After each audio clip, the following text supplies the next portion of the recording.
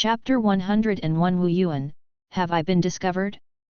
As for the method Xiao Pengtian said to avoid marrying the North Xian king, Xiao Wenyao felt that it was indeed somewhat feasible.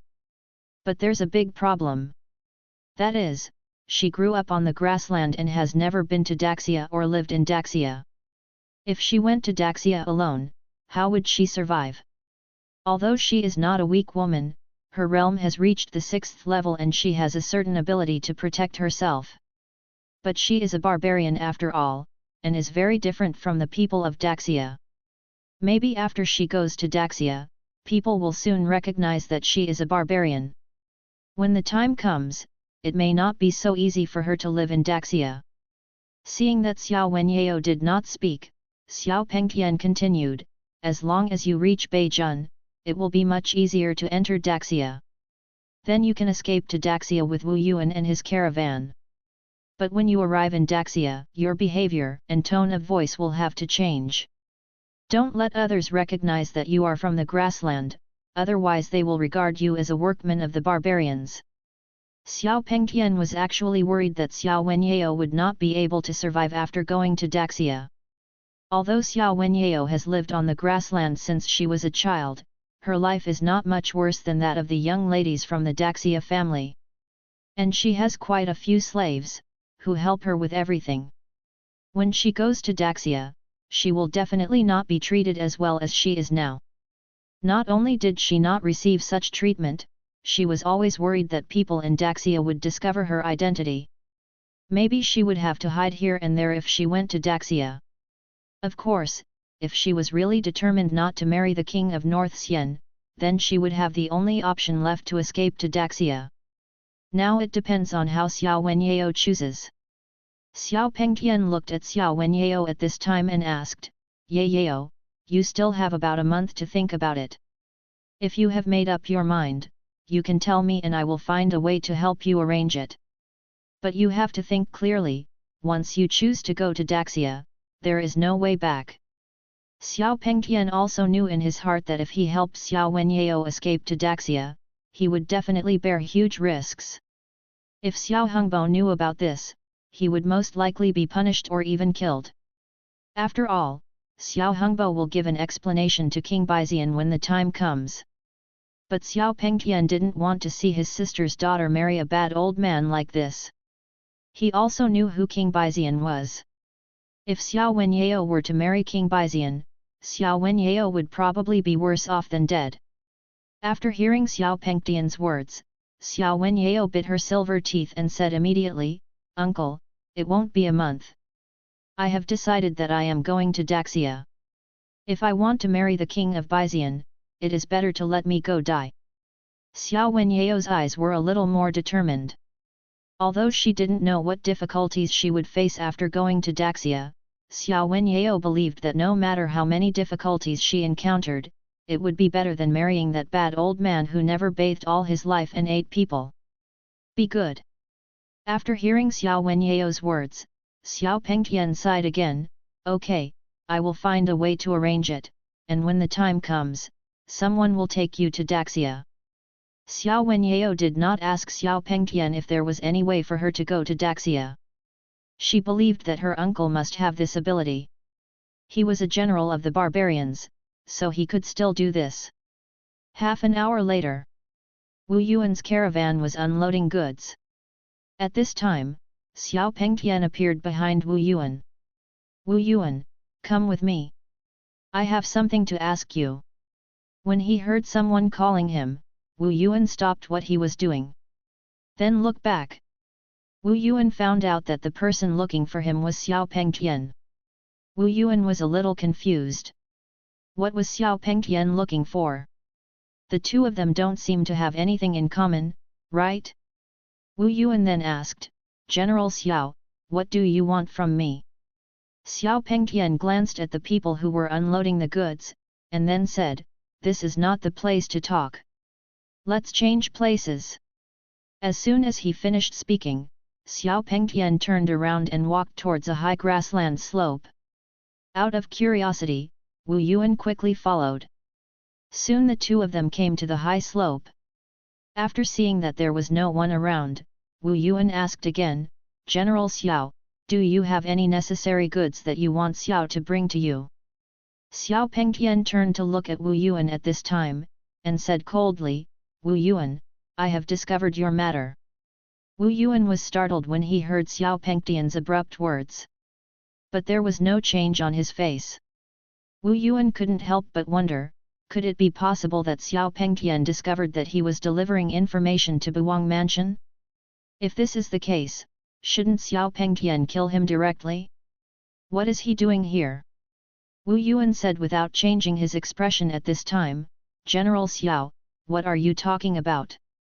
Xiao Pengtian sneered, and then said, "So calm? It seems like you really think what you did is perfect." Wu Yuan continued, "General Xiao, why can't I understand what you are talking about?" Xiao Pengtian said directly, "Wu Yuan, you don't think that no one discovered your hiding of money, do you?" Hearing this, Wu Yuan frowned. Hiding money? He is not hiding money. When he delivers information, he often puts the information in a box containing money, and then buries the box in a fixed place, waiting for their people to pick it up. Xiao Pengtian found out that he was hiding money, and probably found out that he was passing information to the outside world. Of course, Xiao Pengtian may have only discovered the box and not realized that he was delivering the information, because the boxes containing the information all had hidden compartments inside. The reason why he put silver in the box was to make people who accidentally found the box focus on the silver and ignore the hidden compartments inside the box. In order to test how much Xiao Pengtian knew, Wu Yuan's face suddenly changed, and then he showed a look of disbelief. How did you know?" Seeing Wu Yuan's face changed drastically and his body was trembling, Xiao Pengtian snorted and said, "When I was patrolling the night before yesterday, I found you secretly leaving the royal court holding a box, and ran to the hillside to bury the box. Stand up." I was also curious about what was inside the box, but when I opened the box, it was full of white money. It seems that you pocketed a lot of the money the princess gave you to use to run the caravan. Wu Yuan knelt down with a plop and said quickly, "General Xiao, please don't tell the princess about this. I can use all the money I have embezzled to honor you." Seeing that Wu Yuan was shocked by him, Xiao Pengtian said calmly, "I don't need your money either. As long as you can do one thing for me, not only will I not tell the princess about your embezzlement of money, but I'll give you back the box of silver I found." Wu Yuan quickly said, "General Xiao, what do you need me to do? As long as you don't tell the princess about Xiao Xiao's misappropriation of money, you are willing to let me work like a cow or a horse." Xiao Pengtian said, "I need you to take someone to Daxia in 1 month. As long as you complete this matter, I will give you 100,000 taels then." Xiao Pengtian definitely doesn't have 100,000 taels now, but that won't be the case after he captures Beijun. However, he has no intention of actually giving Wu Yuan 100,000 taels. After such a thing is done, he will definitely need to kill someone to silence him. Wu Yuan asked curiously, "Who is it?" Xiao Pengtian said, "You will know in a month." Wu Yuan then said, "Young general, I will definitely take care of your affairs." Xiao Pengtian glanced at Wu Yuan who was kneeling on the ground and said, "Your money is still buried under the hillside. I haven't moved it. They all say that you people in Daxia are greedy for money. I have seen it first." Wu Yuan was about to say something when he saw Xiao Pengtian turning around and walking down the hillside. As he walked, he said, "Be less greedy in the future." Wu Yuan said quickly, Yes, I will definitely change my past mistakes." After Xiao Pengtian left, Wu Yuan immediately went to the place where he buried the money, then opened the box and took a look. Fortunately, the secret message was still there, the secret compartment had not been opened, and the several layers of seals of the secret message were intact. Wu Yuan breathed a sigh of relief, thinking that he would not be able to use this method to transmit information in the future. Chapter 102 The Barbarians Are Coming? The atmosphere in Baixian County is becoming more and more depressing, and the dark clouds of war have shrouded the sky over Baixian County. After the Bawang mansion issued a notice to strengthen the walls and clear the country, the people of Daxia had a new understanding of the Bawang. People did not expect that King Bai actually planned to lead 30,000 soldiers to fight to the death with the 300,000 barbarian cavalry in Yancheng. The once uneducated, lustful, and incompetent King Bai suddenly stood up, which made everyone in Daxia feel incredible, especially the officials in the court. People can't help but wonder if King Bai is really willing to fight and die for Beijun. That's 300,000 cavalry. How could 30,000 people stop it? Is it possible that the uneducated, lustful, and incompetent King Bai actually has a lot of backbone? Although he spends a lot of time and is greedy for pleasure, is he actually a good prince? At the same time, the assassination of the 8th prince was instantly suppressed by King Bai's declaration of life and death. It seemed that in people's eyes, it no longer mattered who the 8th prince was assassinated. What the people of Daxia want to know most now is whether the northern king can hold off the barbarians' 300,000 troops until the imperial army goes north to support them. As for the battle for the air in the capital, most people didn't care much. It could be said that Lu Chen's announcement directly focused everyone's attention on Beijun and on him personally. This was the first prince since the founding of the Xia Dynasty who dared to lead 30,000 soldiers to fight the barbarians to the death, and he was also a prince who was once considered a waste. This made the 8th prince Lu Shiyun extremely angry. The North King attracted all attention to Beijun, and almost no one cared about what happened to him. His mansion was bloodbathed, but people didn't care. The key is that the Ministry of Justice has been investigating for so long, but there is no clue about the assassins. It's as if the assassins disappeared out of thin air. There are even rumors in the market that he acted all this in order to get Emperor Xia to notice him. This is a pure and cruel trick. Hearing these rumors, Lu Shiyun's lungs almost exploded with anger. His mansion was bathed in blood, and even the Grand Master arranged by the Wang family to protect him was killed. Some people actually said that this was a cruel trick. Whoever plays the trick of killing the master of his own power will kill him. A Grand Master can stand up to thousands of warriors, and only those with a sick mind would sacrifice the Grand Master for a cruel trick. Daxia Dynasty. The realm of King Qi. An army wearing red armor was marching quickly, approaching Yancheng. After being delayed for so long in the capital because of food and grass, Lin Xiaoming finally led the court's 70,000 elite soldiers north to resist the barbarians. He had asked the soldiers to march with all their strength, in order to join the king of the north before the barbarians arrived at Yancheng. Their 70,000 soldiers plus the tens of thousands of soldiers from Beijun, there are still hundreds of thousands of soldiers. Although they are no match for the barbarians when they go out to fight in the city, they still have no problem guarding a few key cities. As long as they hold on, they can buy time for the various vassal kings of Daxia to send troops. Especially King Qi, who is closest to Beijun. If King Qi does not send troops, the barbarians can directly enter King Qi fiefdom, so King Qi must be the first among the vassal kings to send troops. With King Qi army, their chances of winning will be greater. Lin Xiaoming, who was riding a horse, looked at the lower and lower mountains in the distance and knew that they were not far from Beijun. Lin Xiaoming was a little worried. He didn't know what the current situation in Beijun was like. Have the barbarians entered Beijun? Did the soldiers of the northern king hold on to the city? Has King Bai been so frightened that he ran away? He didn't know all this. After setting off from the capital, they had not received any information from Beijun, so he was worried now.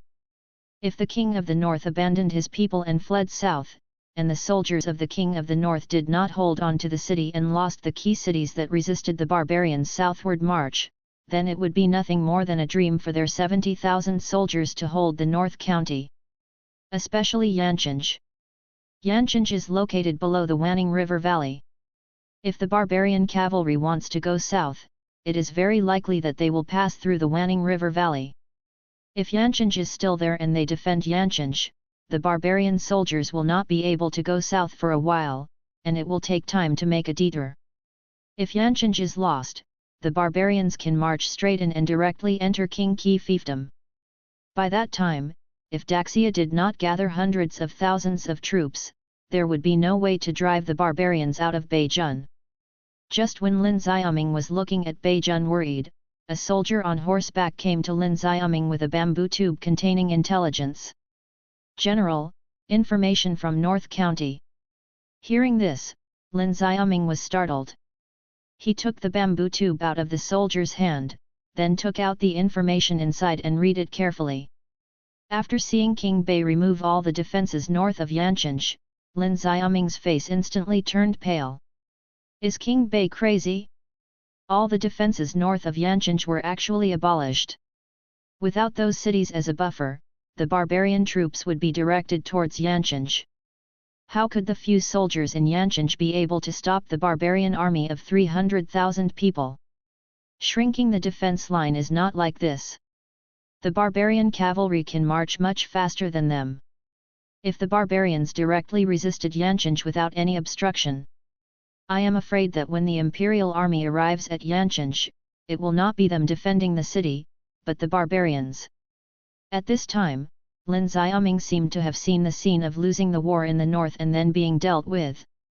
Although he is the son of the Prime Minister, he cannot shirk responsibility for the defeat of the war. Even if it is not his responsibility, Emperor Xia will definitely find someone to take responsibility. King Bei is the prince and represents the face of the royal family. We can't let King Bei take the responsibility.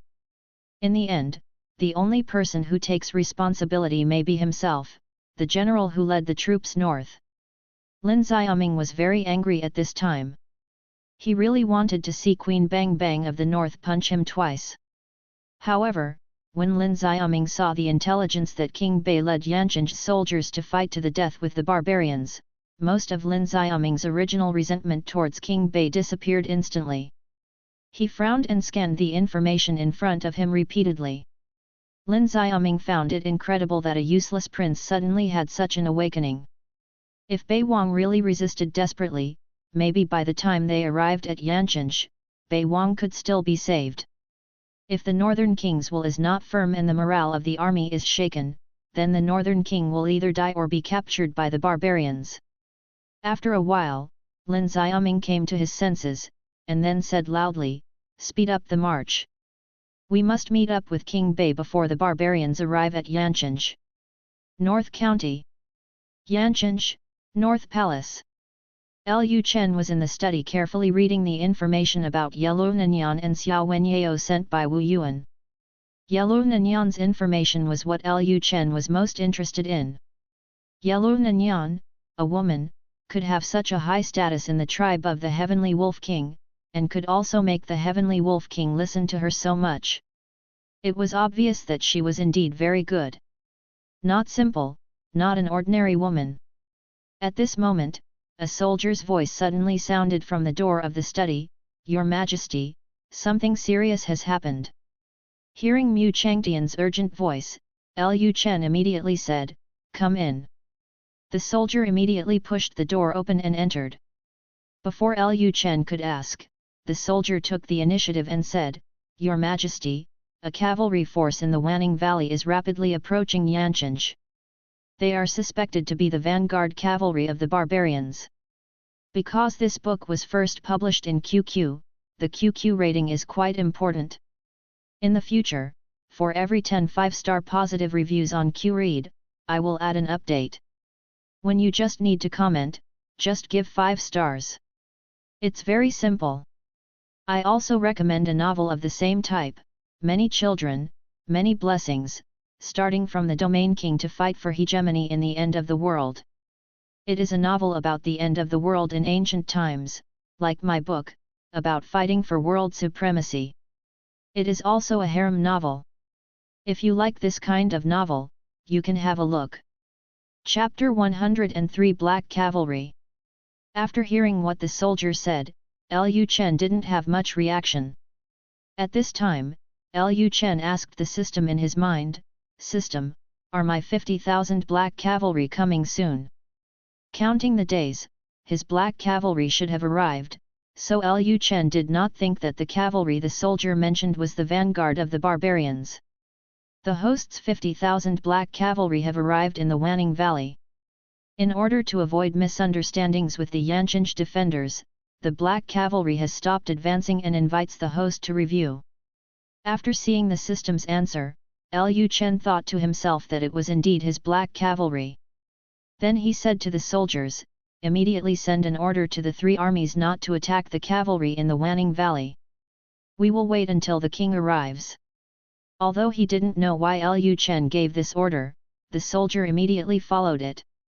When Lu Chen's order reached the ears of Mu Chongtian and other generals, Mu Chongtian and others felt very confused. They were all ready for battle, and even pulled out the howitzers from the artillery battalion. But King Bei told them not to attack. Mu Chongtian was originally Daxia's general, so he was very familiar with the armor of Daxia's army. Mu Chongtian knew very well that the cavalry in the Wanning Valley were not Daxia cavalry. Daxia's cavalry did not have such black armor. Not only were these cavalrymen covered in black armor, but their horses were also covered in black armor. Daxia has never created heavy cavalry. Such heavy cavalry is most likely to be barbarian troops. However, since the Northern King has issued an order not to attack, the Northern King should have his own plan, so Mu Chongtian and the others had no choice but to lead their soldiers to guard the Wanning Valley and did not take the initiative to attack. What surprised Mu Chongtian and the others was that they did not take the initiative to attack, and as a result, the other party did not take the initiative to attack either. The cavalry in black armor stopped on a flat ground in the Wanning Valley, as if waiting for something. This made Mu Chongtian and others suspect that the barbarian cavalry was waiting for the large army to arrive, and Lu Chen asked them not to attack for the time being in order to allow the entire barbarian cavalry to enter the Wanning Valley. Not long after, Lu Chen rode up to Mu Chongtian and the others.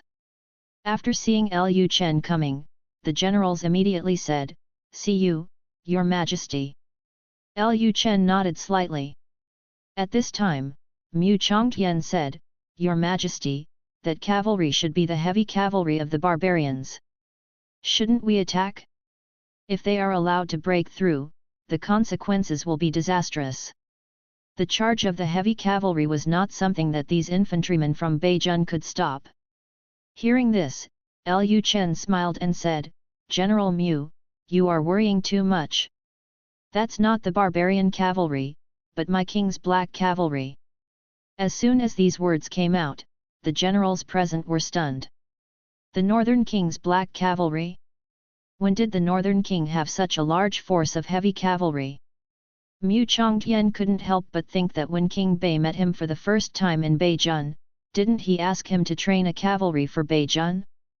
But it turned out that King Bei already had a cavalry in his own hands. And it's not just ordinary cavalry, it's heavily armored cavalry. Just looking at it from such a distance, I can roughly estimate that there are 50,000 heavy cavalry. Beijing was so poor, and the king of Bei had only been in Beijing for a short time. How could he possibly train a heavy cavalry force? It would take several months to train a cavalry, not to mention making armor. It would be difficult to complete so many sets of cavalry armor in less than a year. But now these heavy cavalry are in front of people. If these cavalry really belong to the King of the North, it can only mean that the King of the North has been secretly building a heavy cavalry before he arrived in Beijing. When they thought of this, the generals admired Lu Chen's foresight even more, and at the same time, they believed that the Northern King had greater ambitions.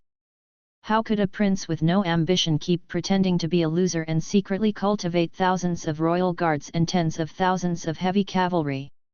The key is that none of the officials in the court knew about what King Bei did. If the court knew that King Bei was secretly building heavy cavalry, they would probably have concluded that he was going to rebel. Lu Chen ignored the shocked looks of Mu Chongtian and others, and walked directly towards the black cavalry. Seeing this scene, Mu Chongtian and others couldn't help but become nervous. Although Lu Chen had already said that this was his own heavy cavalry, Mu Chongtian and the others had never seen this army after all, and they were still worried about this army. The army will be detrimental to Lu Chen. At this time, the two strong men led by the black cavalry rode towards Lu Chen quickly on horseback. When they were about to reach Lu Chen, the two strong men got off their horses. They half crouched down and saluted Lu Chen and said, "The last general heard Ren Lai, Xian Yuan Chen, meet the prince is 1,000 years old, 1,000 years old, 1,000 years old." Seeing that the leader of the black cavalry actually saluted Lu Chen, Mu Chongtian and others stood there dumbfounded. At this time, they remembered that Lu Chen said half a month ago that he would give them a surprise in half a month. Is this a surprise for King Bei?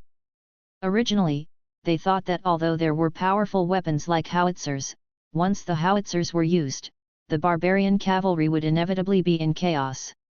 If the barbarian cavalry chose to escape, their soldiers in Beijun would not be able to stop them at all. But it's different now.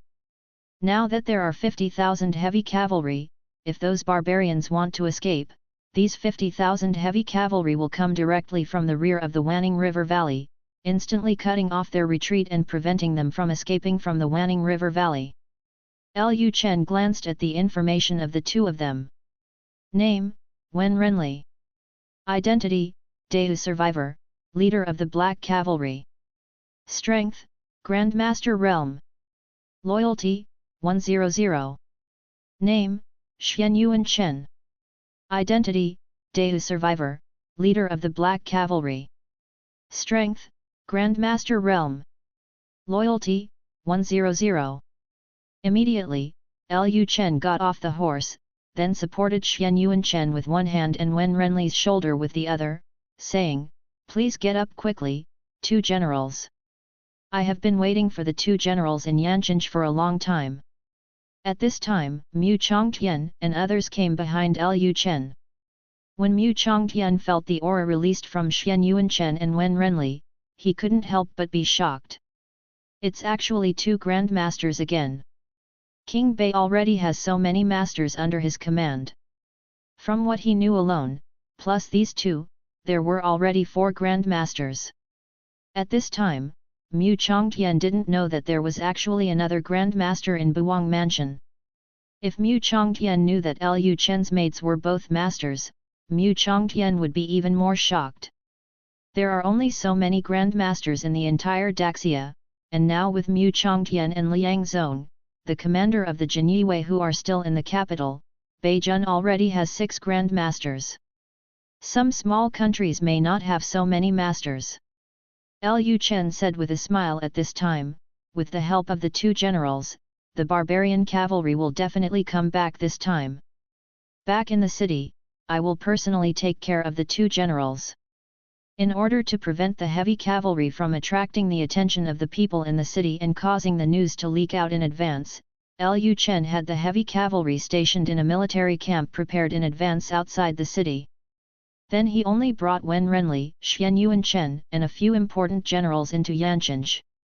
Of course, Lu Chen also entertained the black cavalry with good wine and meat. After all, people come from afar and have to travel through hardships, so it is appropriate to treat them to a meal of good wine and meat. Chapter 104 The Barbarians Go South. After Lu Chen hosted Xian Yuan Chen, Wen Renli and other generals at the palace, he asked them some things about the survivors of Dayu.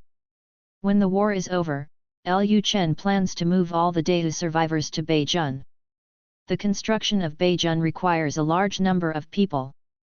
The current population of Beijun alone is not enough to support his plan to build Beijun.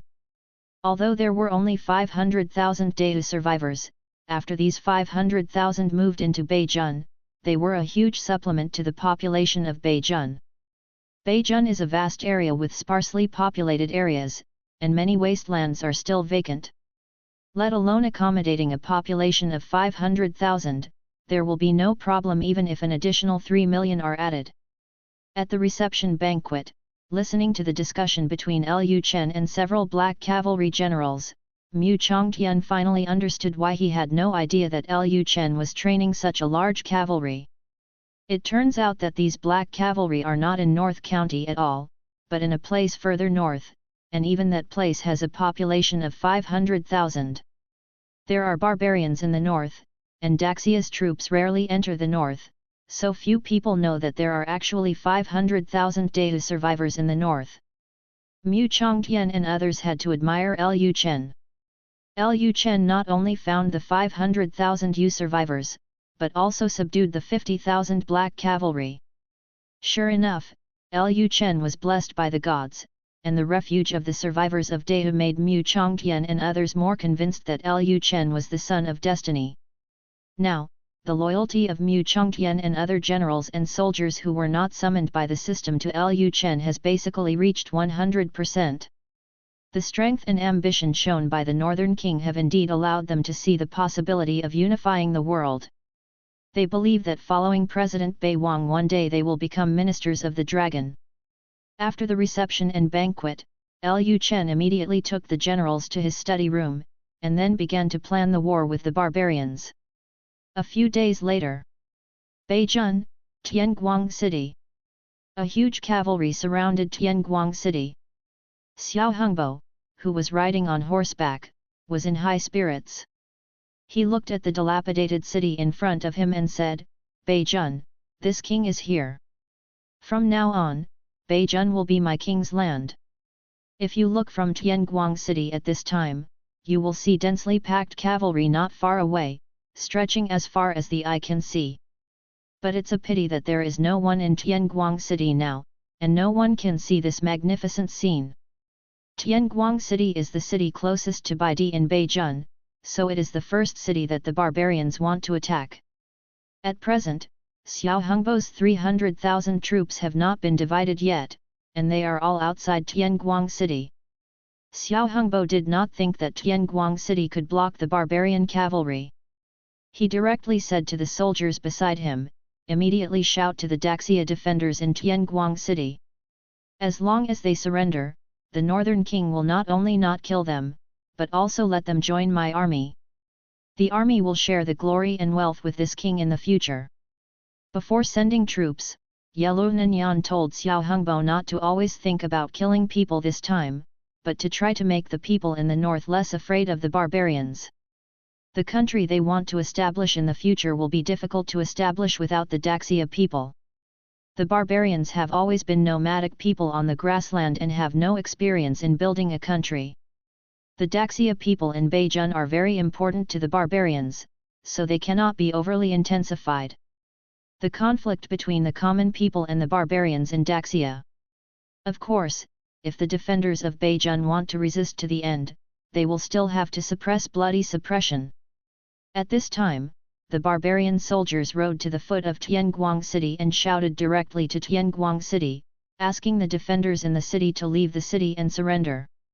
However, the soldiers shouted with all their strength for a long time, but did not get a reply from the defenders in Tianguang City. They did not even see the soldiers from Tianguang City showing up. Seeing this scene, Xiao Hongbo couldn't help but wonder, could it be that the soldiers from Tianguang City planned to wait for their army to approach and then suddenly appear to attack them? In the past, when the barbarian soldiers went south to grab food and women, the Daxia defenders liked to do this. They pretended that there was no one in the city. When the barbarian soldiers approached, they would shoot arrows wildly, which often caught the barbarian soldiers off guard. Xiao Hongbo then sent several more shouting soldiers to shout at the foot of Tianguang City, and this time the shouting soldiers were closer to Tianguang City, less than 20 meters away from the gate of Tianguang City. But there was still no reply. It seemed that Tianguang City really had no defenders. Xiao Hongbo frowned. He didn't think that the Daxia people simply gave up Tianguang City. In his opinion, the soldiers of Tianguang City were hiding, waiting for the barbarian army to approach, and then suddenly launched an attack on them. Thinking of this, Xiao Hongbo couldn't help but feel extremely angry. These Daxia people really don't eat and drink as a penalty for toasting. Since they insist on defending the city and refuse to leave the city to surrender, the only way to greet them is death. Then Xiao Hongbo picked up the huge axe and said to Tianguang City, "Attack!" The next moment, a dozen soldiers holding horns blew the horns, and the sound of the horns echoed throughout the grassland. After a while, the soldiers in charge of the siege used a siege truck to open the gate of Tianguang City. In order to occupy the North County, the serious King tribe made sufficient preparations this time. They not only brought 300,000 cavalry here, but they also prepared the equipment to attack the city. This time it is not to rob food and women, but to siege the city and seize land, so siege equipment must be available. Seeing that the barbarian soldiers easily broke open the gate of Tianguang City, Xiao Hongbo felt extremely confused. Even the attacking barbarian soldiers were stunned. Ordinary city gates would not be able to be opened without dozens of siege engines hitting them, but Tianguang City's city gate was actually opened instantly. How can this be? Could it be that the soldiers of Tianguang City planned to wait for the barbarian cavalry to enter the city and then fight them to the death? After thinking of this possibility, the barbarian soldiers rushed directly into Tianguang City cautiously. Xiao Hongbo rode a horse and stood among the army, quietly waiting for news from Tianguang City. After a while, Xiao Pengtian came out of Tianguang City on horseback and came directly to Xiao Hongbo. "Your Majesty! There is no one left in Tianguang City.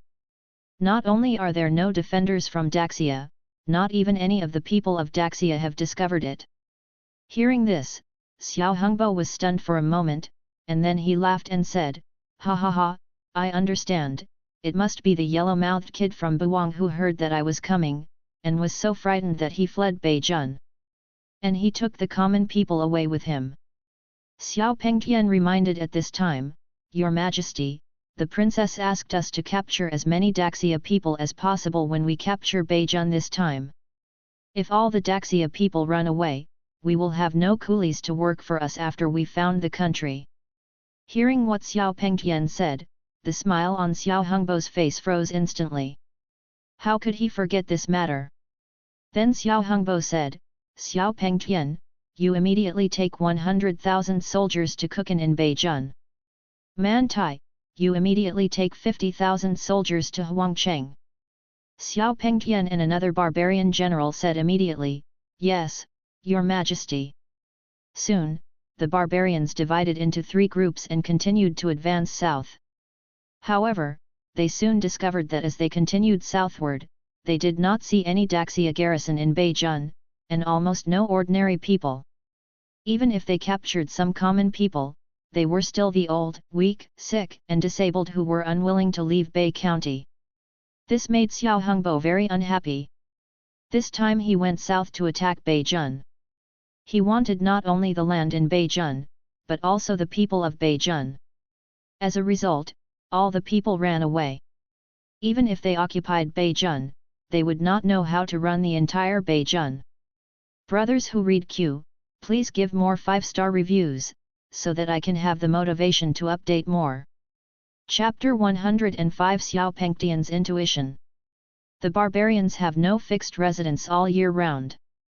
They live by water and grass and lead a herding life.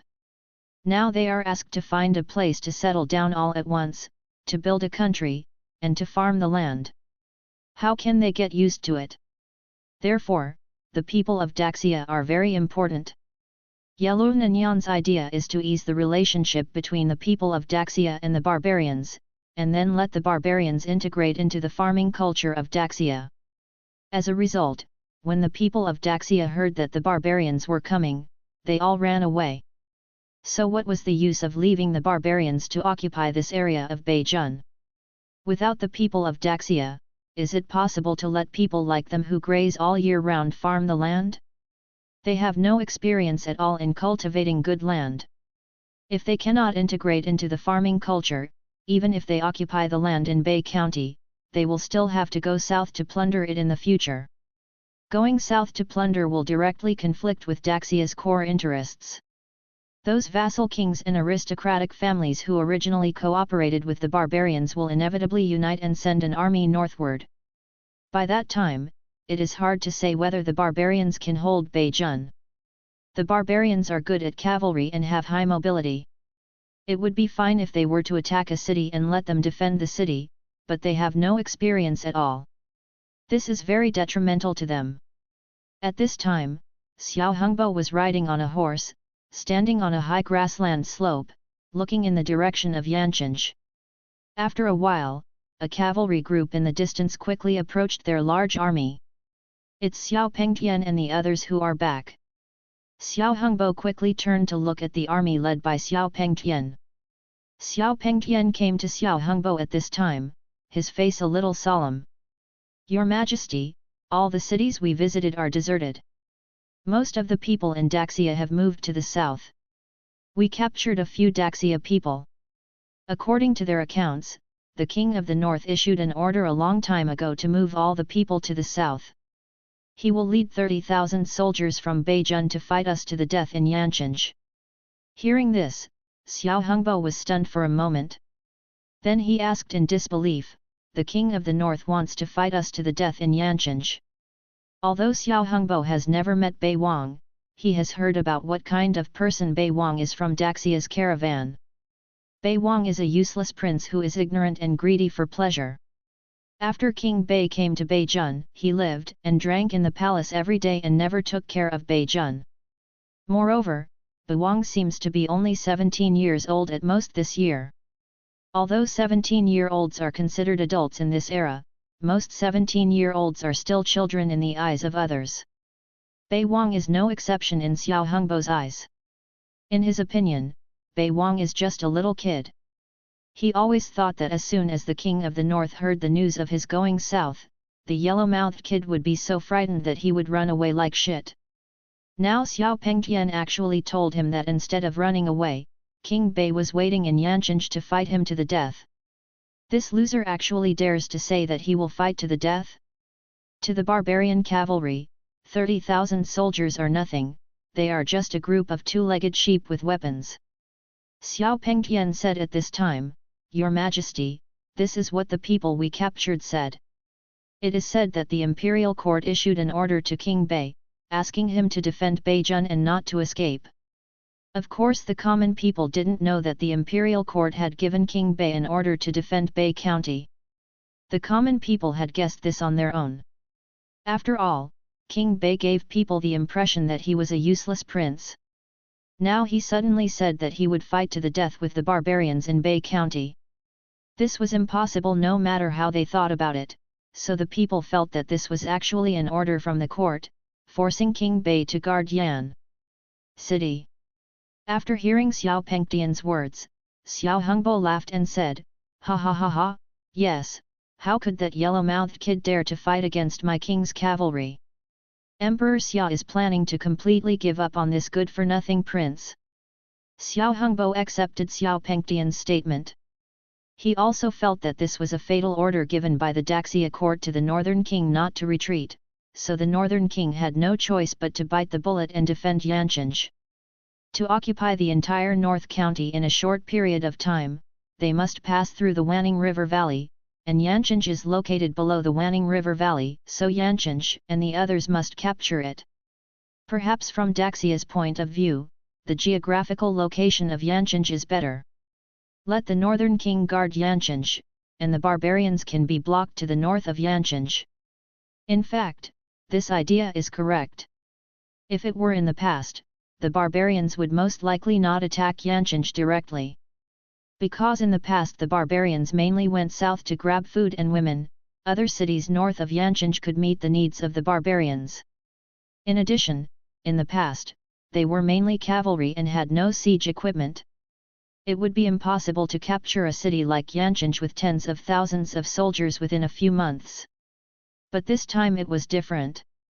This time they wanted to take over the entire North County, and they had prepared siege equipment from the beginning. It is not difficult at all to capture Yanchenge. Then Xiao Hengbo said loudly, "Immediately give the order and rush to Yanchenge as quickly as possible. I want to capture the yellow-mouthed kid from Buwang. We can't let him run away." After hearing Xiao Hengbo's words, the soldiers behind him immediately blew the horn. At this time, Xiao Pengtian reminded, "Your Majesty, it is better to be careful. There are only 30,000 soldiers in Yanchenge. How could the northern king say such a thing as fighting us to the death? In my opinion, a vanguard force should be sent to investigate the situation first, and then the army can be sent south. Xiao Pengtian always felt that something was wrong, and everything about this matter was weird. If the North King really wanted to resist the barbarians from going south, it would be impossible to remove all the defenses north of Yancheng. Although the cities north of Yancheng are not as strong as the walls of Yancheng, it will still take time for the barbarians to conquer those cities. If the barbarians spend time attacking those cities, they will buy Yancheng enough time. In this way, some vassal kings in Daxia had time to dispatch troops and generals to the north to assist the northern king in resisting the barbarians.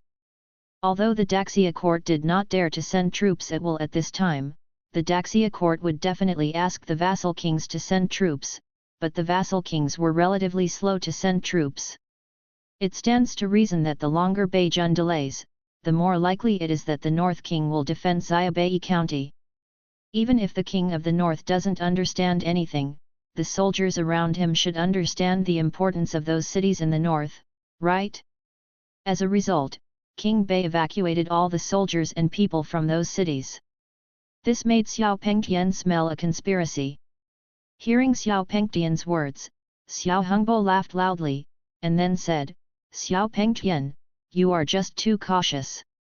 Do you know why you were not selected as the serious king by the elders?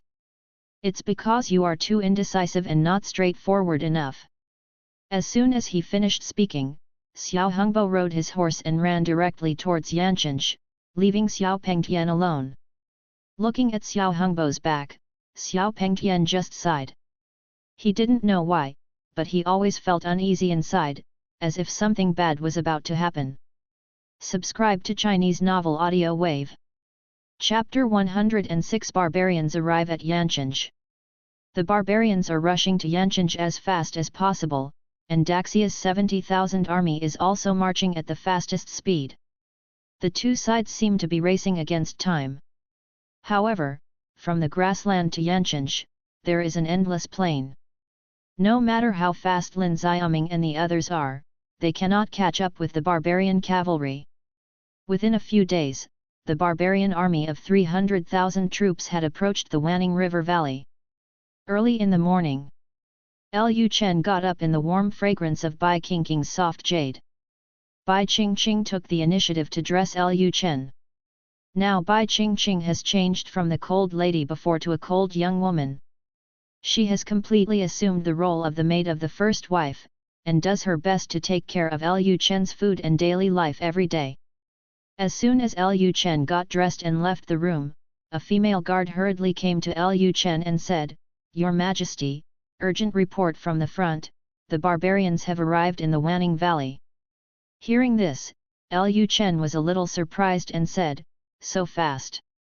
The arrival time of the barbarians was obviously much earlier than the information obtained by Lu Chen and others, but it was not a big problem. After all, they were already prepared. Lu Chen suddenly felt that the blood in his body was boiling at the thought of an imminent fight to the death with the barbarians. Although he has killed people and seen killing scenes, he has never seen what a real battlefield looks like. Lu Chen quickly headed to Yancheng Tower without even eating breakfast. At this time, Mu Chongtian had led 30,000 soldiers and was ready for battle. Mu Xingping also led the artillery battalion to ambush on both sides of the Wanning Valley. The black cavalry also moved, and everything was waiting for the barbarian cavalry. Enter the Wanning River Valley. At this time, the scout soldiers from the front came to Lu Chen and said, "Your Majesty, the barbarian army did not enter the Wanning River Valley immediately. Instead, they camped on the grassland outside the Wanning River Valley." Hearing this, the soldiers on the tower suddenly became nervous. They couldn't help but wonder if the barbarian cavalry had discovered something, or their deployment had been leaked. If that's the case, that's trouble. At that time, not only might the barbarian cavalry be unable to be eaten, but the artillery battalions ambushed on both sides of the Wanning River Valley would be captured by the barbarian soldiers. If a powerful weapon like a howitzer falls into the hands of the barbarians, Yancheng will be defeated in one attack and will be completely defenseless. Mu Chongtian said at this time, "Your Majesty, why don't I lead the troops out of the city to lure the barbarians into the Wanning Valley? After hearing Mu Changtian's suggestion, Lu Chen did not reply immediately. He thought for a while and then asked the scouting soldiers, when did the barbarian army arrive outside the Wanning Valley? The scouting soldier replied, this morning. After hearing this, Lu Chen immediately said, immediately ask the artillery battalion soldiers on both sides of the Wanning Valley to hide and not show their heads until the barbarian army enters the Wanning Valley. Besides, we don't have to worry. The barbarian soldiers only arrived this morning. Most likely they traveled all night last night and are now setting up camp to rest. Just let the frontline reconnaissance soldiers pay attention to their movements. If the barbarians send soldiers to reconnoiter, let them enter the Wanning Valley and ignore them. The scout soldier who reported the report immediately said, yes, Your Majesty. My subordinates resign. After the soldiers left, Mu Changtian said again, Your Majesty, the barbarians should be ready to attack Yancheng for a long time. Otherwise they would not camp outside the Wanning River Valley, but would choose to enter the Wanning River Valley directly. Lu Chen thought for a while and said, it seems that Xiao Hongbo is not a fool. He knows that Yancheng is not easy to fight. If Xiao Hongbo really thought that the first wave of attacks on Yancheng could be defeated, then why would they camp and take a short rest before sending the army directly into the Wanning Valley? After taking Yancheng, wouldn't it be better to rest in Yancheng? The barbarians stationed their camps outside the Wanning Valley. On the one hand, it proved that the barbarians were prepared for the terrain of the Wanning Valley. On the other hand, it showed that the barbarians did not think they could capture Yancheng today. At this moment, another scout soldier from the front line came back. Your Majesty, the barbarians have sent a reconnaissance cavalry. That cavalry has entered the Wanning River Valley and is heading straight for Yancheng. Lu Chen asked, how many people are there? The soldier replied, only a few dozen people. Lu Chen thought for a moment and said, ignore it and continue to monitor. Yes, Your Majesty. Outside the Wanning River Valley, Xiao Pengtian stood by the river. He looked at the terrain of Wanning Valley and felt a serious sense of crisis.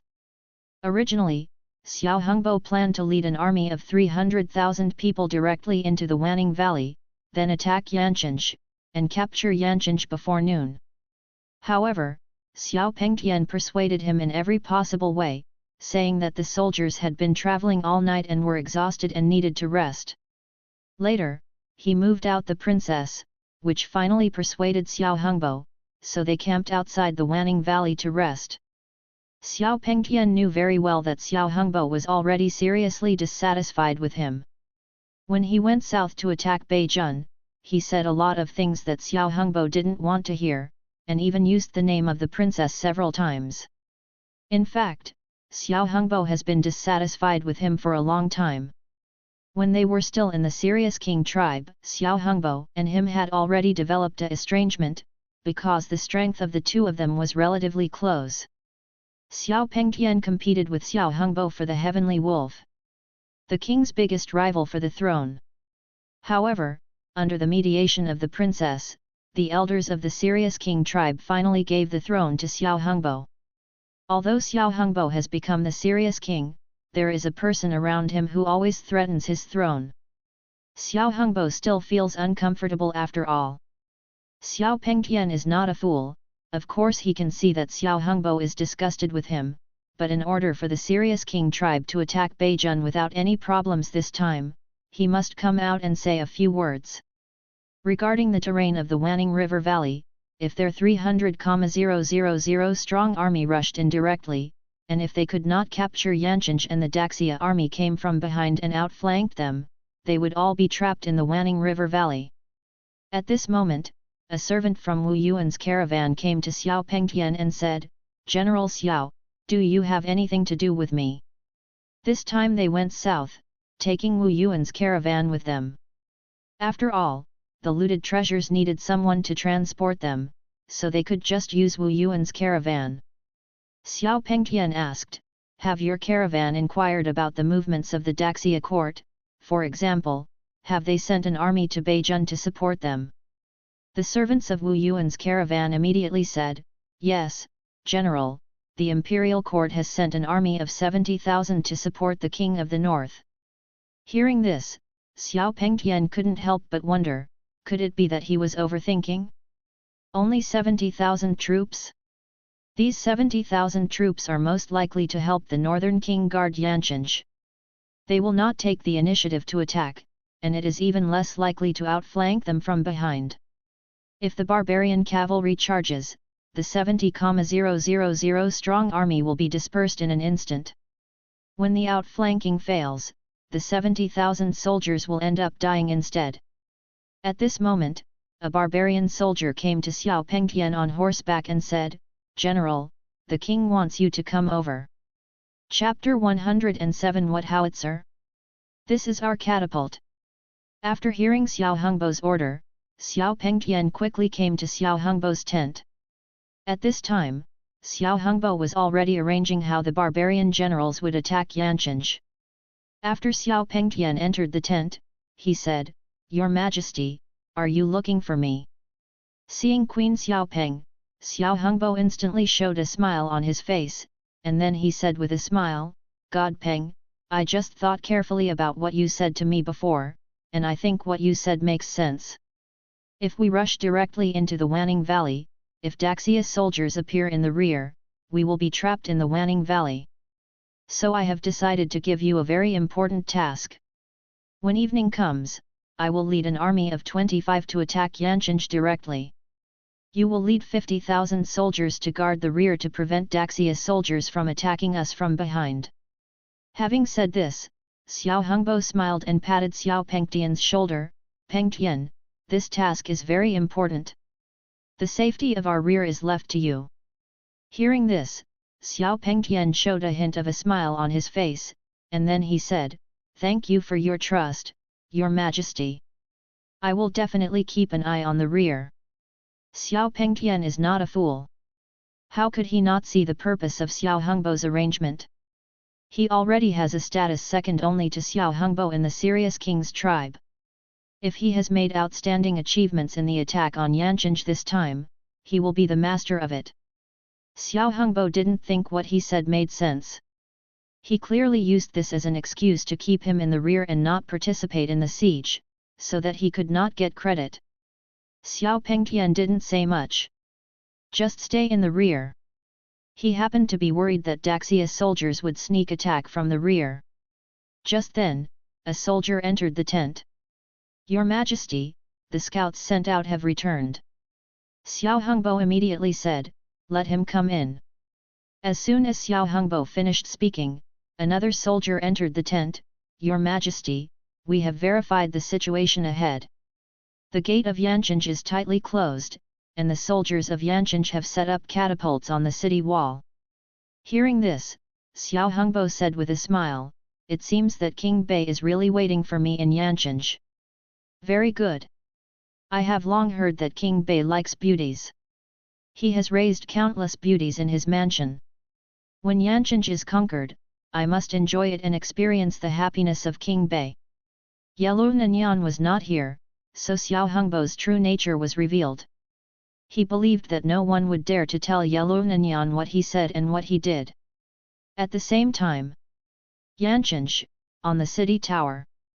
Mu Chongtian looked at the howitzers on the city wall and said with some worry, Your Majesty, if the howitzers are put out like this and the barbarian scouts see them, will they notice anything?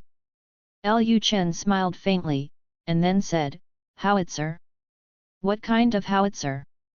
This is a catapult. The barbarian cavalry had never seen a howitzer. How could they know that this was a howitzer?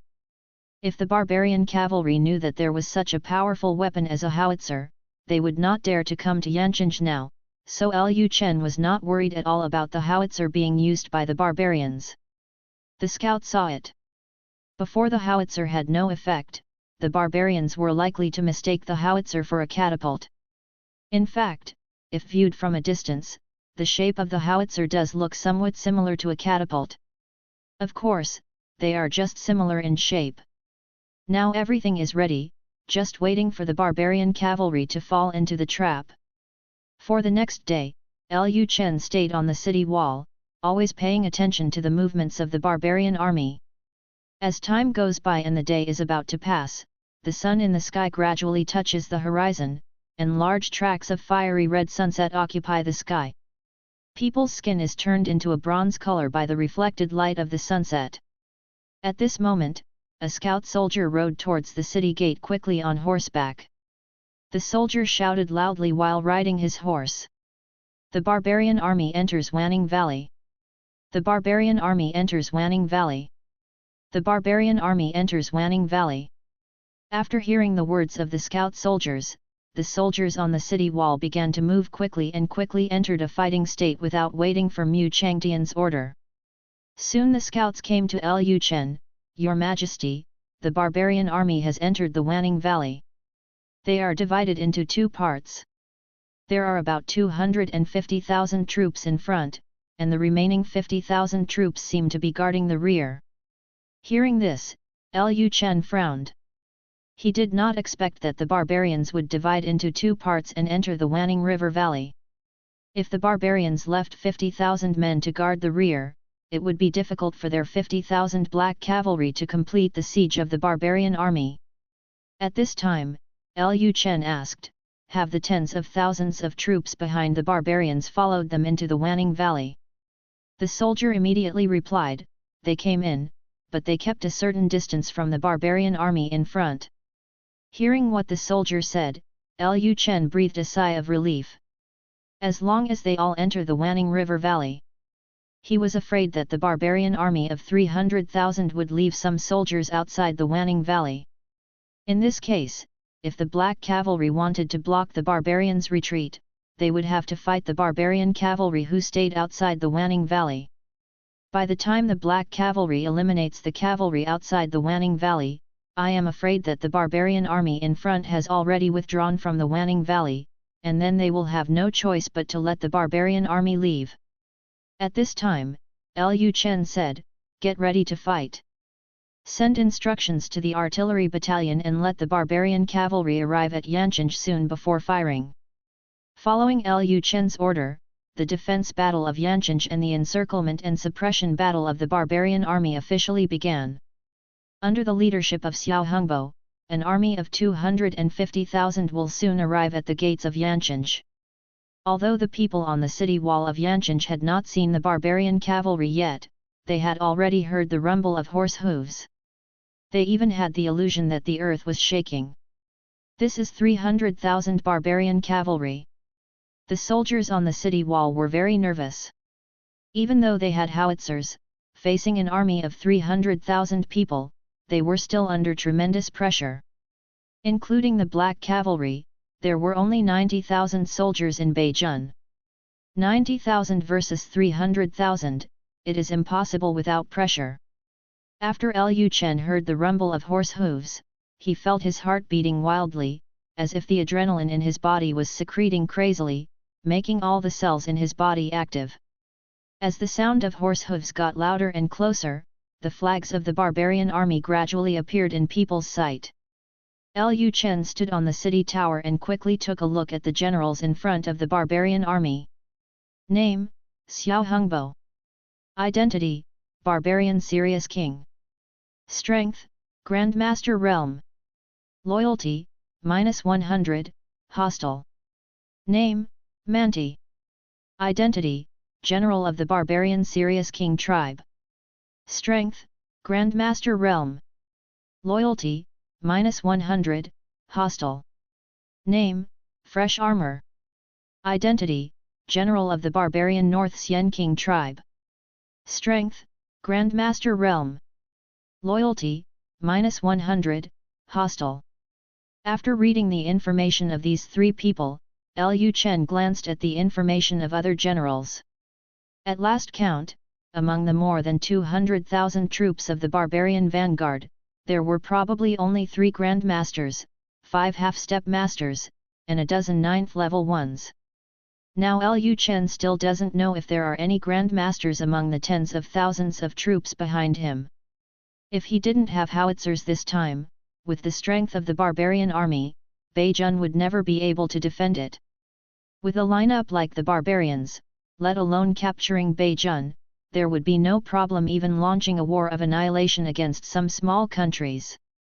Chapter 108 The War Begins. Xiao Hongbo suddenly became extremely excited when he saw the Buwang mansion flag hanging on the wall of Beijun city. He loudly said to the soldiers behind him, "Yancheng is right in front of you. Barbarian warriors, follow me and charge. Whoever can catch the northern king, I will reward him with 10 beauties. 1,000 cattle and sheep." After hearing Xiao Hongbo's words, the barbarian soldiers became excited instantly, and the barbarian army moved faster. At the same time, Xiao Pengtian felt very uneasy when he saw that the barbarian soldiers in front of him were marching so fast. So quiet. Wanning Valley is so quiet. The silence is suffocating and dull. Even if the North King is really guarding Yancheng, waiting for the barbarian attack, there will not be any obstacles in the Wanning Valley to stop the barbarian army. Xiao Pengtian had fought against the Daxia army before and knew the situation of the Daxia army. When the Daxia army was defending the city, it would inevitably create some obstacles in front of the city to prevent the cavalry from advancing. In the past, when they went south to rob things, they robbed some small cities. The soldiers in those small cities created obstacles to prevent the barbarian cavalry from advancing, but the defenders of Yancheng did not. Is this normal? It's definitely not normal. Xiao Pengtian doubted whether the defenders of Yancheng were deliberately letting them get closer to Yancheng, or whether they were deliberately letting them enter the Wanning River Valley. Xiao Pengtian thought to himself that he hoped he was overthinking. If the defenders of Yancheng really let them enter the Wanning River Valley on purpose, they would be in big trouble. At this moment, the barbarian army was about to approach the city. The soldiers in Yancheng were already ready, and the artillery battalion soldiers on both sides of the Wanning Valley had also adjusted the angle of the howitzers.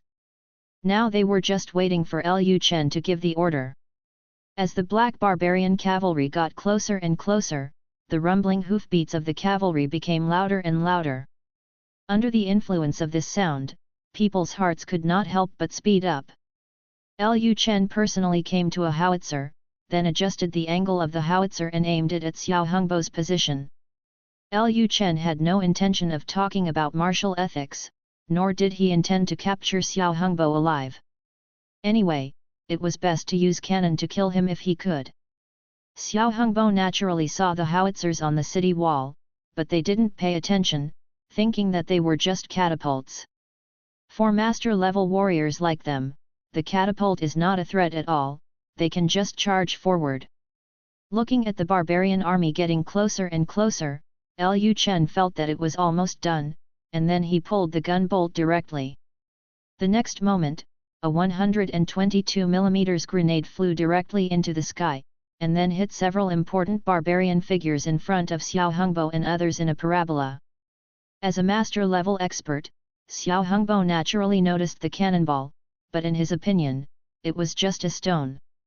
Just when Xiao Hongbo was about to chop the stone into pieces with an axe, the barbarian general Xianjia next to Xiao Hongbo kicked off his legs and jumped up from his horse more than 10 meters high. Seeing this scene, Lu Chen was shocked. Is this the true strength of the Grand Master? He could jump so high just by relying on his physical strength. But at this moment, Xianjia used the giant axe in his hand to hit the howitzer shell with an axe. However, the next moment, the howitzer exploded directly. Boom! With a deafening explosion, the body of the master-level barbarian general Xianjia was blown to pieces. As the howitzer exploded, Xiao Hongbo and the soldiers in front of them were instantly killed and injured numerous times. Xiao Hongbo and another barbarian master were also blown away several meters away by the explosion. The originally excited barbarian army was instantly awakened by the explosion. They finally realized something was wrong. The barbarian army that was marching at high speed suddenly stopped, and the entire army was in chaos. Oh my God!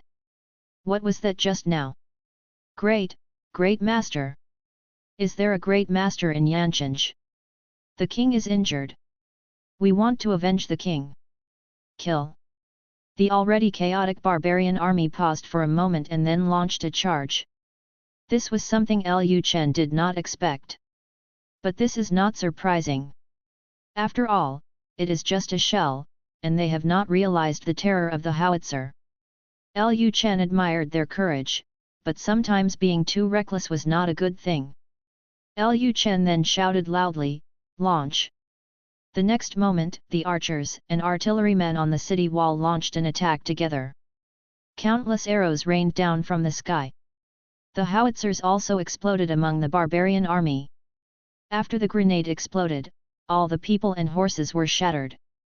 In addition, the Wanning River Valley was too narrow, and it exploded into a large area. For a time, the barbarian soldiers suffered numerous casualties. At the same time, the artillery battalions lying in ambush on both sides of the Wanning River Valley did not attack immediately. They were waiting for Xiao Pengtian and his 50,000 soldiers to enter their shooting range.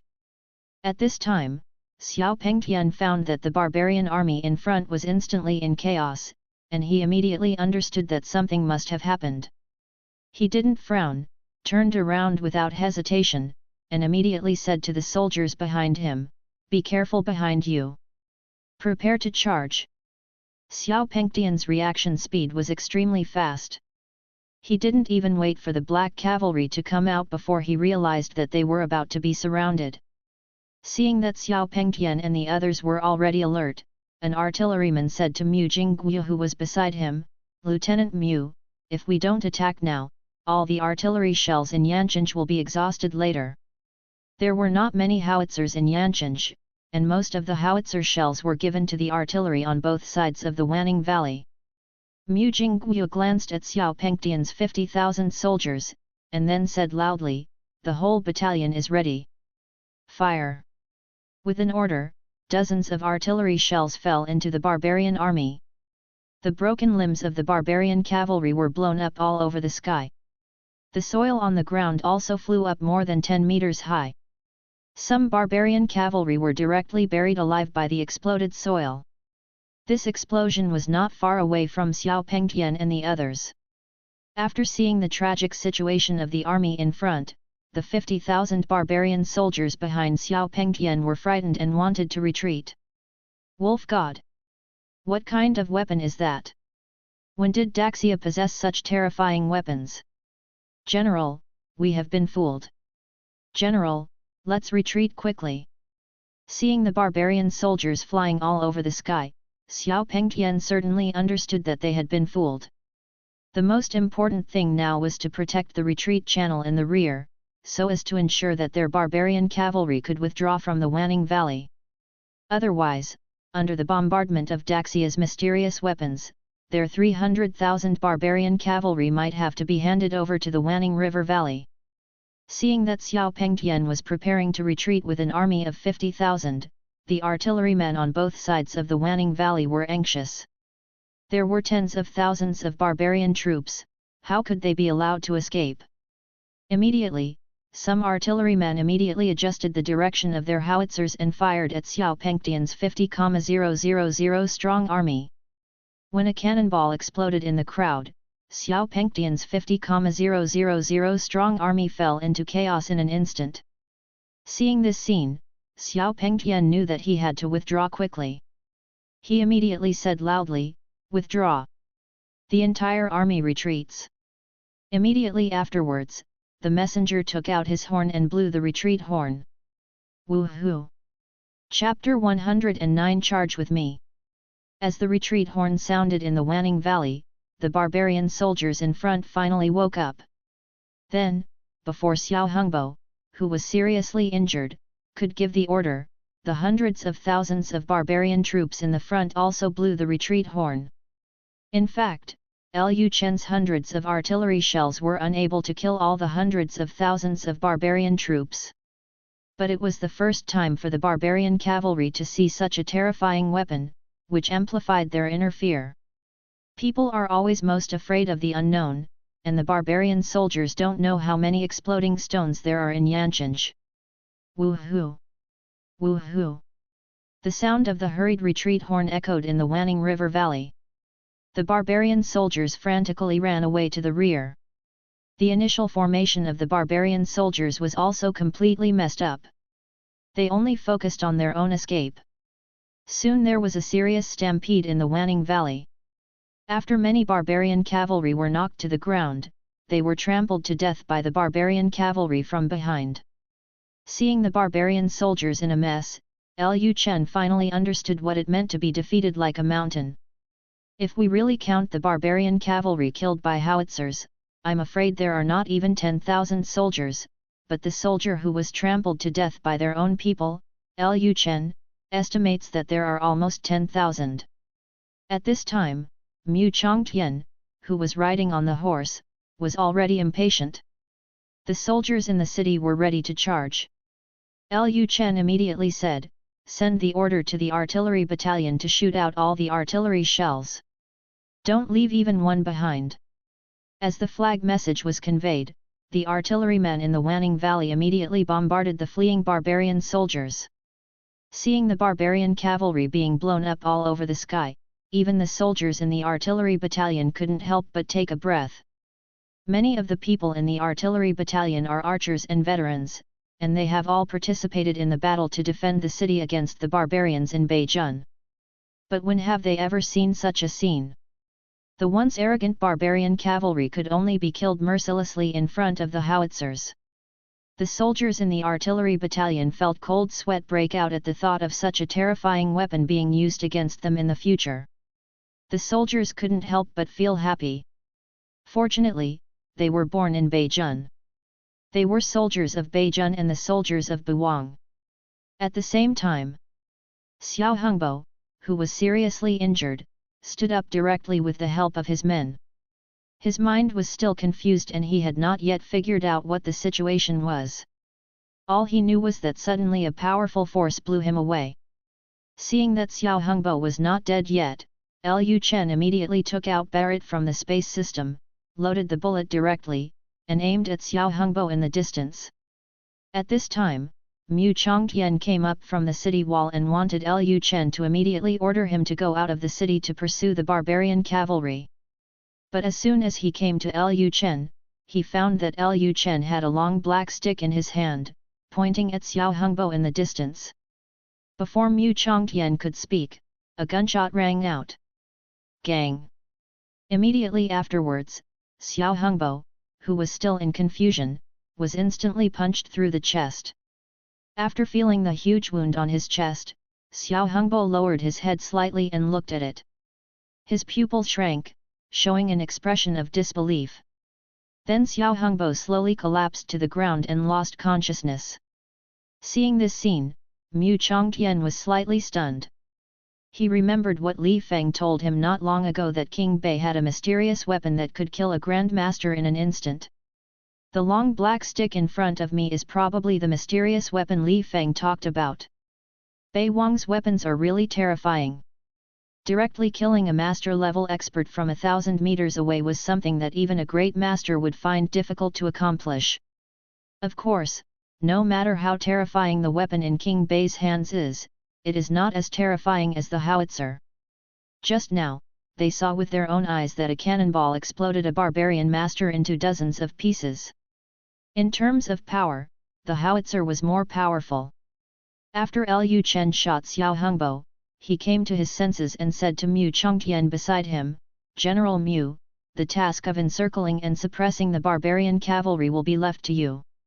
Upon hearing this, Mu Chongtian immediately said loudly, "Yes, Your Majesty." As soon as he finished speaking, Mu Chongtian kicked off his legs and jumped directly from the tower to his horse below. Mu Chongtian waved his robe aside and shouted loudly, "Open the city gate." As Mu Chongtian's powerful voice sounded, the gate of Yancheng slowly opened. The next moment, Mu Chongtian took the lead and rushed out of the city gate. "Soldiers, follow me and kill! Kill, kill, kill!" The morale of the Yancheng soldiers was instantly mobilized, and then the Yancheng defenders left the city wall and directly pursued and killed the barbarian cavalry. At the same time, After Xiao Pengtian's 50,000 strong army was killed by an unknown number of soldiers, they finally escaped from the range of the artillery without any danger. Seeing that there were no more exploding rocks falling from the sky, the soldiers finally breathed a sigh of relief. But soon they discovered something was wrong. Suddenly, the Wanning River Valley became particularly quiet. Even quieter than before. It was so quiet that they seemed to be able to hear the beating of their own hearts, as if even the sound of the retreat horn had disappeared. Xiao Pengtian frowned and felt something was wrong. At this time, the soldier beside Xiao Pengtian suddenly said, "General, look quickly." Xiao Pengtian then looked into the distance. The huge setting sun was facing their direction, seemingly blocking the entire Wanning River Valley. In the setting sun, huge black figures gradually approached Xiao Pengtian and others. Then the earth trembled. Only when the cavalry approached did Xiao Pengtian and the others see their appearance clearly. The soldiers of that army were wearing black armor, and even the horses were covered in thick armor. Under the setting sun, they looked like an army coming out of hell. Xiao Pengtian's expression changed instantly. Heavy cavalry. And there are at least tens of thousands of people. How can this be? The barbarians don't even have that many heavy cavalry. Just making a set of heavy cavalry armor would take an unknown amount of time. And Daxia actually has such a huge force of heavy cavalry. If they were on the grassland, these Daxia heavy cavalry would probably be unable to do anything to them. After all, their barbarian light cavalry were more mobile and could run faster. These heavy cavalry were relatively clumsy and might not be able to catch up. Get on them. But it's different now. Now we are in Wanning Valley. Tens of thousands of heavily armored cavalry stationed in the Wanning Valley, like a series of copper and iron walls. Where are they running to? If they run towards Yancheng now, they will be blown to pieces. If they charge directly, they will also be hacked to death by these heavy cavalry. Xiao Pengtian tightened his grip on the axe in his hand, the muscles all over his body swelled, and the armor on his body was also stretched up. Finally he made a decision. Xiao Pengtian raised the axe in his hand, pointed it in the direction of the sun, used all his strength, and shouted loudly, "Warriors of the barbarians! Charge with me!" After the words fell, Xiao Pengtian rode his horse and headed straight towards the black cavalry. The barbarian soldiers behind Xiao Pengtian also rushed towards the copper and iron walls under the setting sun like a tide. Chapter 110 The Combat Power of the Black Cavalry. Under the illumination of the setting sun, two fast-running cavalry formations were trying their best to rush toward each other on the plains of the Wanning River Valley. When the barbarian cavalry was about to approach the black cavalry led by Wen Renli, the black cavalry immediately changed their formation and turned into an offensive formation. Then Xiao Pengtian's cavalry rushed into the heavy cavalry formation. The next moment, on the river beach of Wanning River Valley, the sound of weapons clashing with table tennis and the loud sound of fighting could be heard. Not far away, the 20,000 heavy cavalry led by Lu Chen just stood there and did not take any action. The black cavalry needed to be divided into two parts. The first 30,000 were led by Wen Renli and were responsible for the charge. The rear 20,000 were led by Lu Chen and were responsible for blocking the Wanning River Valley and preventing any barbarian cavalry from rushing out. The combat effectiveness of the black cavalry is very powerful. The barbarian cavalry who rushed into the formation of the black cavalry were cut off one by one. The weapons used by the black cavalry were also extremely sharp. The barbarian cavalry accidentally chopped down by the black cavalry's sword was basically both men and horses died. After 3/4 of an hour of charging, the black cavalry and the barbarian cavalry led by Xiao Pengtian finally separated. When Xiao Pengtian rushed out of the cavalry formation of the black cavalry, he discovered that there was a black cavalry in the distance who was not taking any action and was looking at them indifferently. Those black cavalrymen were like emotionless ghosts, an army of ghosts from the underworld. Xiao Pengtian glanced at the sparse barbarian soldiers behind him. Almost all of them had injuries, and many soldiers had their arms cut off. After a single charge, they had less than 10,000 soldiers left. Is this the heavy cavalry of Daxia? Xiao Pengtian never thought that Daxia's heavy cavalry would one day be able to crush the barbarian cavalry. They have met their real opponents. Xiao Pengtian looked at the scratched armor on his body, took it off and threw it on the ground. In front of this cavalry, any armor is useless. Xiao Pengtian did not attack Xuan Yuanchen's motionless black cavalry at this time. On the contrary, he turned around. Now they are surrounded, and even if they charge towards the setting sun, they still can't escape. Xiao Pengtian already had a premonition in his heart that he would die today. Rather than charging at those immobile cavalry, trying to escape, and finally dying in embarrassment, it would be better to die on the battlefield. Xiao Pengtian raised his axe with trembling hands and shouted again, "Recast the glory of the wolf god and charge with me! Kill!" With the remaining barbarian cavalry of less than 10,000, Xiao Pengtian rushed towards the black cavalry led by Wen Renli again. After a while, the two cavalry met again on the Wanning River beach, and the sound of fighting once again echoed in the Wanning River valley. The sun gradually sets, leaving only half of the light shining on the Wanning River valley. The sounds of table tennis became increasingly sparse, and the sounds of fighting became less and less. In the end, only one man and one horse rushed out of the black cavalry formation, dragging their bodies covered with injuries. Xiao Pengtian faced the direction of the sun and looked at the cold and ruthless black cavalry in the distance. At this time, blood fell from his head, and his eyes were covered by blood. The whole world turned red, the color of blood. Countless images flashed through Xiao Pengtian's mind, and he recalled the memory of growing up with his sister without a father or mother. In the setting sun, he saw the white snow. I saw cattle and sheep frozen to death, and yurts blown away by strong winds. I also saw the scene where the barbarian army went south to plunder the Daxia people, and the Daxia people knelt on the ground begging for mercy but were still killed. Xiao Pengtian let his disheveled hair fall and laughed, then he said to himself, "Yao Yao, it seems that my uncle has no way to send you to Daxia." After the words fell, Xiao Pengtian raised the axe again, used up his last strength, and roared hoarsely. "Recast the glory of the wolf god! Kill!" One person and one horse, against the backdrop of the setting sun, his figure becomes longer and longer, and becomes lighter and lighter. Wen Renli raised his hand and made a gesture that prohibited the soldiers from dispatching. Immediately afterwards, Wen Renli picked up the sledgehammer and headed straight for Xiao Pengtian. Soon, the two met at a river beach full of corpses. Wen Renli took the lead and struck with a hammer. Xiao Pengtian was about to resist, but found that he no longer had any strength.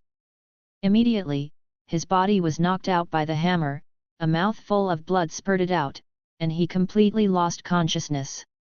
After seeing that the 50,000 cavalrymen in the rear had been cleared, Xuan Yuanchen, who had not made any move or said a word, said coldly in an emotionless tone, "Keep moving." It seemed that the battle just now seemed to Xuan Yuanchen as if it had not happened at all. Wen Renli glanced at Xiao Pengtian on the ground at this time, and then said to the soldiers next to him, "Take him and hand him over to the prince." "Yes, General." The soldier immediately came to Xiao Pengtian, tied him up and put him behind the horse. After a while, the fleeing barbarian cavalry encountered Wen Renli and his black cavalry. At this time, the sky was already a little dark. At first, the barbarian cavalry thought that the black cavalry in front were Xiao Pengtian and others guarding the rear. As a result, when the fleeing barbarian cavalry approached, they suddenly discovered that there were tens of thousands of heavily armored cavalry. Without any hesitation, Wen Renli and Xuan Yuanchen began to advance towards Yanchinj with 50,000 heavy cavalry. Everywhere they passed, there were corpses of barbarian cavalry.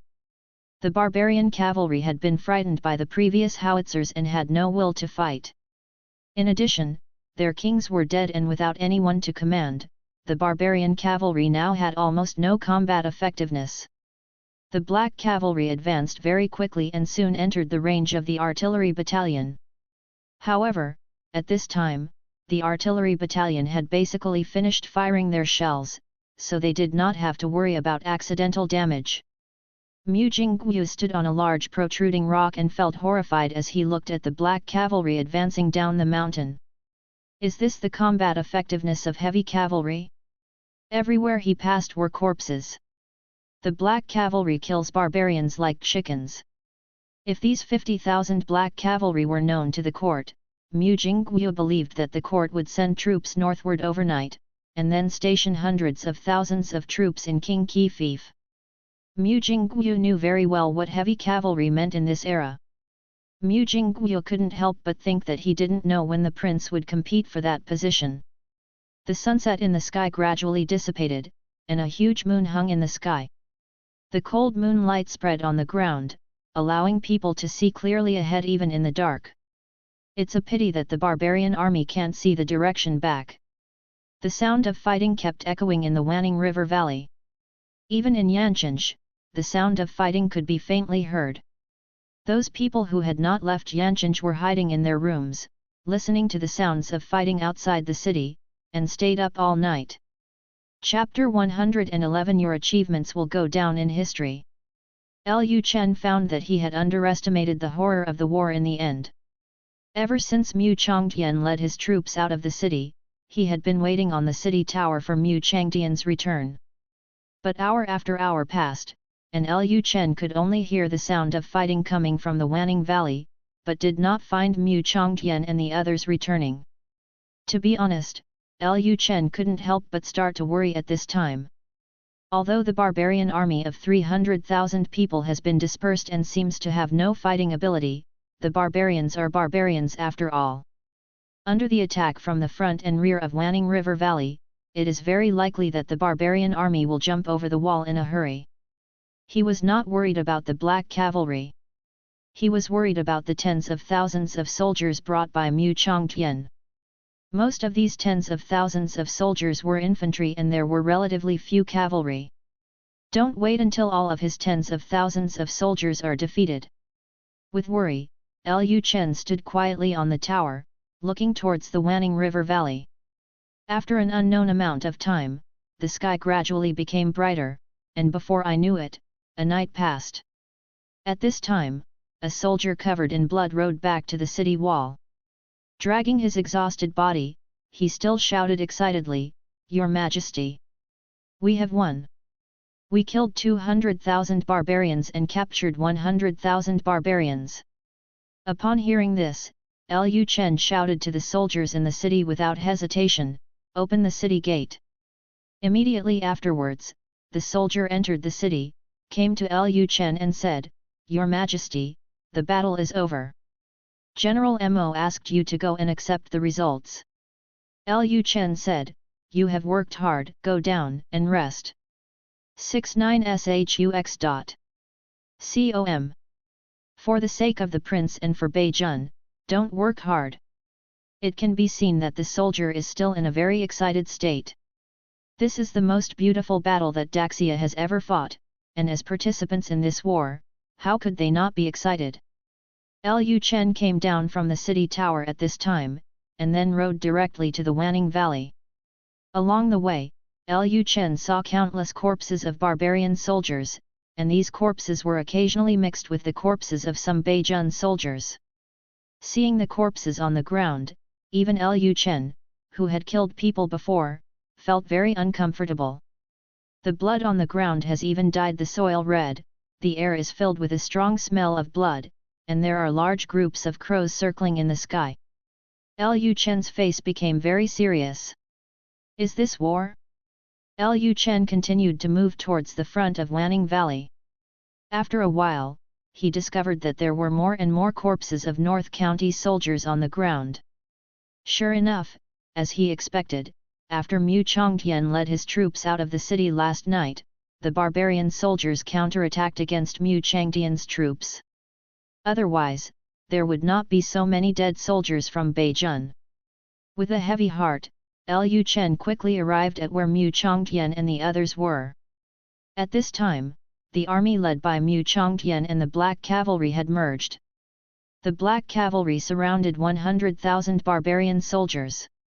The barbarian soldiers squatted on the ground shivering one by one, not daring to move. Almost all the barbarian generals were dead, and no one among the 100,000 barbarian soldiers was above the 6th level. Lu Chen glanced at the North County soldiers behind Mu Chongtian again. There were less than 10,000 North County soldiers left behind Mu Chongtian. Seeing this scene, Lu Chen frowned. He still underestimated the war. Originally, he thought that with the howitzers, Beijun would not suffer too many casualties, but even with the howitzers, Beijun's soldiers still lost nearly 20,000 people. Lu Chen suddenly had an idea in his mind. If he didn't let Mu Chongtian go out of the city to pursue these barbarian soldiers, then the more than 20,000 soldiers in Beijun would not have died. If he did not let the black cavalry block the retreat of the barbarian army would definitely flee the Wanning River Valley directly. In this way, they could defend Beijun without spending a single soldier.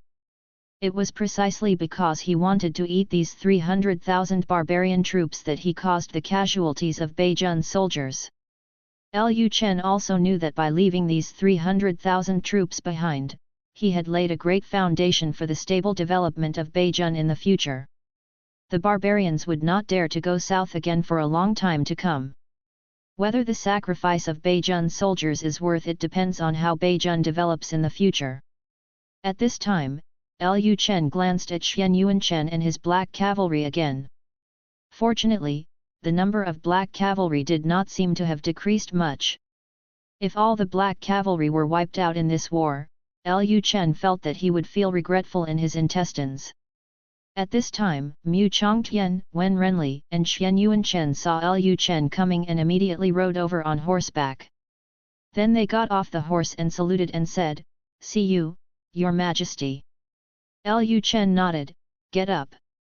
At this time, Mu Chongtian said excitedly, "Your Majesty, this is the greatest victory in the history of the Great Xia Dynasty against the barbarians.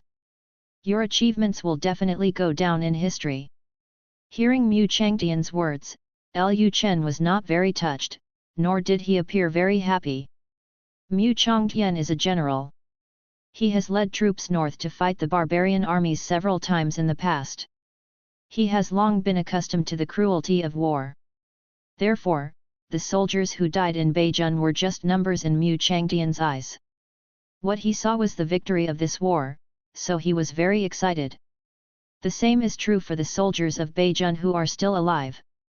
What they see is the victory of this war, and they are witnesses of this most fruitful war in the history of the Great Xia Dynasty in foreign wars. So they were all very excited, and there was no sadness on their faces, as if the dead soldiers didn't exist at all. Lu Chen saw that the soldiers were so excited, and he did not want to hurt them because of his emotions, so he immediately said, "The victory of this war is not a victory for me alone. This is a victory for all the soldiers of Beijun. You will fight with me, let's go down in history together. Be immortal." As soon as these words came out, the morale of the soldiers rose even higher, and immediately the voices of the soldiers rang out in the Wanning Valley. "Your Majesty is mighty. The prince will surely dominate the world and be powerful throughout the world." Lu Chen felt a headache when he heard the soldiers' slogans. I don't know since when, Beijun, both generals and ordinary soldiers, thought that his ambition was to unify the world. When did he say that he wanted to dominate the world? Now, calling for unification of the world, isn't this causing trouble for oneself? After all, his father is still alive, and his father has not yet said that he wants to unify the world, yet you, a prince, jumps out and says that he wants to unify the world. Isn't this a clear sign of rebellion? However, Lu Chen did not correct their words. At this time, he did not want to damage the morale of the soldiers. At this time, Wen Renli said to Lu Chen, "Your Majesty, we have captured a barbarian general." Having said this, Wen Renli said to the soldiers behind him, "Bring them up." The next moment, a soldier led the horse to Lu Chen. At this moment, a strong, unkempt, shirtless man was lying on the horse, looking as if he was dead. Lu Chen immediately used the system to identify it. Name, Xiao Pengtian. Identity, General of the tribe of the barbarian Sirius King, uncle of the barbarian Princess Xiao Wenyao, and prisoner of the Northern King.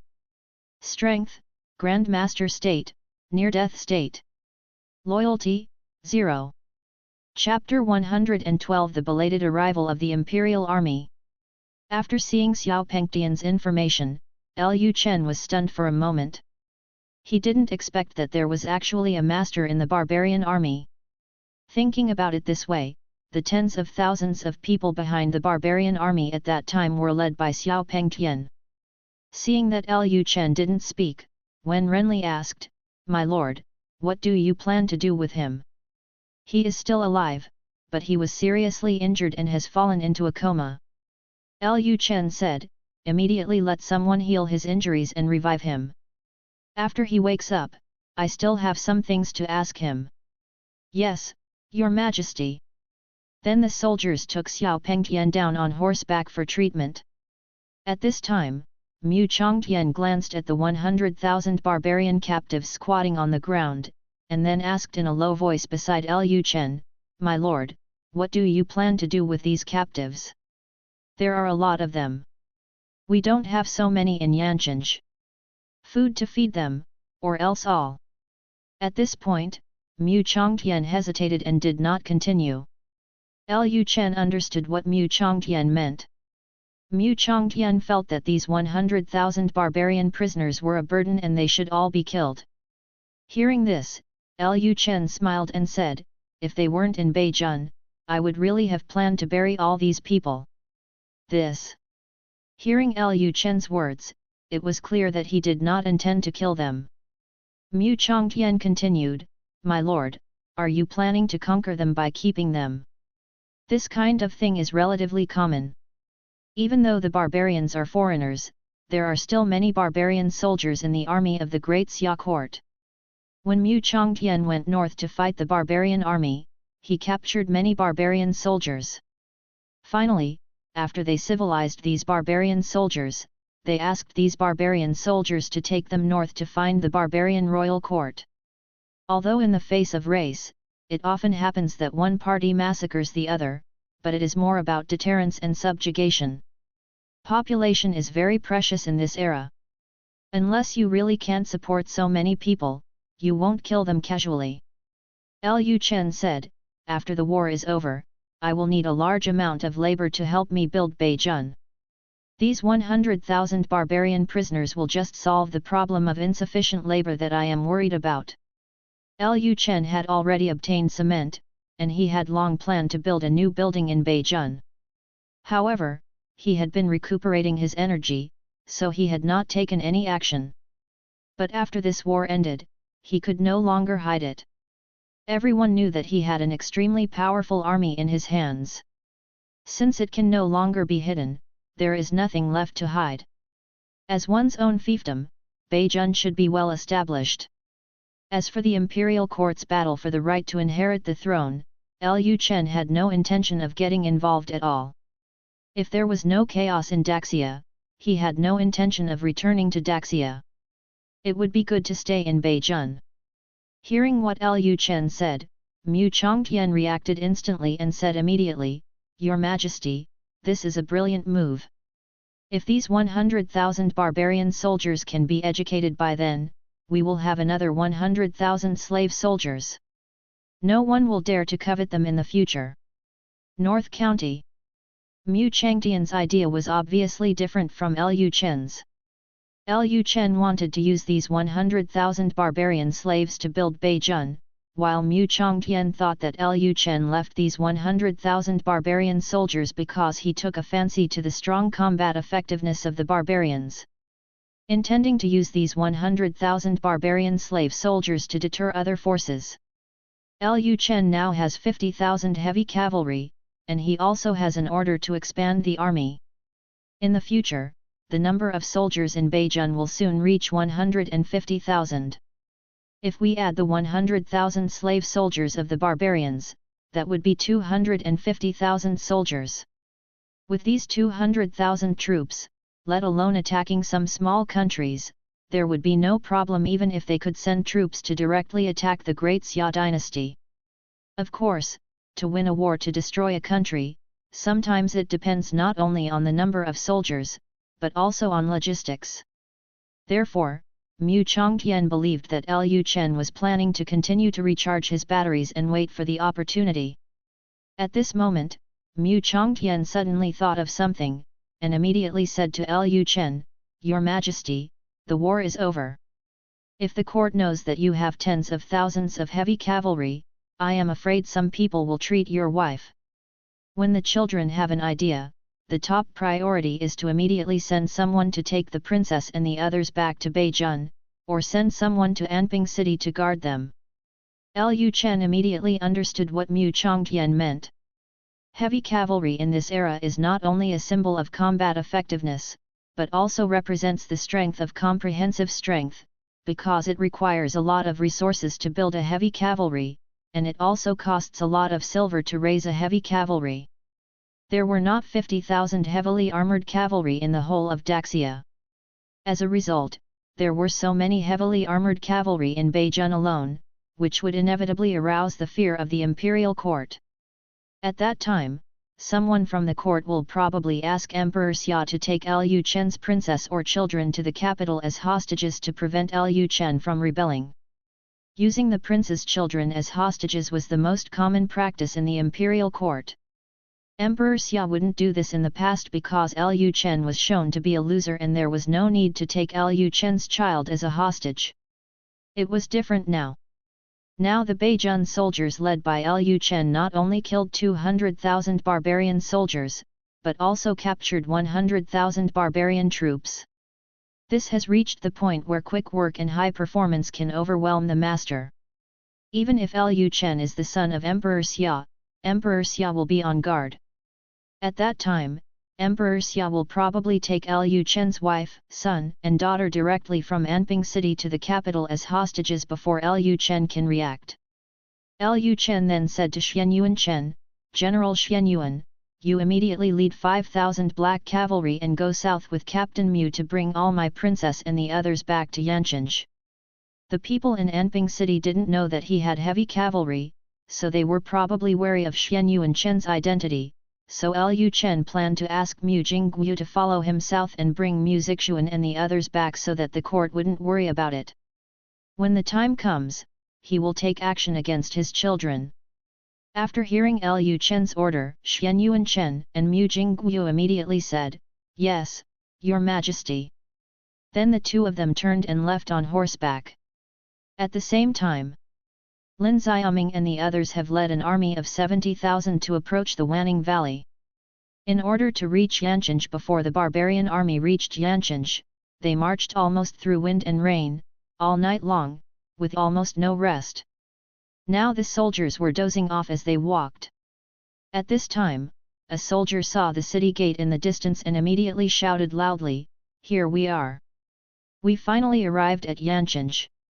Lin Xiaoming frowned at this time, with a very serious expression on his face. He did not relax just because he arrived in Yancheng.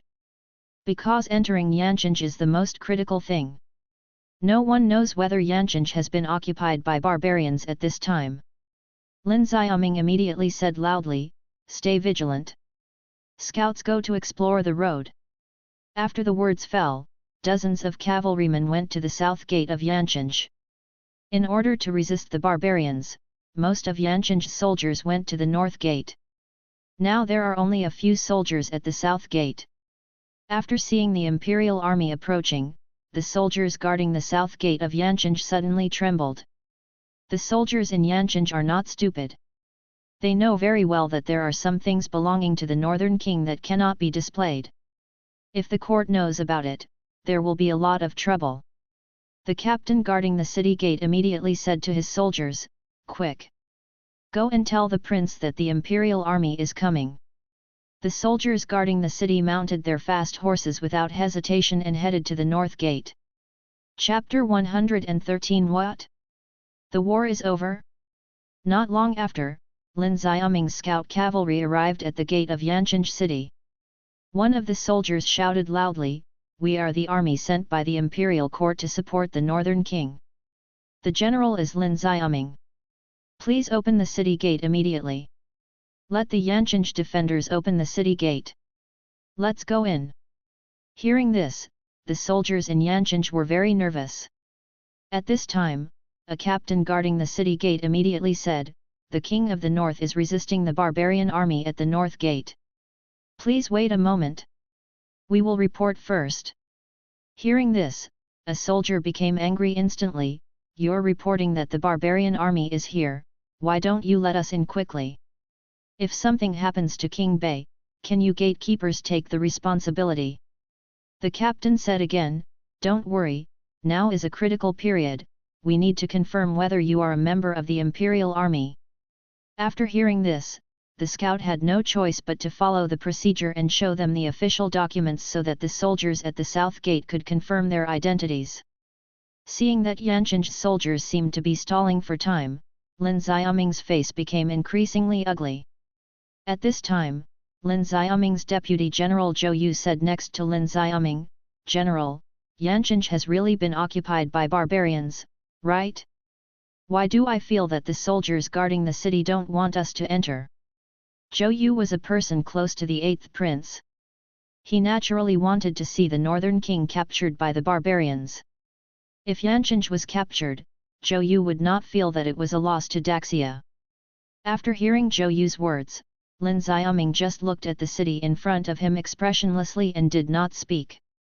He could tell from Zhou Yu's tone that Zhou Yu seemed to want to see something happen to King Bei. Lin Xiaoming was not a fool. He knew Zhou Yu was from the 8th prince when he left the capital. As a child of the prime minister's family, Lin Xiaoming was very familiar with the situation in the court. At this time, Zhou Yu continued, "General, if Yanqing is really occupied by the barbarians, then we should seize the time to retreat. If we wait for the barbarian army to catch up, I am afraid that all 70,000 of us will be destroyed." After hearing this, Lin Xiaoming said coldly, "Vice-General Zhou, you seem to want to see something happen to King Bei." Zhou Yu said quickly, "General, you have misunderstood my subordinates. They just think that if Yanqing is lost, then there is no need to defend Beijun anymore." Hearing this, Lin Xiaoming turned his head and glanced at Zhou Yu, and then said seriously, "If you give up Beijun to the barbarians today, and give up King Qi fiefdom to the barbarians tomorrow, will you have to give up the entire Great Xia the day after tomorrow? To the barbarians?" Seeing that Lin Xiaoming was angry, Zhou Yu immediately shut up and said nothing more. Lin Xiaoming turned to look at the city tower of Yanqing. At this time, the flag of the northern king was still hanging on the tower. He guessed that Yanqing had not been lost yet. It was probably true that the barbarian army was already in Wanning, as the soldiers guarding the city said. River Valley. Now we just need to wait for the order from King Bei. After King Bei knows that the imperial army is coming, he will definitely let them enter Yanqing immediately to help Yanqing resist the barbarians. With these 70,000 people, there is a high probability that there will be no problem in defending Yanqing. Lin Xiaoming tried his best to think in a good direction. Now he can only think in a good direction. If Yanqing is really occupied at this time, then they will definitely not be able to defeat Yanqing again. In the end, there is a high probability that only he fled back to King Qi fiefdom in embarrassment, and then returned to the capital to accept punishment. After about half an hour, the gate of Nanjing opened. Seeing the city gate open, Lin Xiaoming breathed a sigh of relief. He was already ready to fight. At this time, a soldier came out of the city on horseback and said loudly, "The war against the barbarians is over. Your Majesty asked me to inform you to go to Wanning Valley as soon as possible to clean up the battlefield." Hearing this, Lin Xiaoming and other soldiers were stunned. What? The war is over? How can this be? Is it possible that Yanqing has really been occupied by barbarians? Is this an invitation to put you in a urn? The barbarians want to wait until 70,000 of them enter the city before annihilating them? Just when they were thinking this, Lin Xiaoming took the lead and ran directly towards the city gate. "Soldiers, follow me into the city." However, Lin Xiaoming had to verify whether Yancheng had been occupied by barbarians, even if the 70,000 of them were attacked by barbarians by then. 70,000 of them originally came to Bei County to resist the barbarians. If the barbarians didn't see them, but they ran away, does this make sense? After seeing Lin Xiaoming moving, the soldiers immediately took action, and the army followed Lin Xiaoming slowly into the city. However, all the soldiers were very vigilant. These 70,000 troops were all elite soldiers who had been on the battlefield. They still had the due caution. After Lin Xiaoming entered the city, he found that there were still sparse ordinary people on the streets. But most of the people were inside the room, with the door half open, peeking outside. The common people naturally knew that the barbarian army was attacking Yancheng, so they did not dare to go out. At this time, a messenger shouted loudly, "Great victory in Beijun! Great victory in Yancheng!" King Bei led the soldiers of Beijun to kill 200,000 barbarian soldiers and captured 100,000 barbarian soldiers. The messengers kept shuttling through every street in the city, loudly announcing the results of the war. Soon all the imperial troops who entered the city heard the message of the messenger. The officers and soldiers in the imperial court were stunned when they heard that the messenger said that King Bei led the army of Beijun to kill 200,000 soldiers and captured 100,000 barbarian soldiers. The first thing they thought of was that this was fake news. Most of the soldiers in the 70,000 strong army led by Lin Xiaoming had fought against the barbarians, and they knew very well the fighting power of the barbarians. Not to mention the 300,000 strong army. If their 70,000 strong army fought against the 50,000 strong army of the barbarians without a city, it would not be easy for them to defeat the barbarians. As a result, the messenger from Beijun said that the king of Beijun led Beijun's army to defeat the barbarian army of 300,000. Not only were they defeated, but they also killed 200,000 barbarian soldiers and captured 100,000 barbarian soldiers. This can be said to be a total annihilation. Is it possible? What a joke! There are only so many soldiers in Beijun. Let alone defeating the barbarian army, it is already very difficult to defend Beijun. If they really had this strength, the imperial court would not send 70,000 troops to support them. Lin Xiaoming was a little confused as to why King Bei wanted people to spread such false news in the city. This doesn't sound true. Anyone with a little bit of brains knows that it is impossible for the northern king to defeat the barbarian army of 300,000. What's more, the false news spread by King Bei's people is too false. If you say that you repelled the barbarian attack, I'm afraid the common people will believe it. In the end, you said you killed 200,000 barbarian troops and captured 100,000 barbarian soldiers. Who does this make believe? There is a reason behind everything. Lin Xiaoming now wants to know what King Bei wants to do. Then he said to the soldiers behind him, "Speed up the march and join the king of the north as soon as possible." About 3/4 of an hour later, Lin Xiaoming and the imperial court's 70,000 troops finally arrived at the north gate of Yancheng. At this time, Lu Chen was standing on the tower, looking to the north. A soldier from Beijun came to Lin Xiaoming and said, "General Lin, the king of Beijun is waiting for you on the tower." Chapter 114 Let the imperial army clear the battlefield. I saw that the Beijun soldier in front of me was covered in blood. The blood on the armor had not yet dried, and the armor on his body was full of knife marks. It looked like he had just experienced some battle. Lin Xiaoming's heart skipped a beat. Could it be that Beijun was really fighting with the barbarians before they entered the city? Lin Xiaoming didn't think much. He then jumped up and jumped directly to the city wall of Beijun. As a result, as soon as Lin Xiaoming jumped onto the city wall, he saw the corpses of barbarians on the ground in the distance outside the city wall, as well as countless large pits. The death scenes of some barbarian soldiers and horses were particularly horrifying. Their limbs were almost separated, their organs were all over the ground, and the land outside the city was dyed red with blood. Seeing this scene, Lin Xiaoming was stunned. He even forgot to walk in front of Lu Chen and salute. It can be seen from this that there was indeed a big battle before the imperial army entered the city. And judging from the fact that the barbarians left so many corpses, the barbarians must have been repelled by the defenders of Beijun. Lin Xiaoming was extremely surprised. He wanted to know how so many barbarian soldiers died, and it seemed that those barbarian soldiers died before they even got close to the city wall of Yancheng. Especially the big pits on the flat ground made Lin Xiaoming very puzzled. What were those pits used for? Of course, they were surprised, but Lin Xiaoming still didn't think that what they heard before about Beijun soldiers killing 200,000 barbarian soldiers and capturing 100,000 barbarian troops was true. Lin Xiaoming took a deep breath to calm down quickly, then raised his head and looked into the distance. At this time, a young man wearing golden armor was standing on the wall, looking into the distance. Lin Xiaoming had seen Lu Chen before, so he recognized Lu Chen at a glance. However, for some reason, Lin Xiaoming always felt that the aura on Lu Chen's body seemed to give people a very unusual feeling, and his whole temperament had changed greatly. When Lu Chen married the princess, he also attended Lu Chen's wedding banquet.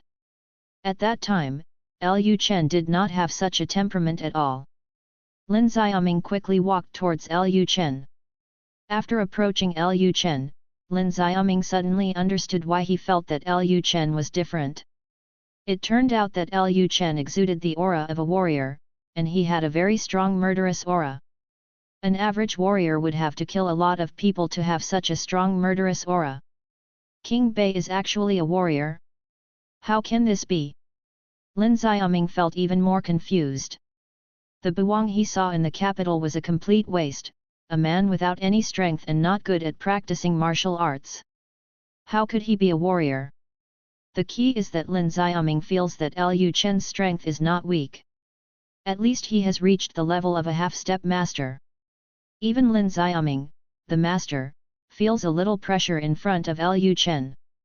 Lin Xiaoming immediately saluted and said, "See you, Your Majesty, my subordinate failed to come to Beijun immediately, please punish me."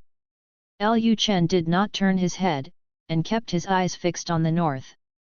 At this time, he said lightly, "Punishment?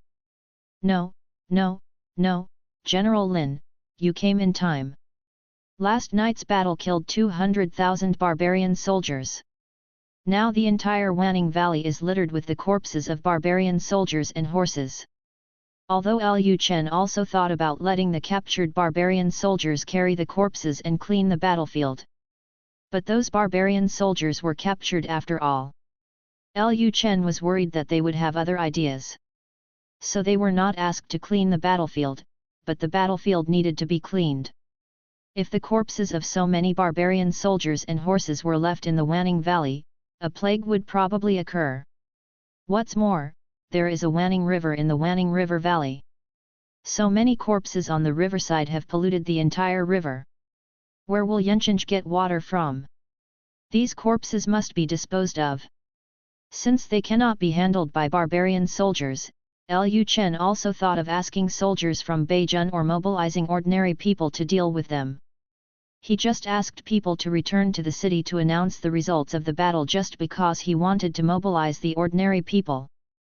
But now that the Imperial Court's 70,000 strong army has arrived, the common people are no longer needed. It is just for these 70,000 strong army to clean up the battlefield.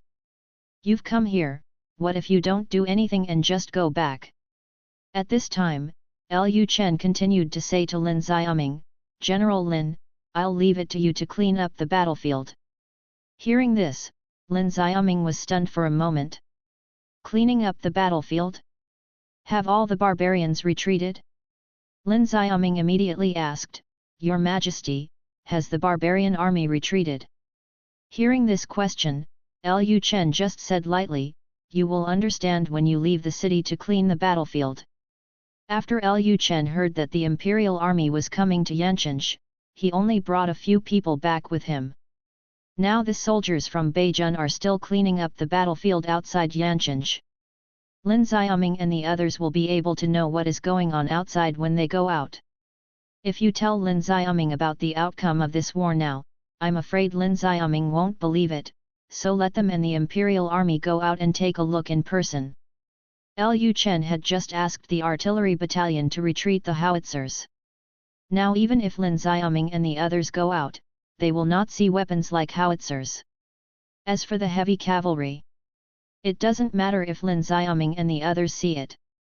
After all, Beijun has achieved such great results, and there must be a reasonable explanation, otherwise it will make people more suspicious. Hoplites are a good explanation. When Lin Xiaoming and the others see the tens of thousands of heavy cavalry in Beijun, they will most likely think that the reason why Beijun won is because of these heavy cavalry. This will make it easier to hide the howitzers. As for whether the heavy cavalry will arouse the fear of the court, that is inevitable. However, Lu Chen also knew that the imperial court and his father had no intention of dealing with him, the vassal king of North County. Emperor Xia's focus was still on purging the court and cleaning up the family. Before the aristocratic family was eliminated, it was unlikely that he would take action against the feudal king. What's more, the imperial court has just issued an order to expand the army. As a vassal king who can recruit up to 150,000 soldiers, it is no problem to raise a cavalry, right? There is nothing in the military expansion order that prohibits the formation of cavalry units. At this time, Li Feng came to the tower. Seeing that the general who came was Lin Xiaoming, Li Feng was stunned for a moment. Fortunately, General Mu had returned just now, otherwise he would be in trouble if Lin Xiaoming and the others found out later. Li Feng saluted Lu Chen and said, "See you, Your Majesty." Lu Chen turned to look at Li Feng and said, "General Li, please lead General Lin and others to clean up the battlefield. I am a little sleepy, so I will go back first." Li Feng immediately said, "Yes, Your Majesty." Then Lu Chen turned around and left. Looking at Lu Chen's leaving figure, Lin Xiaoming was stunned. Then he looked at Li Feng and said, "General Li, has the barbarian army retreated?" Lin Xiaoming still had some impressions of Li Feng. After all, Li Feng was considered Mu Changtian's right-hand man in the Huban army. Hearing Lin Xiaoming's question, Li Feng said with a smile, "General Lin, the barbarians were not just repelled by us. When we leave the city later, you will know that under the leadership of the prince, our soldiers in Beijun have won the victory. What an achievement!" Seeing that Li Feng was also trying to sell things off, Lin Xiaoming frowned slightly. Not only did he doubt that Beijun had really achieved great results this time, could it be that they were lucky enough to kill an important figure in a barbarian royal court? Chapter 115 The Shocked Imperial Army. At this time, Lin Xiaoming still didn't believe the results announced by the messenger in the city. After all, it was an army of 300,000 barbarians. Not everyone can defeat the barbarian army of 300,000, and Beijun does not have this ability at all. He could only think that Beijun had achieved good results when defending against the barbarian attacks. For example, he was lucky enough to shoot and kill important figures of the barbarians. In addition, he really couldn't imagine how fruitful the tens of thousands of soldiers in Beijun could achieve. Li Feng did not explain too much to Lin Xiaoming. He also knew that Lin Xiaoming and the others could not believe the results achieved by the Beijun soldiers before seeing the corpses of the barbarian soldiers on the battlefield. Then Li Feng took Lin Xiaoming and the others out of the city.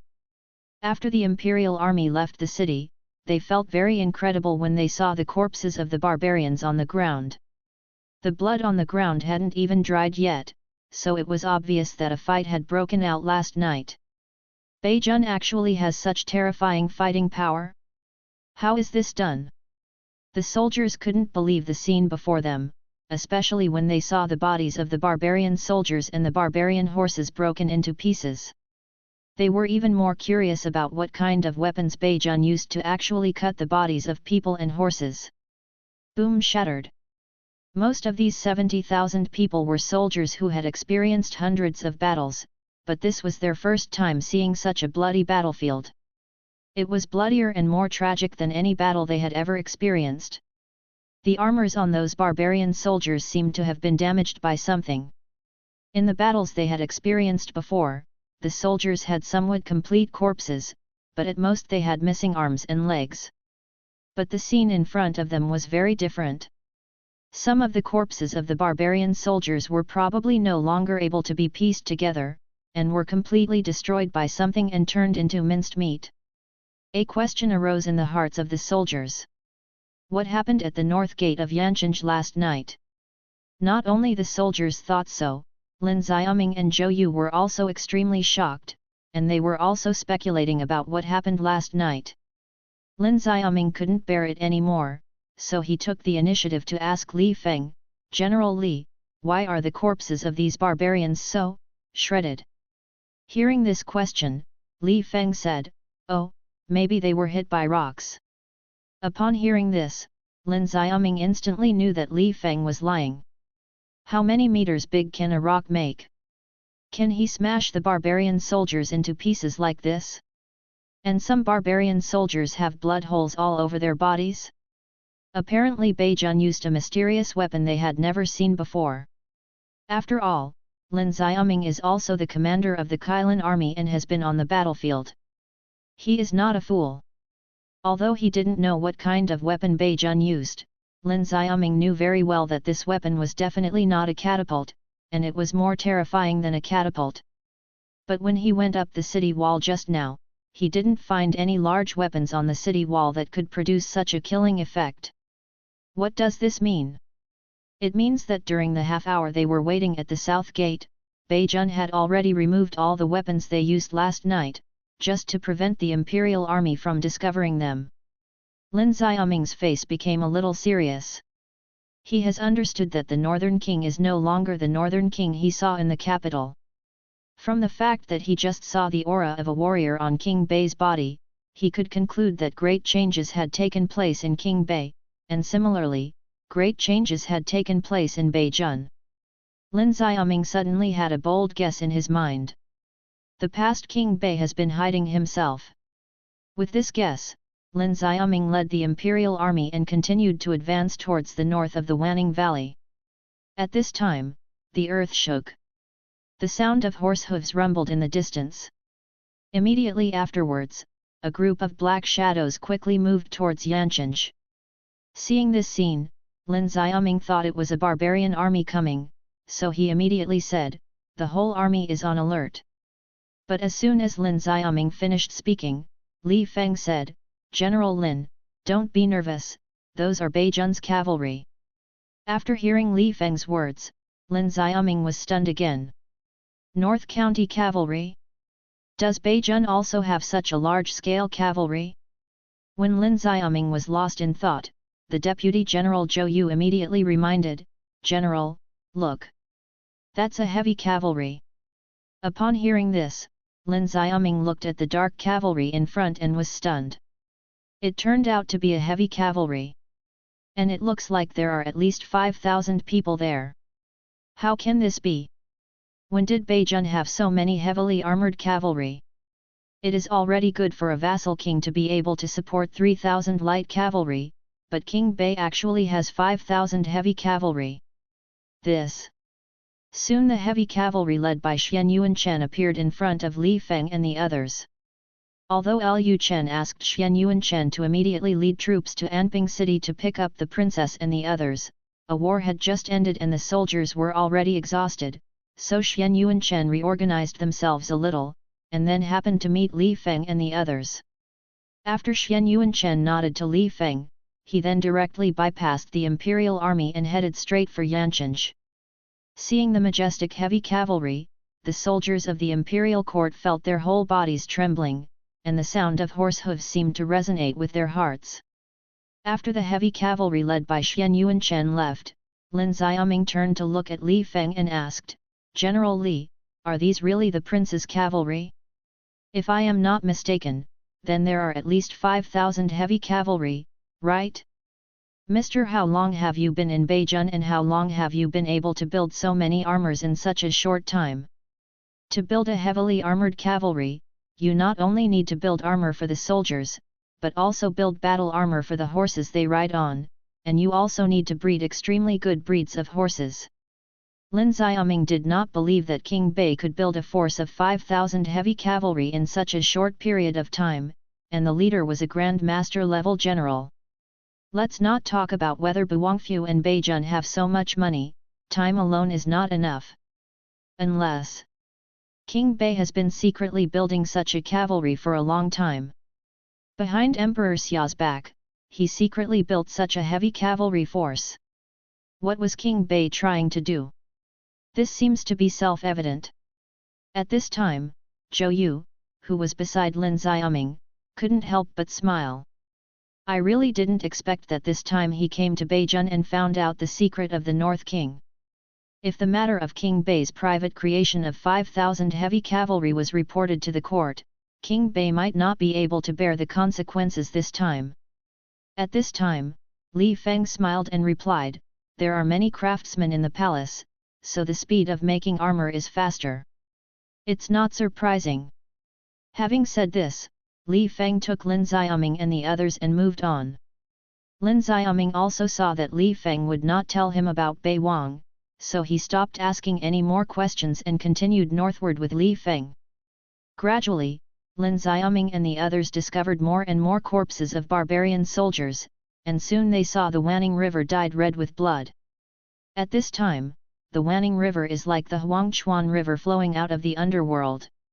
Seeing the corpses piled on the river beach, the soldiers couldn't help feeling numb.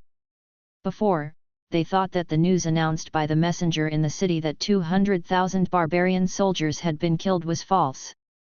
But after seeing the Wanning River dyed red with blood, they realized that there might be more corpses of barbarian soldiers in the upper reaches of the Wanning River Valley. Maybe the result of killing 200,000 barbarian soldiers is true. The soldiers in the imperial court felt chills running down their spines when they thought that King Bei led the soldiers from Beijun to kill 200,000 barbarian soldiers. How many people are there in Beijun? Kill 200,000 barbarian soldiers. This means that the strength of Beijun soldiers has reached the 8th or even 9th level per capita. But is this possible? At this time, the earth trembled again. Black figures appeared again in the distance. I recommend a book, My Father, Emperor Sui Yang. Recommendation: what, I am Yang Guang's son? In this case, there should be nothing wrong with the Tang dynasty. Subscribe to Chinese Novel Audio Wave. Chapter 116 King Bei is going to shake the world. Seeing the black figure in the distance, Li Feng frowned and said loudly again, "The whole army is on alert." Those who passed by just now were the Northern King's cavalry, but they must not be the Northern King's cavalry now. Therefore, Lin Xiaoming believed that there was a high probability that the barbarian army came to take revenge this time. However, just when the soldiers were ready to fight as if they were facing a powerful enemy, Li Feng said, "General Lin, don't be nervous, these are also the prince's cavalry." Hearing this, Lin Xiaoming and Zhou Yu were startled. How can this be? It is incredible that a place as poor as Beijun can raise 5,000 heavy cavalry. Now Li Feng actually told them that the king of Beijun also had a cavalry. Just when Lin Xiaoming felt that his worldview was about to be overturned, the cavalry led by Wen Renli had already arrived in front of them. This time the cavalry formation led by Wen Renli was even more shocking, because this time there were more than 5,000 cavalry. Seeing such a huge group of heavy cavalry, Lin Xiaoming and Zhou Yu, as well as the 70,000 soldiers from the imperial court, stayed where they were. When this tens of thousands of heavy cavalry approached, the soldiers of the imperial court couldn't help but clenched their weapons. How powerful is the deterrent effect of heavily armored cavalry?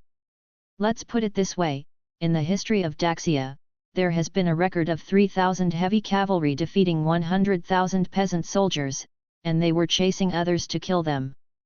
The soldiers' fear of heavy cavalry is engraved in their bones, especially on flat ground like this.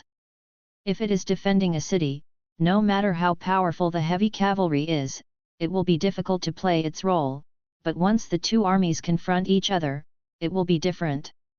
The heavy cavalry's charge against the infantry can quickly break through the infantry square formation. Once the infantry square formation is in chaos, morale will plummet. When two armies are fighting, morale is very important, especially in hand-to-hand combat. The brave one wins when they meet on a narrow road. Lin Xiaoming stared at the tens of thousands of heavy cavalry in front of him in stunned silence. He was a general and could roughly estimate how many soldiers there were in a phalanx. Even if Li Feng didn't tell him how many people there were in this heavy cavalry, Lin Xiaoming probably estimated in his heart that there were at least 20,000 people in this heavy cavalry. If we include the heavy cavalry that left just now, there will already be nearly 30,000 heavy cavalry in Beijun. What does Beijun use to support these 30,000 heavy cavalry? How much money does this require? Lin Xiaoming also knows what kind of soaps, perfumes, etc. Buangfu sells, and he also knows that these businesses are profitable, but no matter how much money is made, it is impossible to cultivate such a large heavy cavalry so quickly, right? The entire Daxia court only had more than 20,000 armored cavalry. As a result, there were nearly 30,000 heavy cavalry in Beijun alone. If you say that King Bei doesn't have any other thoughts, who would believe it? I'm afraid that as soon as the news about Beijun reaches the court will station troops in King Qi fiefdom overnight to prevent the North King from going south, or take the North King's wives, concubines, and children in Anping city to the capital overnight and keep them under surveillance. The Northern King's heavy cavalry was much more intimidating than the barbarians' 300,000 strong army. 300,000 barbarians have gone south. At present, it seems that the most they can do is occupy Beijun. They may have reached some agreement with some aristocratic families or princes in private. They will not directly attack the core territory of Daxia. But if the tens of thousands of Buang's heavy cavalry go south, then his target may not be a county, but the entire Daxia. As the eighth prince, Zhou Yu felt like he was breaking out in a cold sweat. He felt like he had been in a dragon's den and a tiger's den today. He discovered the secret of King Bei today. Is he unable to get out of Beijun? At this time, the soldier beside Lin Xiaoming suddenly stammered, "General! General, you, look over there! There are so many barbarian soldiers!" Lin Xiaoming quickly raised his head and looked into the distance. At this time, they found that the barbarian soldiers with their hands tied were being escorted toward them one by soldiers from Beijun. At a glance, there is almost no end in sight. At this time, people once again thought of the battle results reported by the messengers they had heard in Yancheng. Killed 200,000 barbarians. Captured 100,000 barbarian soldiers. Is this possible? It is true? Oh my God! What a result! Beijun is going to be shaken. No, it should be said that Bei Wang is about to shake things up. Since the founding of Daxia, there has been no such result in foreign wars. They destroyed the Chen state, and in the biggest battle with the Chen state soldiers only had 200,000 soldiers. And the barbarians are not Chen soldiers. The fighting power of the barbarians is even more fierce. In Daxia's wars against the barbarians were basically the attackers, while Daxia was only the defender, and every time Daxia suffered heavy losses. It was just a heavy loss.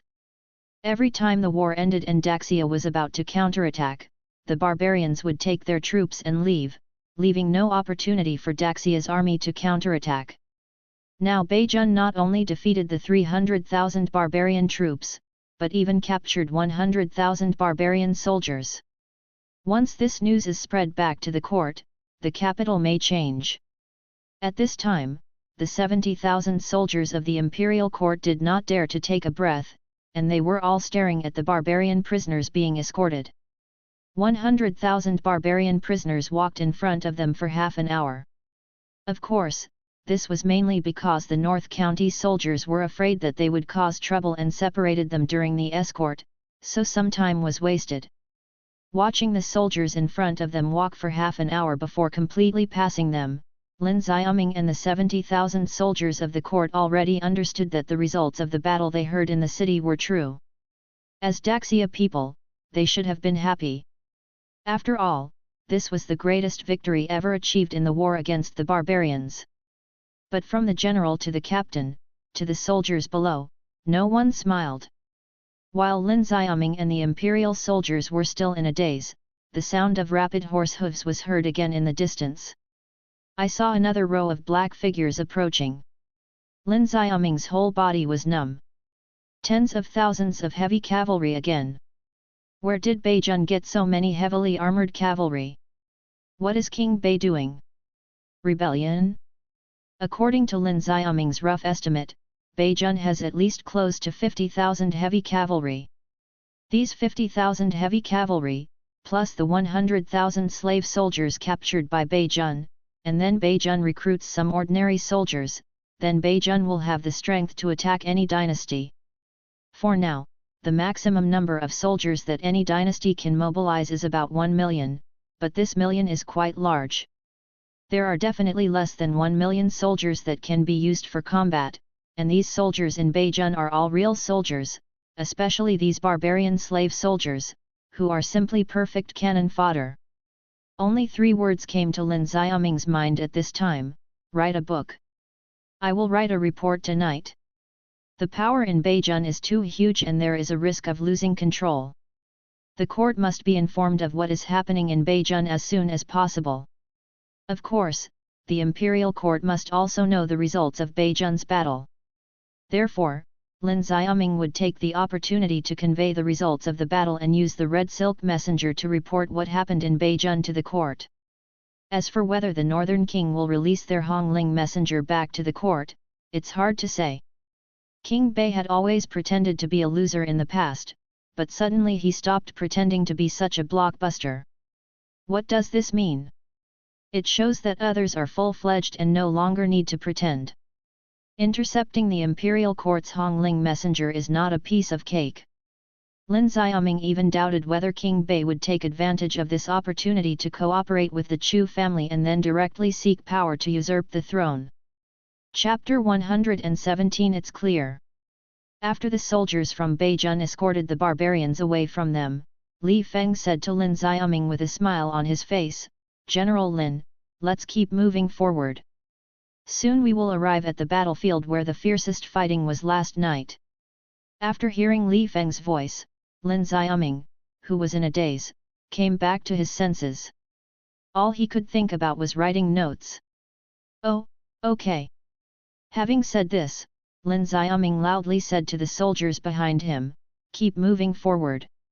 Hearing Lin Xiaoming's voice, the imperial soldiers who had gone blank came back to their senses. The scene that just happened was still so unreal in their eyes. They even doubted whether they were actually still on the way to Beijun, and what they saw just now was just a dream they had on the way because they were too tired from the march. In fact, Yanqing might have been captured by the barbarians. Of course, they know very well that this is reality. After a while, under the leadership of Li Feng, the court's 70,000 strong army arrived at the place where Mu Chongtian and the Black Cavalry met last night. It was also the place where the most barbarian soldiers died. The entire river beach was covered with the corpses of barbarian soldiers. At a glance, there was no end in sight. Seeing such corpses of barbarian soldiers, even the imperial soldiers who had been mentally prepared were stunned at this moment. Compared with the tragic corpses they saw before, the corpses of the barbarian soldiers here were more complete and not so fragmented. But this scene of corpses strewn across the field was no less shocking to people than the bloody battlefield just now. The corpses of the barbarian soldiers had been piled up, and the water of the Wanning River was dyed very red, as if the entire river had turned into blood. With 200,000 barbarian soldiers, Beijun's combat effectiveness is also terrifying. Lin Xiaoming and the soldiers couldn't help but take a breath of cold air. It's been a long time since Daxia has seen an army with such fierce fighting power. No, it should be said that there has never been a vassal king with such strength in Daxia. Emperor Xia put King Bei in Beijun, but he didn't know whether it was a good thing or a bad thing. At this time, Li Feng said to Lin Xiaoming, "General Lin, I leave it to you to clean the battlefield. The soldiers in Beijun fought bloody battles all night last night. They are exhausted and unable to clean the battlefield." After hearing Li Feng's words, Lin Xiaoming came to his senses again. He immediately said, "Okay, General Li, you can go and have a rest. Just leave the rest to us." Li Feng said, "Okay, then I'll trouble you." Lin Xiaoming said politely, "No trouble, this is what we should do." As soon as Lin Xiaoming finished speaking, Li Feng turned around on his horse and left the battlefield directly. Looking at Li Feng's leaving figure, Lin Xiaoming fell into deep thought. After a long time, Zhou Yu's voice sounded beside Lin Xiaoming, "General, how do we report the matter in Beijun?" The results of Beijun's battles were really shocking. Even if such results were reported, I'm afraid the imperial court would not believe them. Lin Xiaoming thought for a moment, and then said, "Report it truthfully." Hearing this, Zhou Yu was stunned for a moment, and then asked tentatively, "General, do you really want to report it truthfully?" Hearing Zhou Yu's question, Lin Xiaoming turned to look at Zhou Yu, and then asked seriously, "What? Do you still want to take credit for your success?" Zhou Yu quickly said, "General, this is not what I mean. I just feel that if we report truthfully, we may offend King Bei." Zhou Yu thought to himself, how dare he covet such military glory? If Beijun only repelled the barbarian attack, they might be able to be a little greedy for military merit when reporting, saying what role their court's 70,000 strong army had played. But it was different now. Before their imperial army arrived at Yanshanj, the war between Beijun and the barbarians had already ended. Not only was it over, it ended with a crushing win for North County. If they were greedy for such military honors, and if the superiors found out, they would definitely be exiled or their whole family would be beheaded.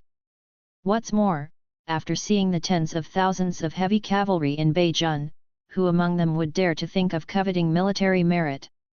The Northern King is obviously not an ordinary person.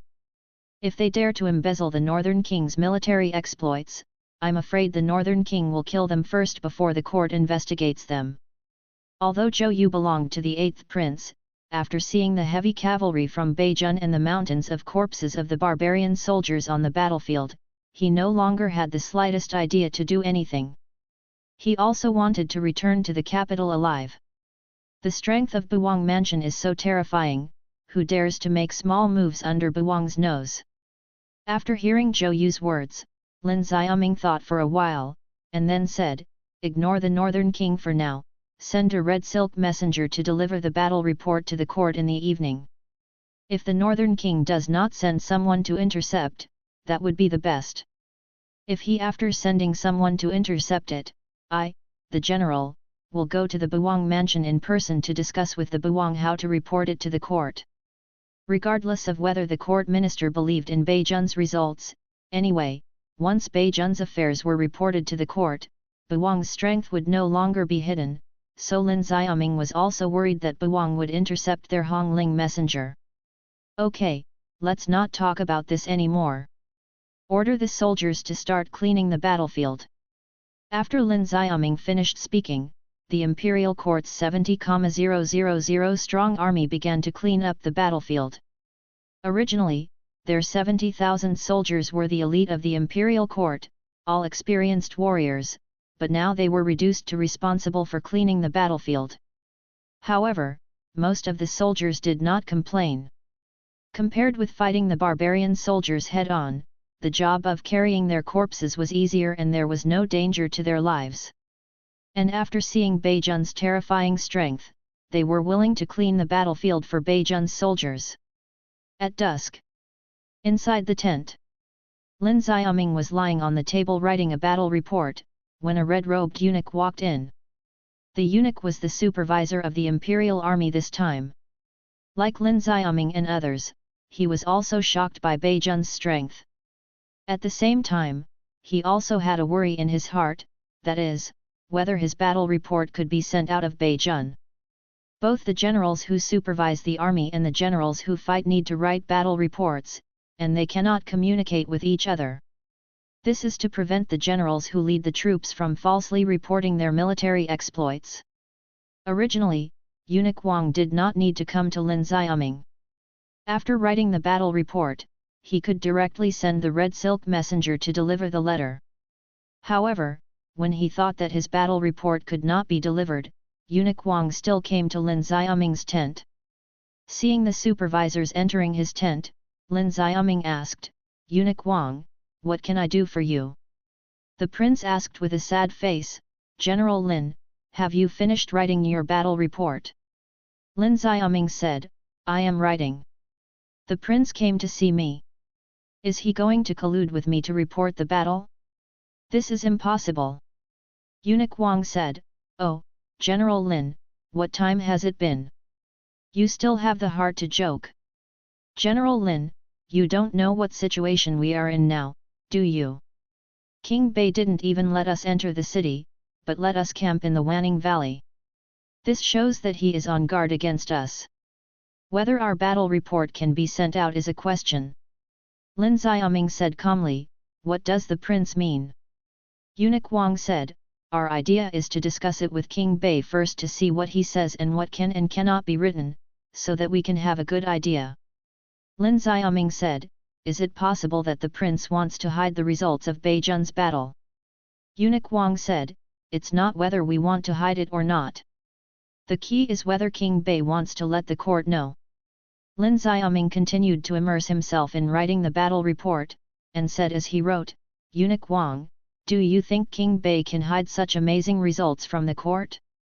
Even if we make a false report, the court will soon know what happened in Beijun. The king of the north is not a fool. He killed 200,000 barbarians and captured 100,000 barbarians. This news has spread throughout Yanchanj. Soon your Majesty's shadow guards will know, and what happened in Beijun will also reach your Majesty's ears. We should let the court know. King Bei will let the court know. Let's just write it. If King Bei really intercepts our battle report, it will be the same if we go to the prince's mansion to find him." Hearing what Lin Xiaoming said, Wang Gonggong felt that it made sense, and then said, "Okay, then our family will listen to General Lin. General Lin, let us know after you send the battle report, and our family will follow send the Hongling messenger again." The prince wanted to see if Lin Xiaoming's battle report could be sent out first. If Lin Xiaoming's battle report had been sent out, then he would have someone else deliver it. If Lin Xiaoming's battle report was stopped by Bei Wang Mansion, he would go immediately. Find the king of the north to avoid offending the king of the north. In the dead of night. The palace. Lu Chen had just finished taking a shower and planned to go to Bai Qingqing's room to do some exercise. At this time, a female guard came to Lu Chen. "Your Majesty, Commander Qin stopped the imperial court's Hongling messenger. He asked his subordinates to ask you if you need to check their battle reports before letting them go." Lu Chen immediately said, "No need, if the king really does this and the court finds out, he may not immediately become a traitor. The battle report of the Hongling messenger is 1-to-1, which means that when it is sent from the frontline general, the first person to open it and view it must be the emperor. If he, a vassal king, opened the Hongling messenger's battle report and checked it, he would definitely be accused of being a traitor if it was known later. This would be a no-brainer. Moreover, the results obtained by Beijun were too great to be hidden from the court." Lu Chen had no intention of hiding it, he directly played his cards openly and concealed what he was doing. "There are tens of thousands of heavy cavalry and hundreds of thousands of barbarian prisoners. Do we still need to be as timid as before? No need at all." Moreover, his father's focus was on the aristocratic family, so he had no intention of cutting down the vassal. After hearing what Lu Chen said, the guard said, "I understand what the prince means. I will ask Commander Qin to let the Hongling messenger leave." Having said this, the female guard immediately turned around and left the yard. A few days later, Anping City. After Mu Zixuan and the others arrived in Anping City, they had been worried about the situation in Yancheng and often sent people from the palace to Yancheng to inquire about information. Chu Yukin was sitting in the courtyard at this time, listless. She suddenly realized that without her Chener, she couldn't cheer up. In the past, she always wanted to keep a distance from Lu Chen to avoid a conflict, but in the end she was really separated, but she was very reluctant to let go. Chu Yukin sighed deeply, "Sigh, I don't know when I will be able to see Chener again." At this time, a little maid entered the courtyard and said, "Mrs. Chu, there is a woman outside looking for you. She says she is your sister." Chapter 118. You have indeed climbed into King Bei's bed, right? Chapter 118. You have indeed climbed into King Bei's bed, right? After hearing what the maid said, Chu Yukin, who was sitting on the stone bench, was slightly stunned, with a confused look on her face. "Younger sister?" Then Chu Yukin reacted. "King Gli?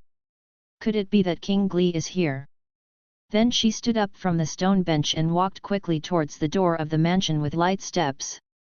When Chu Yukin came to the door, she saw Chu King Gli, who was tall in green clothes and had a cold face, standing outside the door holding a sword.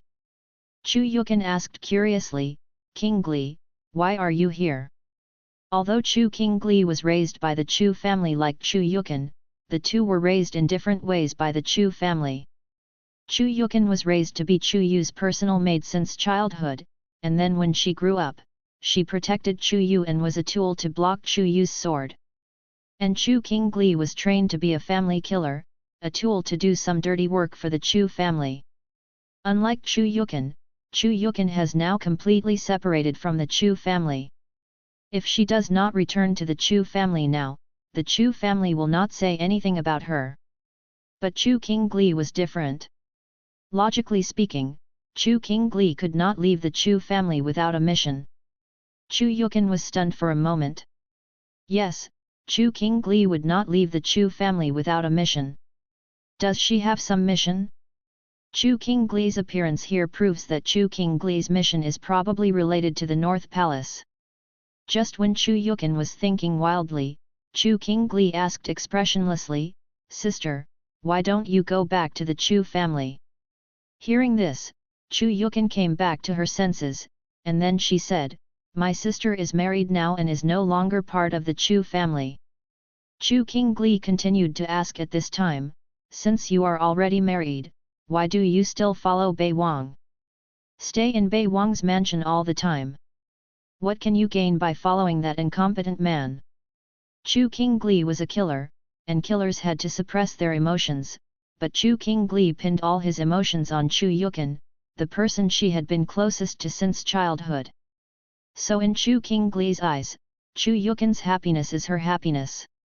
Now Chu Yukin no longer has to stay in the Chu family. She can pursue what she wants, but she still chooses to follow Chu Yu's child.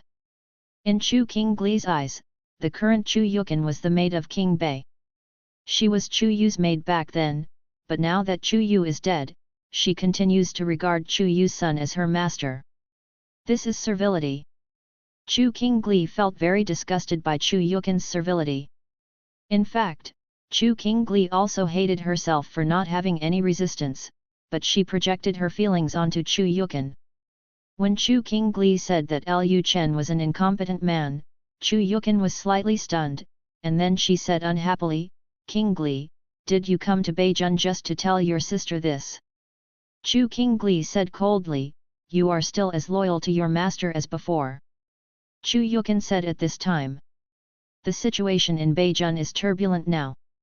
If you, sister, have nothing important to do, please leave Beijing as soon as possible." Chu Yukin didn't want to have too many arguments with Chu King Gli. She knew very well that Chu King Gli had always looked down on Lu Chen and thought that Lu Chen was just a waste. When Chu Yukin returned to the Chu family before, Chu King Gli had advised her to leave Lu Chen and pursue the happiness she wanted. But she didn't, which created a rift between the two sisters. Chu King Gli asked expressionlessly, "Sister, Do you want to abandon me too? This. Hearing this question, Chu Yukin was stunned, and then she asked in confusion, what do you mean? Chu Qingli said directly, the head of the family thought I was useless and asked me to come to you.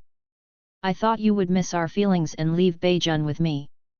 Now it seems that you have completely surrendered to that incompetent man. After hearing what Chu Qingli said, Chu Yukin instantly understood what was going on. Chu Xiong gave Chu Qingli freedom and let Chu Qingli come to Beijun. Most likely, he wanted Chu Qingli to stay with Lu Chen and protect Lu Chen.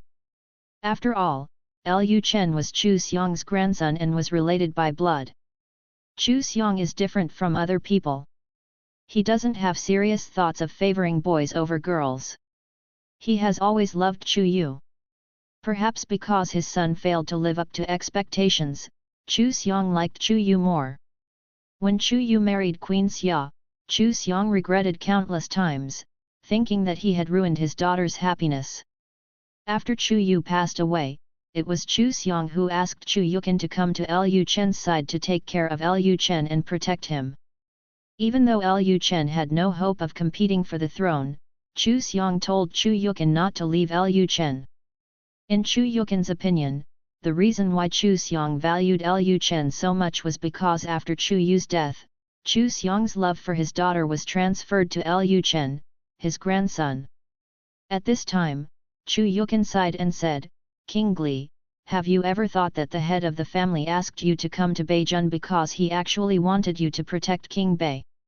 Chu Qingli asked in an emotionless tone, why should I protect that useless man? The master of the family has given me freedom. From now on, I can do whatever I want. Chu Yukin also understood why Chu Qingli had such thoughts. Chu Qingli had been locked in a cage for too long. Now that she was suddenly free, she would naturally not carry out the tasks assigned to her by the Chu family. Chu Qingli said at this time, Sister, please leave Beijun with me. Leave that man. There is always a place for us sisters to live in the world. We no longer need to be bound by anyone, and we no longer need to be anyone's maids. We are already free. Hearing Chu Qingli's words, Chu Yukin sighed again, and then said seriously, Qingli, I can't leave Beijun with you.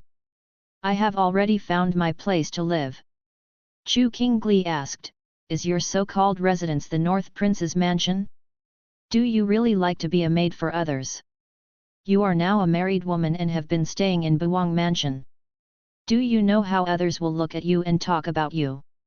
There are already rumors in the world that you are the forbidden concubine of the Northern King, and that you are a woman who does not follow the rules of a woman and has no shame. Hearing Chu Qingli's words, Chu Yukin was stunned again. She had actually thought that such a day would come. After all, Bei Wang is no longer a child, and she is no longer Chu Yu's maid.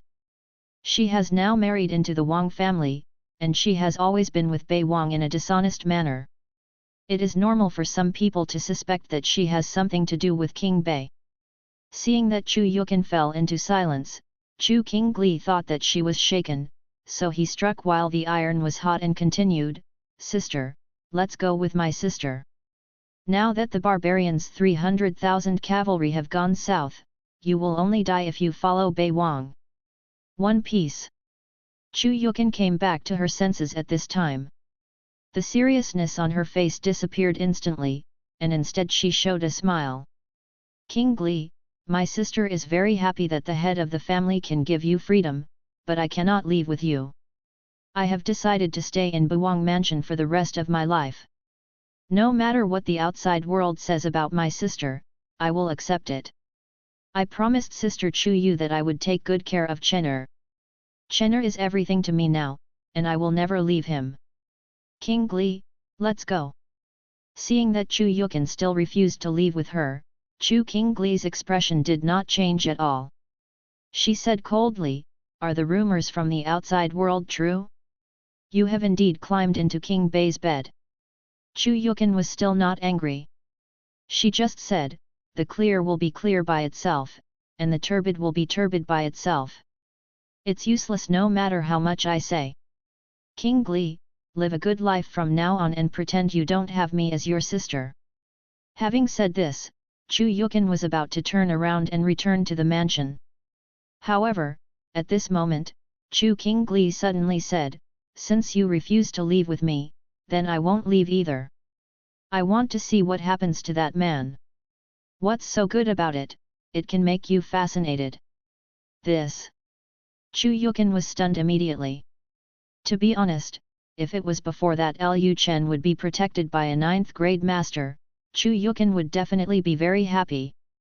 But it's different now. Nowadays, there are many masters around Lu Chen, not only the 9th grade masters, but also the master level masters. One more 9th grade and one less 9th grade will not have much impact on Lu Chen at all. What's more, Chu King Gli was prejudiced against Lu Chen. Chu Yukin was very afraid that Chu King Gli would be suddenly stimulated and take action against Lu Chen one day. Thinking of this, Chu Yukin said, "King Gli, everyone has their own life. You have gained freedom now. You must cherish this hard-won freedom. There is no need for you to follow my sister." Chu King Gli still said expressionlessly, "You don't want me to follow you so much, are you afraid that I will find out that you are having an affair with King Bei?" Chu Yukin sighed deeply. Chu King Gli has suppressed her emotions since she was a child, and her brain has always been weak. Once she believes something, it is difficult to change it. "If you want to follow my sister, I won't object, but I want to remind you that if you try to harm Chener, then from now on we will no longer be sisters, but enemies." Chu King Gli said no more at this time. Chu Yukin then said, "Come with me, I will arrange a room for you." Having said this, Chu Yukin walked towards the mansion, and Chu King Gli followed closely. When the two entered the courtyard, Music Xuan saw a cold and beautiful woman behind Chu Yukin, so she asked, "Aunt Chu, who is this girl?" Chu Yukin said, "Zixuan, this is my sister from the Chu family." Hearing this, Music Xuan immediately said, "It turns out to be Aunt Chu's sister, Miss Chu, come and sit here." Originally, Chu Yukin planned to arrange a room for her, but since the princess invited her to have tea, she was not in a hurry. At this time, Chu Yukin turned to Chu King Gli and said, "King Gli, these are the princess and Chener's 2 wives." Chu King Gli then saluted and said, "The common girl paid homage to the princess and met the 2 ladies." Music Xuan said with a smile, "Miss Chu, you're welcome, come and sit." Chu King Gli did not hesitate and went directly to the stone table in the pavilion and sat down. Music Xuan subconsciously poured a cup of tea for Chu King Gli, and then asked curiously, "Miss Chu, do you have any business in Beijun?" Chu King Gli replied, "Back to the princess, the civilian daughter plans to take her sister out of the palace." Hearing Chu King Gli's answer, Music Xuan and Dezhou Xiaozhou were both stunned. After Music Xuan came to her senses, she looked at Chu Yukin and said, "Aunt Chu? Are you leaving the palace?" They knew the relationship between Lu Chen and Chu Yukin, so how could Lu Chen let Chu Yukin leave? Chu Yukin said quickly, "I have no plans to leave the palace just yet. I have already rejected her."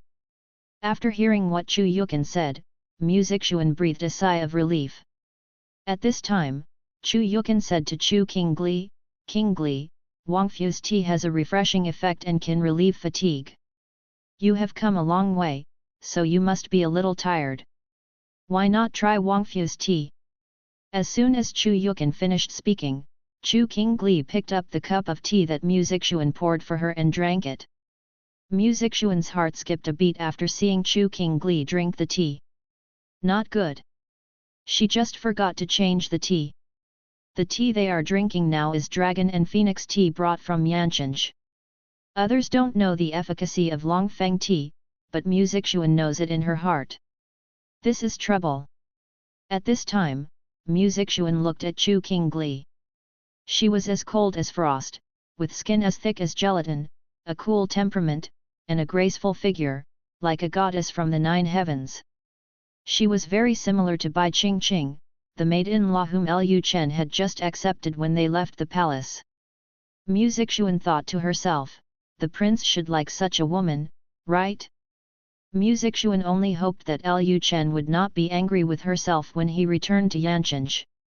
At this time, after Chu Qingli drank the dragon and phoenix tea, she found that the tea from Wangfu was indeed refreshing and could soothe her emotions. Despite the cold look on her face, she actually felt very depressed after hearing that Chu Yukin was unwilling to leave the palace with her. But after drinking dragon phoenix tea, the dull feeling disappeared instantly, and the whole person became much more relaxed. This tea is indeed magical. Chu Qingli then said to Mu Zixuan, "Thank you, princess, for the tea." Mu Zixuan said slightly awkwardly, "You're welcome." Then Mu Zixuan continued to ask, "Miss Chu, the situation in Beijing is currently in turmoil. What are your plans next?" Chu Qingli replied expressionlessly, "Back to the princess, wherever the daughter's sister is, the daughter will be there." This. Mu Zixuan glanced at Chu Yukin. Chu Yukin then quickly said, "Zixuan, I plan to let her serve as the deputy commander of the guard in the inner courtyard of the palace, what do you think?" Mu Zixuan said without hesitation, "No problem. By the way, Miss Chu, I don't know your name yet." Chu Qingli immediately said, "The civilian girl's name is Chu Qingli." Mu Zixuan said enthusiastically, "Then we will call you Qingli from now on." When Mu Zixuan was about to continue saying something, a maid from the palace suddenly ran in a hurry, "Princess!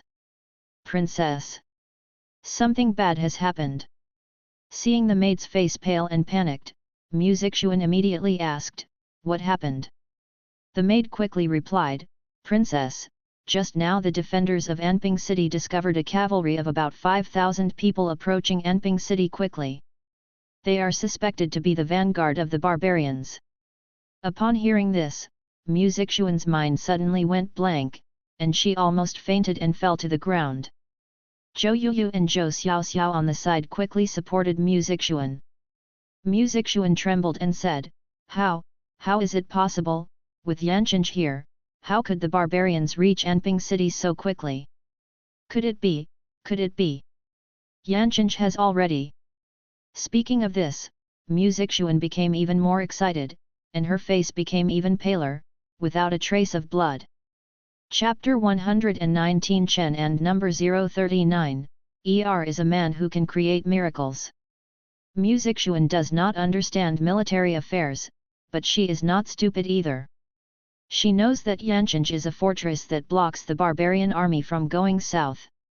If Yanchenge is still there, the barbarians will have to go a long way to go south, and it is impossible to arrive so quickly. Anping City. There is only one situation where the barbarian cavalry can reach Anping City so quickly, and that is if Yanchenge falls. When she thought of Yanchenge falling and Lu Chen's life and death unknown, Mu Zixuan felt that her world was about to collapse. For a moment, the atmosphere in the courtyard became very depressing and dull. Although De Zhou and Xiao Zhou were supporting Mu Zixuan, they were almost unsteady on their feet. If something happens to King Bei, what should the women in their palace do?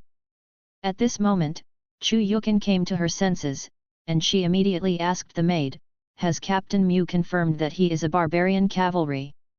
Chu Yukin didn't believe that something happened to Lu Chen like this. Lu Chen is a person with an immortal destiny.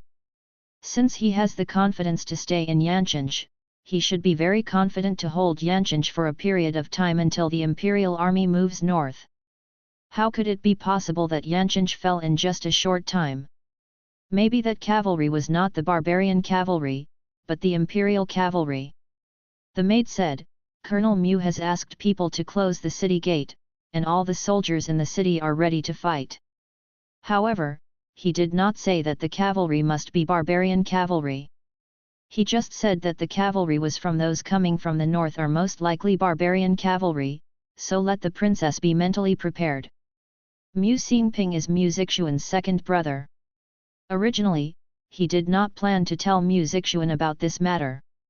He was also worried that Mu Zixuan would not be able to bear the news. But Mu Xingping finally had someone notify the Northern Palace. He thought that if Mu Zixuan knew earlier, she might be able to give her some buffer time. After all, it was not yet confirmed that the cavalry going north was the barbarian cavalry.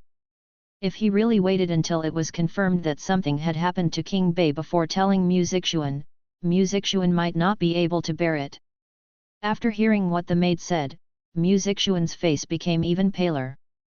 At this time, Zhou Yuyu's tears couldn't help but fall from the corners of her eyes. Oh, has the prince already? Chu Yukin said at this time, Zixuan, don't worry, I will go and take a look first. Have you forgotten that Chen'er has an immortal fate? He is not so easy to get into trouble. Even if Beijun really falls, it's impossible for anything to happen. After hearing what Chu Yukin said, the girls reacted. Yes, their prince had a destiny, how could he die so easily? Thinking of this, Mu Zixuan was slightly relieved, but she was still very worried. At this time, Chu Yukin walked directly outside the yard. Seeing Chu Yukin leaving, Chu Qingli quickly got up and followed. Chu Qingli thought this was a good opportunity, so she said on the way, Sister, if something really happens to King Bei, will you leave Beijun with me? As soon as Chu Qingli finished speaking, Chu Yukin immediately said, Chen'er will be fine. Hearing Chu Yukin's affirmative tone, Chu Qingli thought it was because Chu Yukin was unwilling to accept the reality, so she didn't say anything more. She thought that Chu Yukin would have to accept the reality soon, and there was no need to worry. The barbarian army of 300,000 soldiers marched south, and Yanqing only had 50,000 soldiers at most. Anyone with a discerning eye could see that the northern king could not hold it, yet Chu Yukin actually still had confidence in the northern king. Chu Qingli felt a little ridiculous.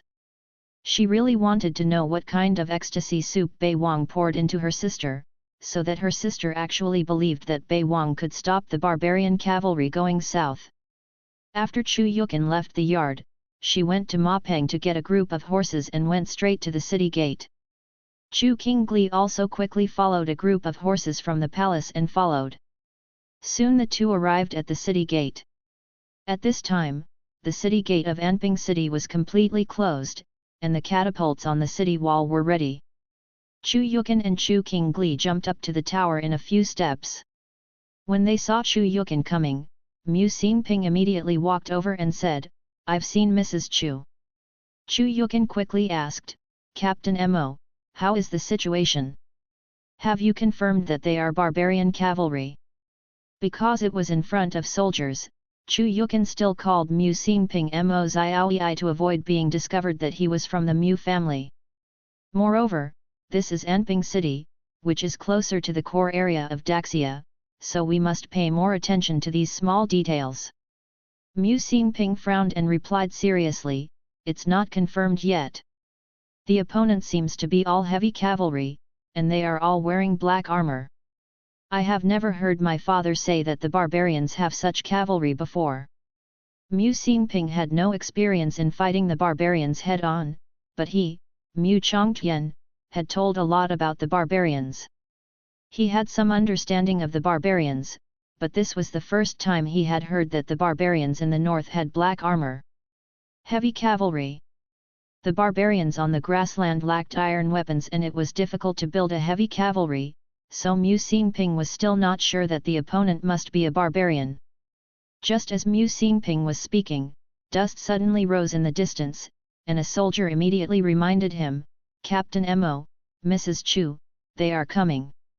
Chu Yukin immediately turned to look at the cavalry in the distance heading straight for Anping City.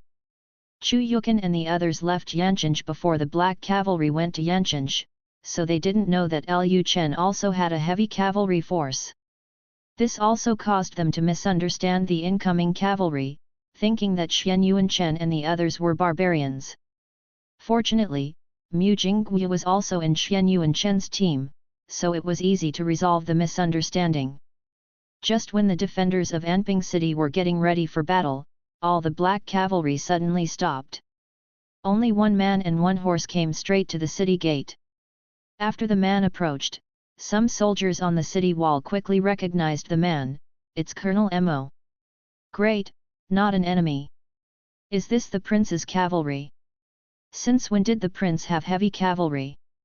When we left Yancheng, Beijun only had a few hundred light cavalry, right? Yes, where did the prince get the heavy cavalry? Is it the imperial court's heavy cavalry? The soldiers on the city wall relaxed instantly when they saw it was Mu Jingguo, but Chu Yukan did not relax. She still frowned and looked at Mu Jingguo. There are no heavy cavalry in Beijun. The sudden appearance of thousands of heavy cavalry has to be suspicious. The current situation does not rule out the possibility that Mu Jingguo has surrendered to the barbarians. We still need to continue to check the situation. At this time, Mu Jingguo came to Anping city. Then he said loudly, "Great victory in Yancheng." The North King led the soldiers of Beijun to kill 200,000 barbarians in one night and captured 100,000. The prince asked me to welcome the princess back. Hearing Mu Jingguo's words, the soldiers on the tower were stunned. Killing 200,000 barbarian soldiers in one night? And captured 100,000 people? This. Is it possible? Even Chu Yukan was stunned. She knew that Lu Chen must be confident in choosing to stay, but she did not expect this result at all.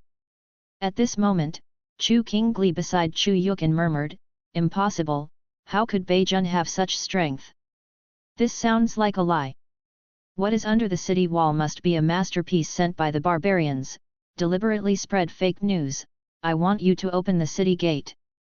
Chu Qingli still thought that after the good-for-nothing King Bei died, she would take her sister and leave Beijun to live happily. But now she was told that not only did Yancheng not fall, Beijun had defeated the barbarian soldiers and crushed them.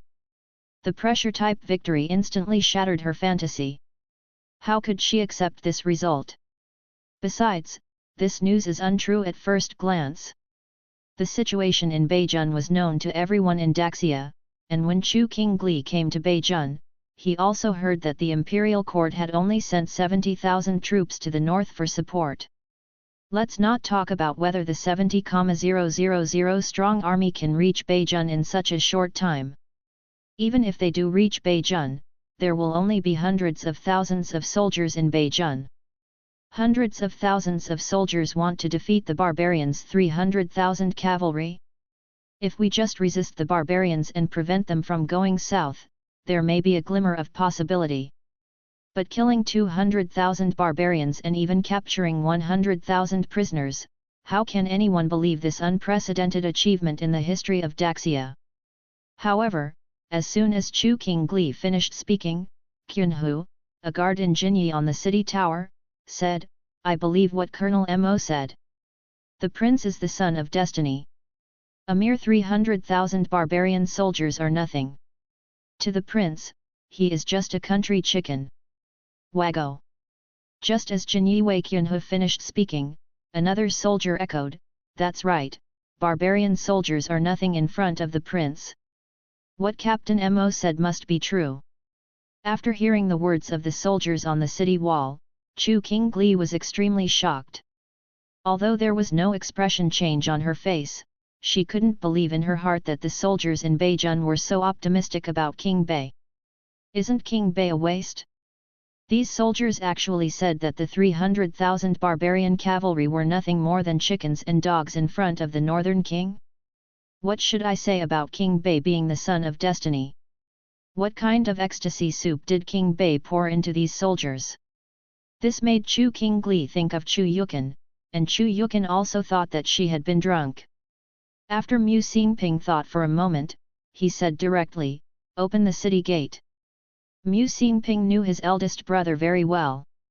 Even if Mu Jingguo really betrayed Daxia, he would only choose to go to other dynasties. It was impossible to join the barbarians who had a blood feud with them, not to mention that there were members of the Mu family in the city. After hearing Mu Xingping's words, the soldiers opened the city gate without hesitation. Chu Qingli thought to herself that they were really a bunch of hopeless idiots. They would regret it later when the heavy cavalry from outside came in. However, she did not intend to make any intervention. For her, this was an opportunity. If the heavy cavalry outside really came in, she would take her sister and leave Beijun. For her, escaping is not a problem. However, what Chu Qingli imagined did not happen. After Mu Jingguo entered Anping city, the black cavalry were still there. Not only did they not attack, but they turned towards the south and seemed to be on guard. At this time, Mu Xinping, Chu Yukan and the others came down from the tower to greet Mu Jingguo. After Mu Jingguo entered the city, Mu Xinping hurriedly walked over. "Brother, is what you just said true? Did the prince really kill 200,000 barbarian soldiers? He also captured 100,000 barbarian soldiers." Mu Jingguo said, "It's true, it's all true. After you left, a heavy armed cavalry force of 50,000 people came to Yancheng. It is said that this heavy armed cavalry was secretly built by the prince, and the prince also took out of this as a powerful mysterious weapon, and we in Yancheng have lost more than 10,000 soldiers at most this time." Hearing Mu Jingguo's words, Chu Yukan instantly thought of the mysterious weapon in Lu Chen's hand that could instantly kill 9th level warriors and masters. If Lu Chen had more terrifying and powerful weapons, it would not be too difficult to deal with the barbarians. But when did Lu Chen train a heavy cavalry force? She didn't know anything about this. Forget about the Jin Yiwei, but this is an army. A 50,000 strong heavy cavalry requires a lot of resources. The palace must provide resources for these soldiers, but Chu Yukan did not see any expenditure related to this. Mu Xinping tilted his head at this time and glanced at the heavy cavalry in the distance through the city gate, and then he asked, "Brother, are those heavy cavalry the prince's men?"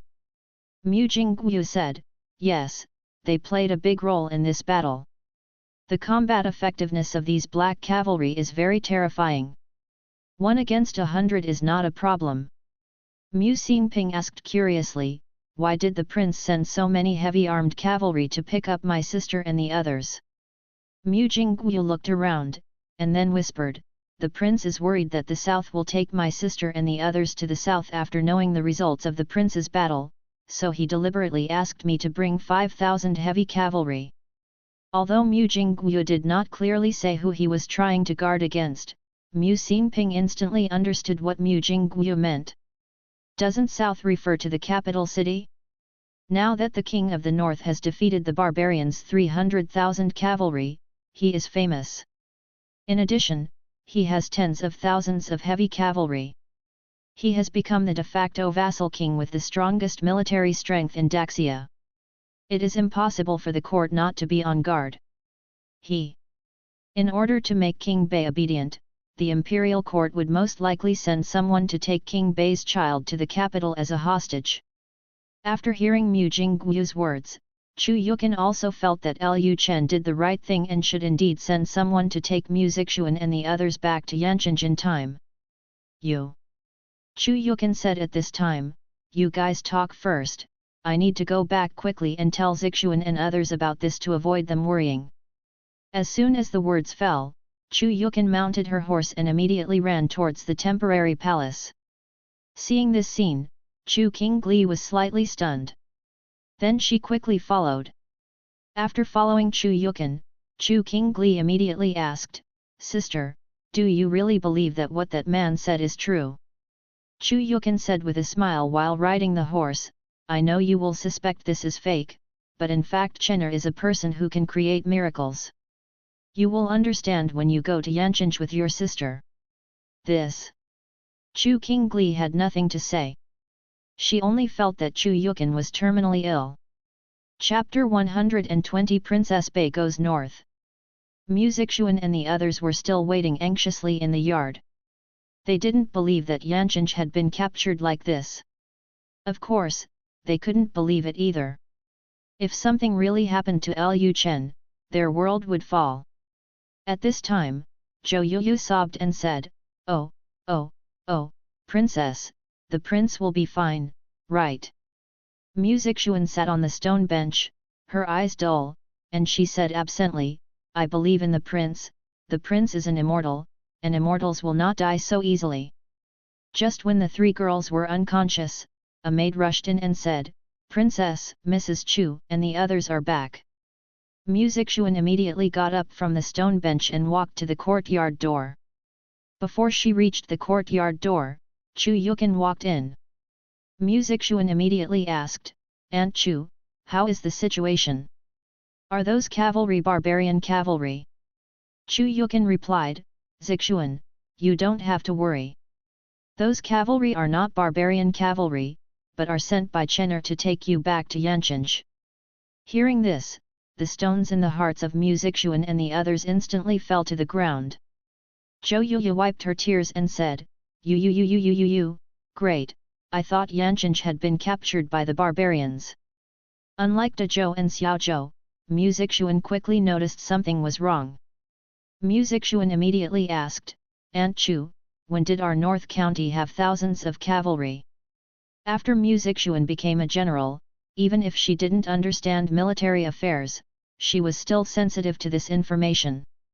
When she left Yancheng, she knew the military situation in Yancheng very well. The cavalry in Yancheng is still being formed, and there are not even many that can be used as war horses. How can there be thousands of cavalry?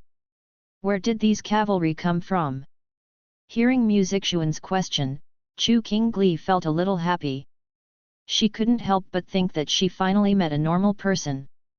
Unexpectedly, it was King Bei's princess who kept her head clear in the end. As expected, only the person next to his pillow understood King Bei the best, and everyone else was drunk by King Bei. Just when Chu Qingli was expecting Princess Mu Zixuan to expose the lie, Chu Yukan said, Zixuan, have you forgotten Jin Yiwei?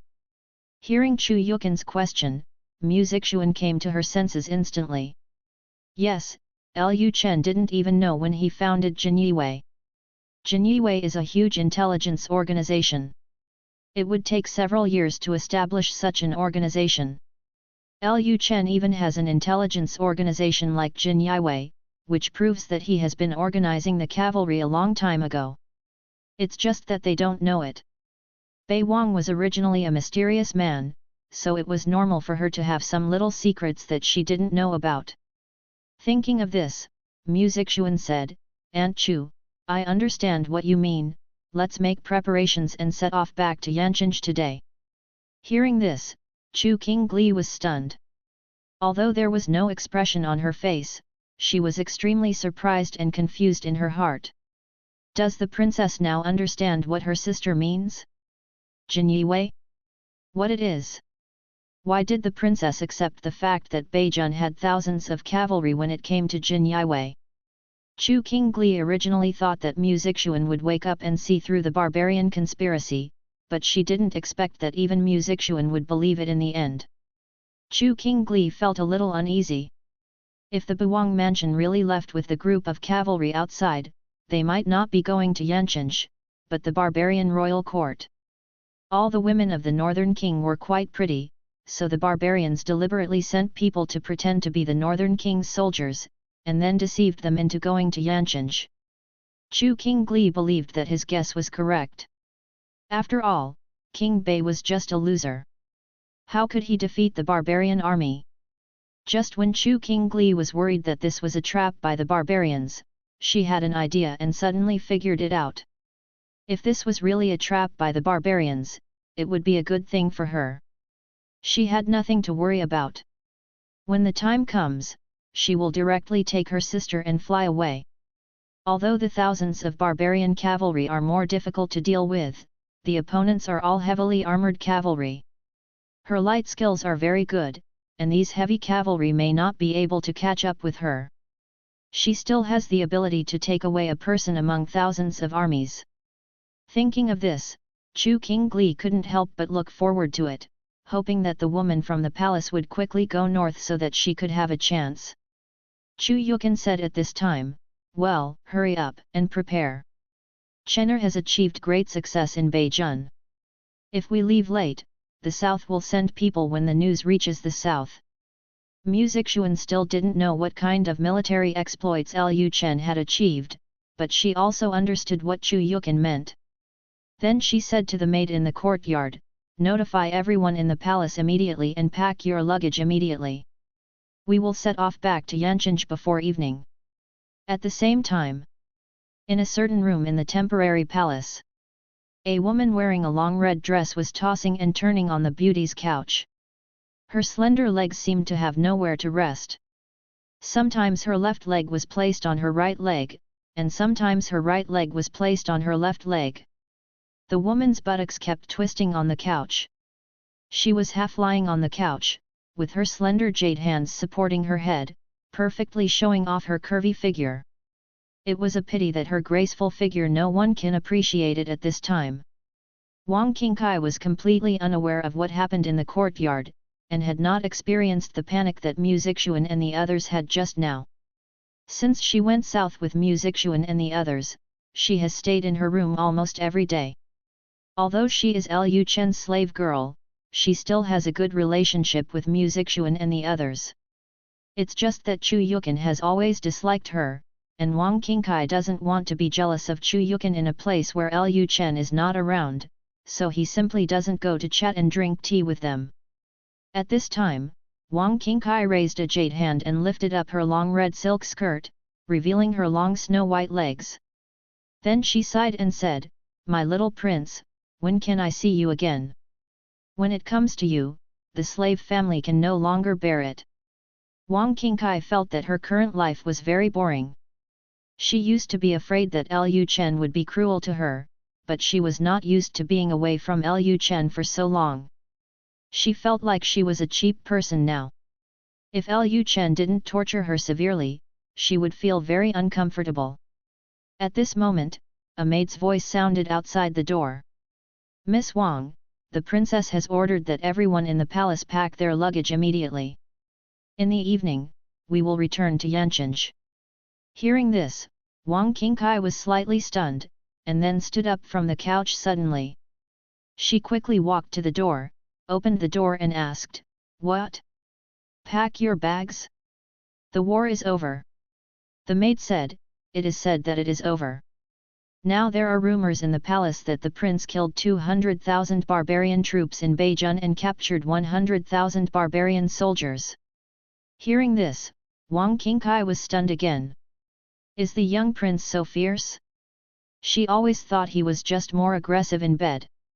Kill an army of 200,000 barbarians? He also captured 100,000 prisoners. How was this done? But having said that, the young prince is a mysterious man to begin with. Since he dares to stay in Yancheng, it means that he is sure to resist the barbarians from the beginning. Although the results achieved are a bit unbelievable, considering that there is this young prince behind all of this, even the impossible is possible. When she thought of this, Wang Qingkai suddenly began to admire Lu Chen even more. For a moment, she felt that her delicate body was a little hot. She even couldn't help but squeeze her legs, wishing she could return to her little prince now. At the same time, inside a pavilion in the temporary palace, Chen Wanrong and Lin Wanyun were meditating. Suddenly they felt that all the maids and servants in the palace became busy, and the originally quiet palace seemed to become very lively. They both opened their eyes at the same time. Chen Wanrong looked at the maids coming and going in the yard, turned to the maid aside and asked, "What happened?" The maid said, "I don't know, I will ask you now." Then the maid left the pavilion and went to inquire about the servants and maids of the palace. Soon the maid came back to Chen Wanrong. The maid looked happy and said excitedly, "Miss Chen, Miss Lin, the princess told us to hurry up and pack our luggage. We will return to Yancheng before sunset." Hearing this, Lin Wanyun asked doubtfully, "Returning to Yancheng so soon? Is the war already over?" The maid said, "It is said that it is over. Not only is it over, the prince also led the soldiers from Beijing to kill 200,000 barbarian soldiers and captured 100,000. Hearing the maid's answer, Lin Wanyun and Chen Wanrong were both stunned. They turned to look at each other, seeing confusion in each other's eyes. Kill 200,000 barbarians? And captured 100,000 barbarian soldiers? Even if you are falsely reporting your military exploits, don't be so arrogant, right? Even if the northern king really defended Yancheng and Beijun, and resisted the barbarians from going south, it was impossible to kill 200,000 barbarians. How could Suanya Palace not know what was going on in Beijun? What is King Bei doing? Are you not afraid of being blamed by the court for exaggerating your military exploits like this? Of course, what Chen Wanrong found even more incredible than exaggerating his military exploits was that King Bei actually led the few soldiers from Beijun to resist the barbarians from going south. You must know that the barbarians have 300,000 soldiers this time. The entire North County, plus the 70,000 soldiers supported by the imperial court, is only a few 100,000. Moreover, the soldiers of the barbarians were more brave and skilled in fighting. The soldiers of Beijun had little advantage other than relying on the walls of Yancheng. At this time, Lin Wanyun said to Chen Wanrong, "Palace Master, this news has not been confirmed yet. I will let the disciples of Suanya Palace investigate the specific situation first." Chen Wanrong said him lightly and said nothing more. This news is a bit shocking, and we should really investigate it to see what the specific situation is. Anyway, their Suanya Palace's intelligence network was also very powerful, and they soon found out what was going on. Lin Wanyun then left the temporary palace and asked the Suanya Palace disciples in the city to investigate what happened. In about half an hour, the disciples of Suanya Palace compiled the collected information into a booklet and sent it to Chen Wanrong. Seeing the booklet in her hand, Chen Wanrong fell into deep thought. The king of the north sent 5,000 heavy cavalry to welcome the princess back to Yancheng? When did the king of the north have heavy cavalry? Beijun is so poor, how can he raise 5,000 heavy cavalry? You must know that there are only more than 20,000 cavalry in Daxia. Moreover, Suanya Palace had never heard of any heavy cavalry in Beijun. There were even very few cavalry in Beijun, let alone heavy cavalry.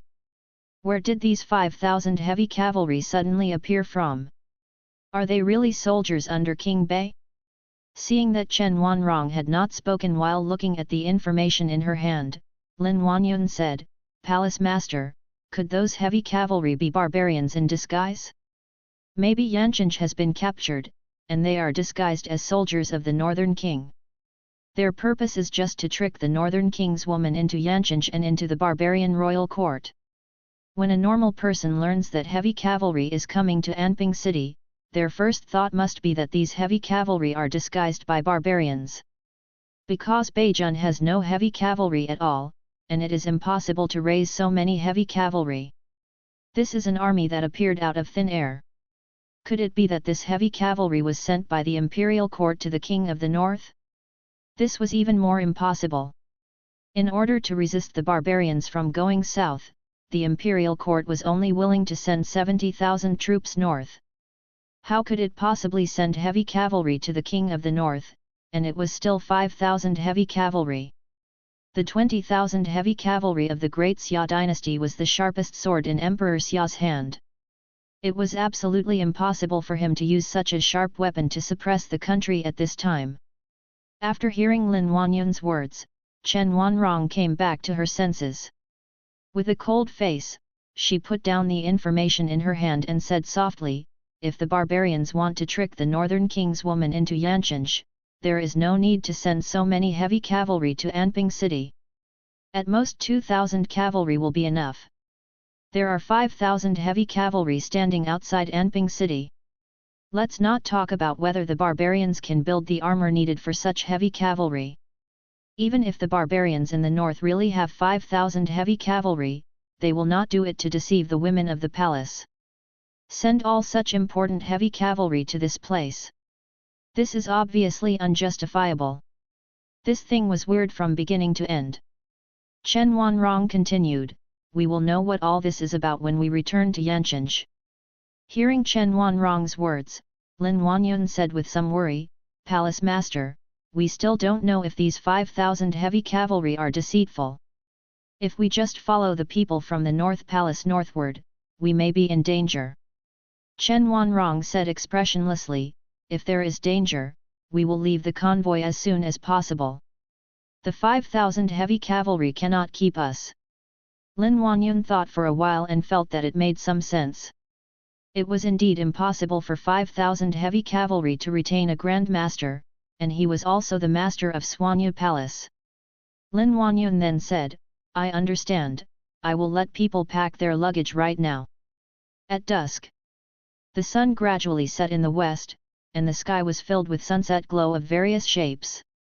A huge motorcade slowly drove out of Anping City. The people of Anping City had already heard the news that King Bei killed 200,000 barbarians and captured 100,000 barbarians. At first, the people didn't believe it. After all, the results were too exaggerated. What's more, their king was still an incompetent king. The key was that Beijun's army was not very good either. Can Beijun's army kill 200,000 barbarians? This is not what I dreamed of doing. However, when the common people saw that the royal convoy had really left Anping City and was preparing to go north, they suddenly felt that King Bei must have achieved great success in Yanchange. Even if 200,000 barbarians were not killed, they might have withstood the barbarian attack, or the barbarian army had already left Beijun. Otherwise, how could the princess and the others go north at this time? The common people who originally went south with Bei Wangfu followed Bei Wangfu northward with their salutes.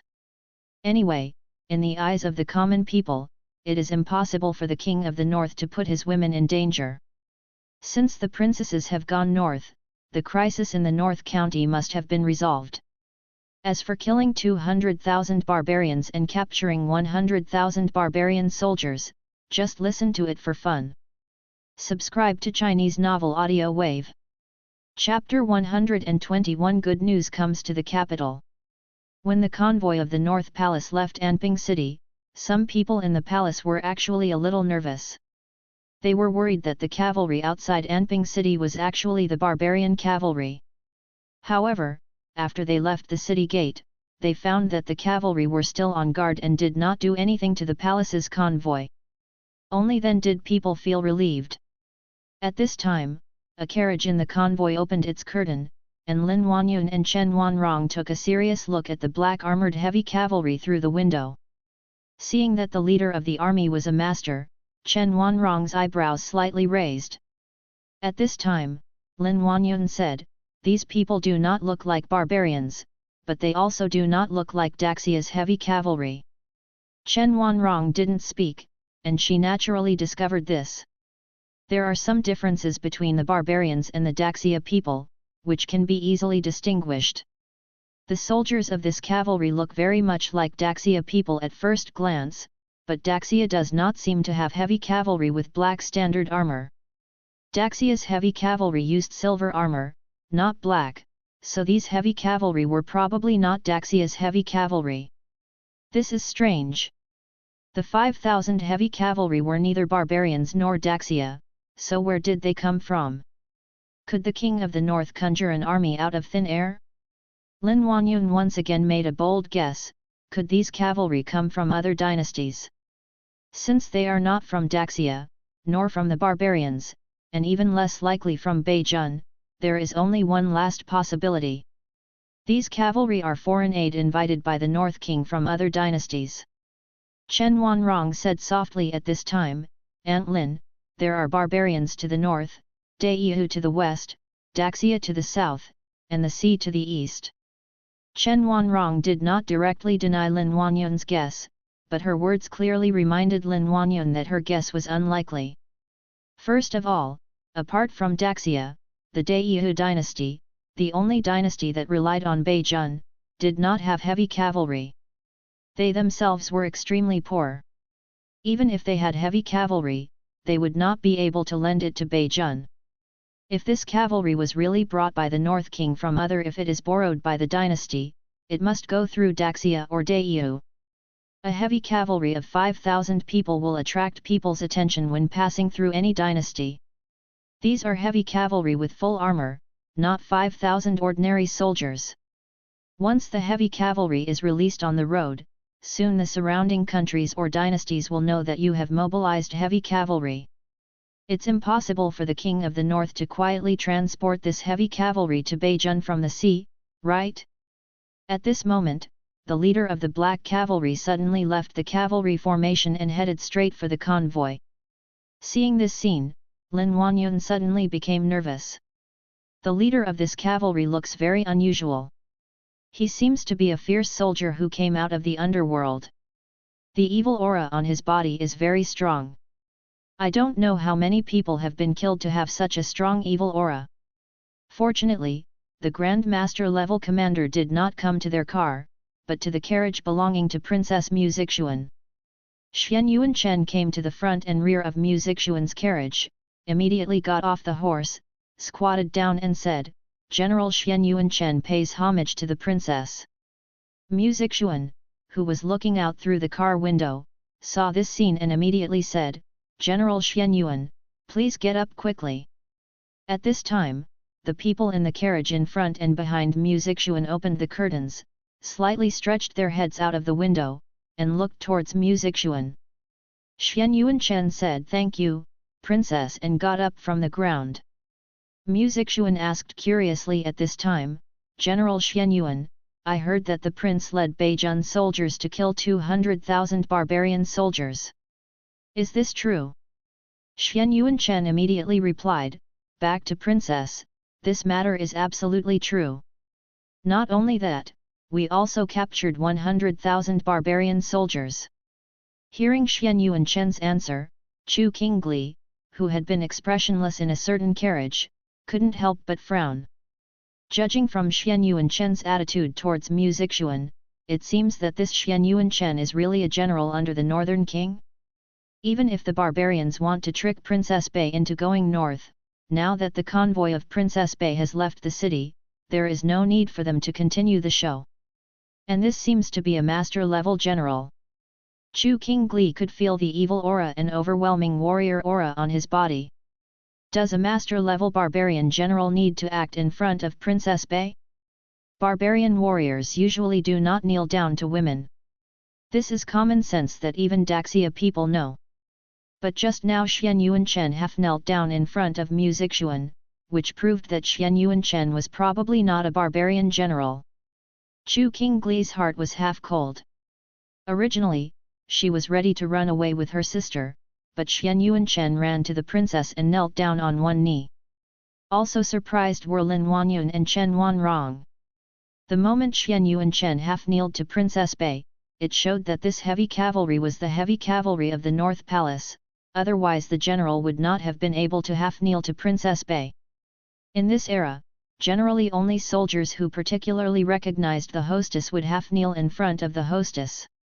To put it simply, if Xian Yuanchen only recognized the northern king, he did not need to kneel to Mu Zixuan. When other generals of Daxia met Mu Zixuan, they also did not need to kneel to Mu Zixuan and only needed to bow to him. That's it.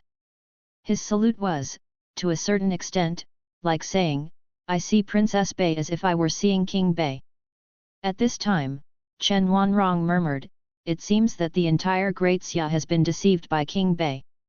Lin Huanyun said worriedly, "Palace Master, we should leave Beijing directly. King Bei is not a weakling. He must have seen that we have ulterior motives in approaching him." King Bei secretly accumulated such a huge amount of power, which showed that he was very scheming. How could such a person not see that Suanya Palace had a purpose in approaching him? If Bei Wang found out that Suanya Palace wanted to control him with love gu, I'm afraid Bei Wang would be detrimental to them. Chen Wanrong said at this time, when people have desires, they can control it better. He secretly accumulated such a huge power, it must be for his position in the capital. Suanya Palace should help him at this time. Lin Huanyun instantly understood what Chen Wanrong meant. Chen Wanrong wanted to treat Lu Chen as a puppet, and then fight to the death with Emperor Xia. In the end, they and Suanya Palace would reap the benefits. Chen Wanrong's idea is very simple. Since King Bei has accumulated such a huge power, he should control King Bei first, and then let King Bei and Emperor Xia fight to the death first. And this also does not delay them from using Lu Chen to refine the dragon subduing curse. Originally, Lu Chen only had the value of refining the dragon curse, but now Lu Chen's value in Chen Wanrong's heart has risen to a new level. After hearing Chen Wanrong's words, Lin Wanyun sighed in her heart and said nothing more. At this time, the team continued to move forward. Great Xia Dynasty. Beijing, Xianzheng Hall. Today, as usual, Emperor Xia was furious in the court again. After checking for so long, we haven't found even a trace of an assassin. What use do I need from your criminal department? Hearing Emperor Xia's roar, all the officials in the Ministry of Punishment shivered and did not dare to take a breath. Originally, Emperor Xia only gave the criminal department a few days to investigate the bloodbath in the 8th prince's residence. However, after a few days passed, they had no news about the assassins. Who knew who was smart later, and found someone from the Blood Moon Tower. The assassin came to take the blame, saying that the assassin from Suiyu Tower had a grudge against the 8th prince, so he wanted to assassinate the 8th prince. But how could Emperor Xia be so easily deceived? Soon Emperor Xia got the news that the owner of the Blood Moon Tower had long since died in Beijing. Although he didn't know how he died, the Blood Moon Tower in the capital had existed in name only. This is obviously because the Ministry of Punishment did not find the real assassin, so it pulled Sui Yulu out to take the blame. Later, Emperor Xia dealt with a group of officials from the Ministry of Justice and gave them some time to continue the investigation. As a result, there is still no trace. Officials from the Ministry of Punishment all knew that King Bei and the 8th prince had conflicts, but King Bei was a loser. They couldn't put the blame on King Bei. If they did, they would probably make Emperor Xia even more angry. At this moment, Zhou Xianglin Jieyuan said bravely, "Your Majesty, it is important to find the assassin who assassinated the 8th prince, but the most important thing right now is the situation in the north." Lin Jieyuan was more concerned about the situation in the north than anyone in the court.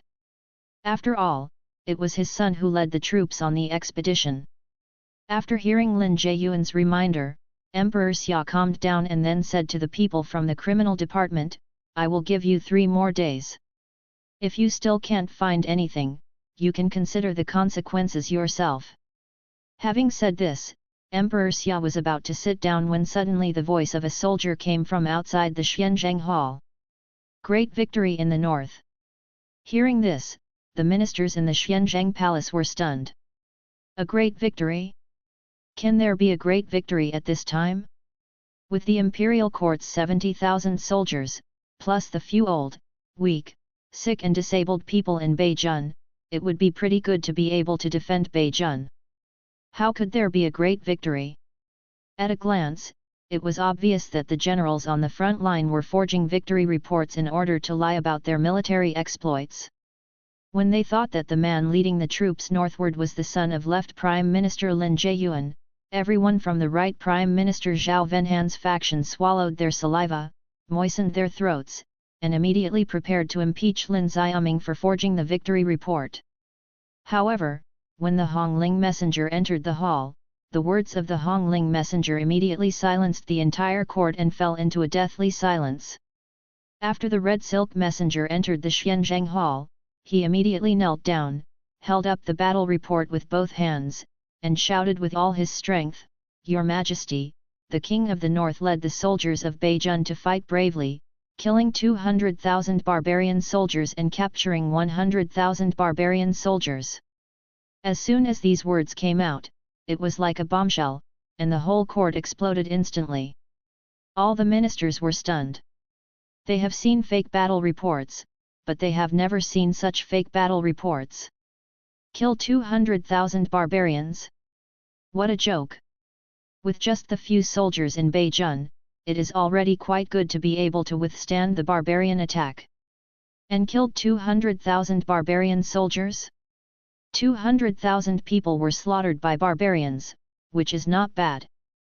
Who wrote this battle report? This is not a battle report. It must have written all the 10 clans on it. I updated 8,000 words yesterday, but I didn't get a single 5-star review. It hurts my heart so much. Chapter 122 Xiaotasia climbed out of the imperial mausoleum. Chapter 122 Xiaotasia climbed out of the imperial mausoleum. To the ministers in the court, how false was the Hongling messenger's battle report. It was so fake that they didn't even dare to question it. This is the first time in the history of Daxia that someone dares to report such a false battle report. If the battle report brought by the Hongling messenger said that tens of thousands of enemies were killed and the barbarians were defeated, the ministers of Zhao Venhan, the right minister in the court, would probably have begun to impeach Lin Xiaoming, saying that he had lied about his military exploits. But to say that King Bei killed 200,000 barbarians, do they still need to impeach this false battle report? They didn't even dare to speak. This is not 20,000, but 200,000. Moreover, just now Hongling messenger said that Beijun captured 100,000 barbarian soldiers. What does this mean? This shows to a certain extent that Beijun has wiped out all the 300,000 barbarian troops heading south. If King Bei had really accomplished this, his achievements would have been as great as those of Emperor Xia, and could even be said to have reached the point of surpassing his master. But is it possible? What kind of person is King Bei? How many people in the capital don't know?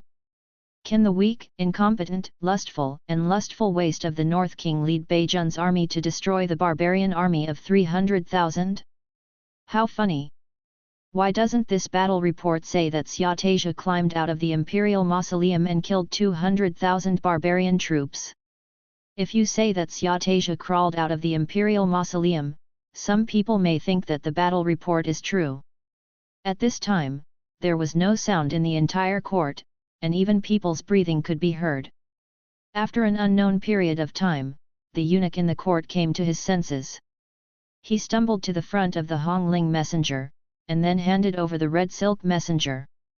Messenger Ling received the battle report, then walked to Emperor Xia and handed the battle report to Emperor Xia. At this time, Emperor Xia had a dark face and looked very ugly.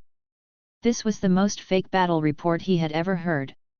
He really couldn't believe how Lin Xiaoming dared to send such a fake war report back to the capital. Although Lin Xiaoming's father is the prime minister of the imperial court, no one can protect him from fabricating such a false battle report, not even Lin Jieyuan is the prime minister. Not only could Lin Jieyuan not be able to protect Lin Xiaoming, but Lin Jieyuan's family would all be implicated by Lin Xiaoming. After seeing the battle report handed over by the eunuch, Emperor Xia came to his senses. He immediately picked up the battle report, then opened it and started reading. Even if this battle report is false, he still has to take a serious look at it. He wants to see what Lin Xiaoming is doing.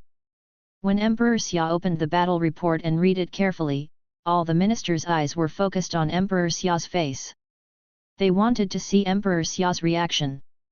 At this time, some people in the court began to gloat. Originally, they were still thinking of ways to bring down Lin Jieyuan, but they didn't expect Lin Jieyuan's son to make a mistake so quickly. And he still made the mistake of lying about military information. The most important thing is that this is still a fake military intelligence that can no longer be faked. Even if the Lin family is not confiscated and exterminated this time, they will be exiled, right? Using the Hongling courier to report such a bad fake military situation, it was impossible for Emperor Xia to let Lin Xiaoming go. At the same time, Lin Jieyuan in the main hall was already breaking out in cold sweat. He never dreamed that his son would make such a big mistake. It's okay to lie about military intelligence, but to fabricate such an exaggerated battle report, how could anyone believe it? Does this make everyone a fool? Lin Jieyuan couldn't help but think that his son should not be this kind of person, so what on earth is this battle report about? Could it be that this battle report has been tampered with? Someone wants to harm their Lin family? This doesn't seem impossible. When he thought of this, Lin Jieyuan immediately knelt down and said, "Your Majesty, I have failed to teach my children well and I am willing to accept punishment." In front of the emperor, regardless of whether you are right or wrong, kneel down and admit your mistake. There is still a glimmer of hope in admitting your mistake. If you insist on greeting the Lin family, it will only be the fate of Duke Mu's palace. At this time, Emperor Xia ignored Lin Jiayuan. His eyes were still on the battle report in his hand. Emperor Xia looked at it over and over for a long time, and finally handed the battle report to the eunuch, and then said to the eunuch, "Read it." The eunuch on the side took the battle report tremblingly and began to read it. When I led an army of 70,000 to Yancheng on December 7, the war was already over.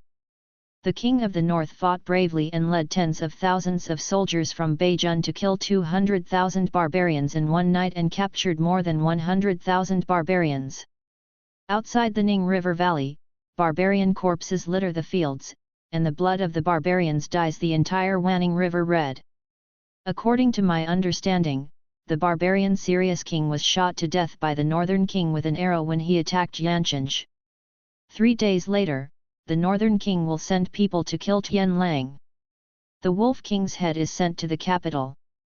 Lin Xiaoming's battle report was very simple, describing the results achieved by Beijun. When the eunuch finished reading the battle report, the ministers in the court were dumbfounded. They had previously heard from Hong Ling's messenger that the North King led Beijun soldiers to kill 200,000 barbarians. They thought the Beijun soldiers here meant that the North King commanded the imperial army and then added those soldiers from Beijun, which added up to more than 10 people. 10,000 people. As a result, according to Lin Xiaoming's battle report, before the imperial army arrived at Yancheng, the North King led the few soldiers from Beijun to defeat the barbarian army of 300,000. In other words, the imperial court's 70,000 strong army did not even play a role? Didn't even play a supporting role? What a joke! Can those few soldiers from Beijun defeat the 300,000 barbarian army? It was really Xia Taizhu who climbed out of the imperial mausoleum, right? For a moment, the ministers in the court were stunned. If that good-for-nothing Bei Wang had such ability, he would probably be the prince now.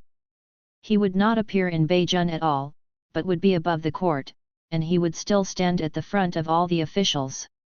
A good-for-nothing prince who was able to defend Beijun was already very good, but now he actually said that he led the soldiers of Beijun to defeat the barbarian army of 300,000 people.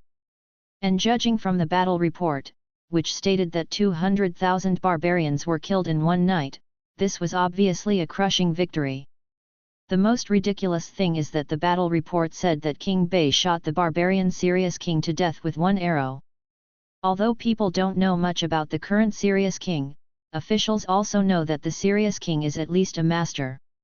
King Bei, a loser who has no strength in his hands and whose body was hollowed out by wine and sex, can kill a grandmaster with one arrow? That's not how you brag. Although the officials were all stunned by the battle report, one person breathed a sigh of relief at this time. Lin Jiayuan thought to himself that fortunately Lin Xiaoming did not take the credit for himself, but directly pushed it all to Bei Wang. By then, even if Lin Xiaoming lied about military information, he would not be punished too severely, and they would be able to blame all this on King Bei. After all, when Lin Xiaoming arrived in Beijun, he wanted to accept the leadership of Bei Wang. When Lin Xiaoming came back, Lin Xiaoming could fully say that his battle report was forced by Bei Wang. Although the royal family may let Lin Xiaoming take the blame in order to save royal face, Lin Xiaoming is a general after all, and he is also the son of the Prime Minister. Emperor Xia will also give a lighter punishment for the sake of the stability of the court. After the eunuch finished reading the battle report, the entire court was still silent. The officials looked at each other, but no one dared to stand up and speak. They didn't know what to say at this time. No one believed such a fake battle report, not even Emperor Xia. Emperor Xia was probably furious at this time. If they said anything at this time, they might get into trouble with Emperor Xia, which they didn't want to risk at this time. At this time, Emperor Xia was standing on the dragon platform, looking at the ministers below indifferently. Seeing that the ministers were as cold as a cicada, Emperor Xia said coldly, "Usually everyone is so quarrelsome in the court, why are all of them mute today?" After Emperor Xia finished speaking, no ministers stood up to speak, and several princes did not speak.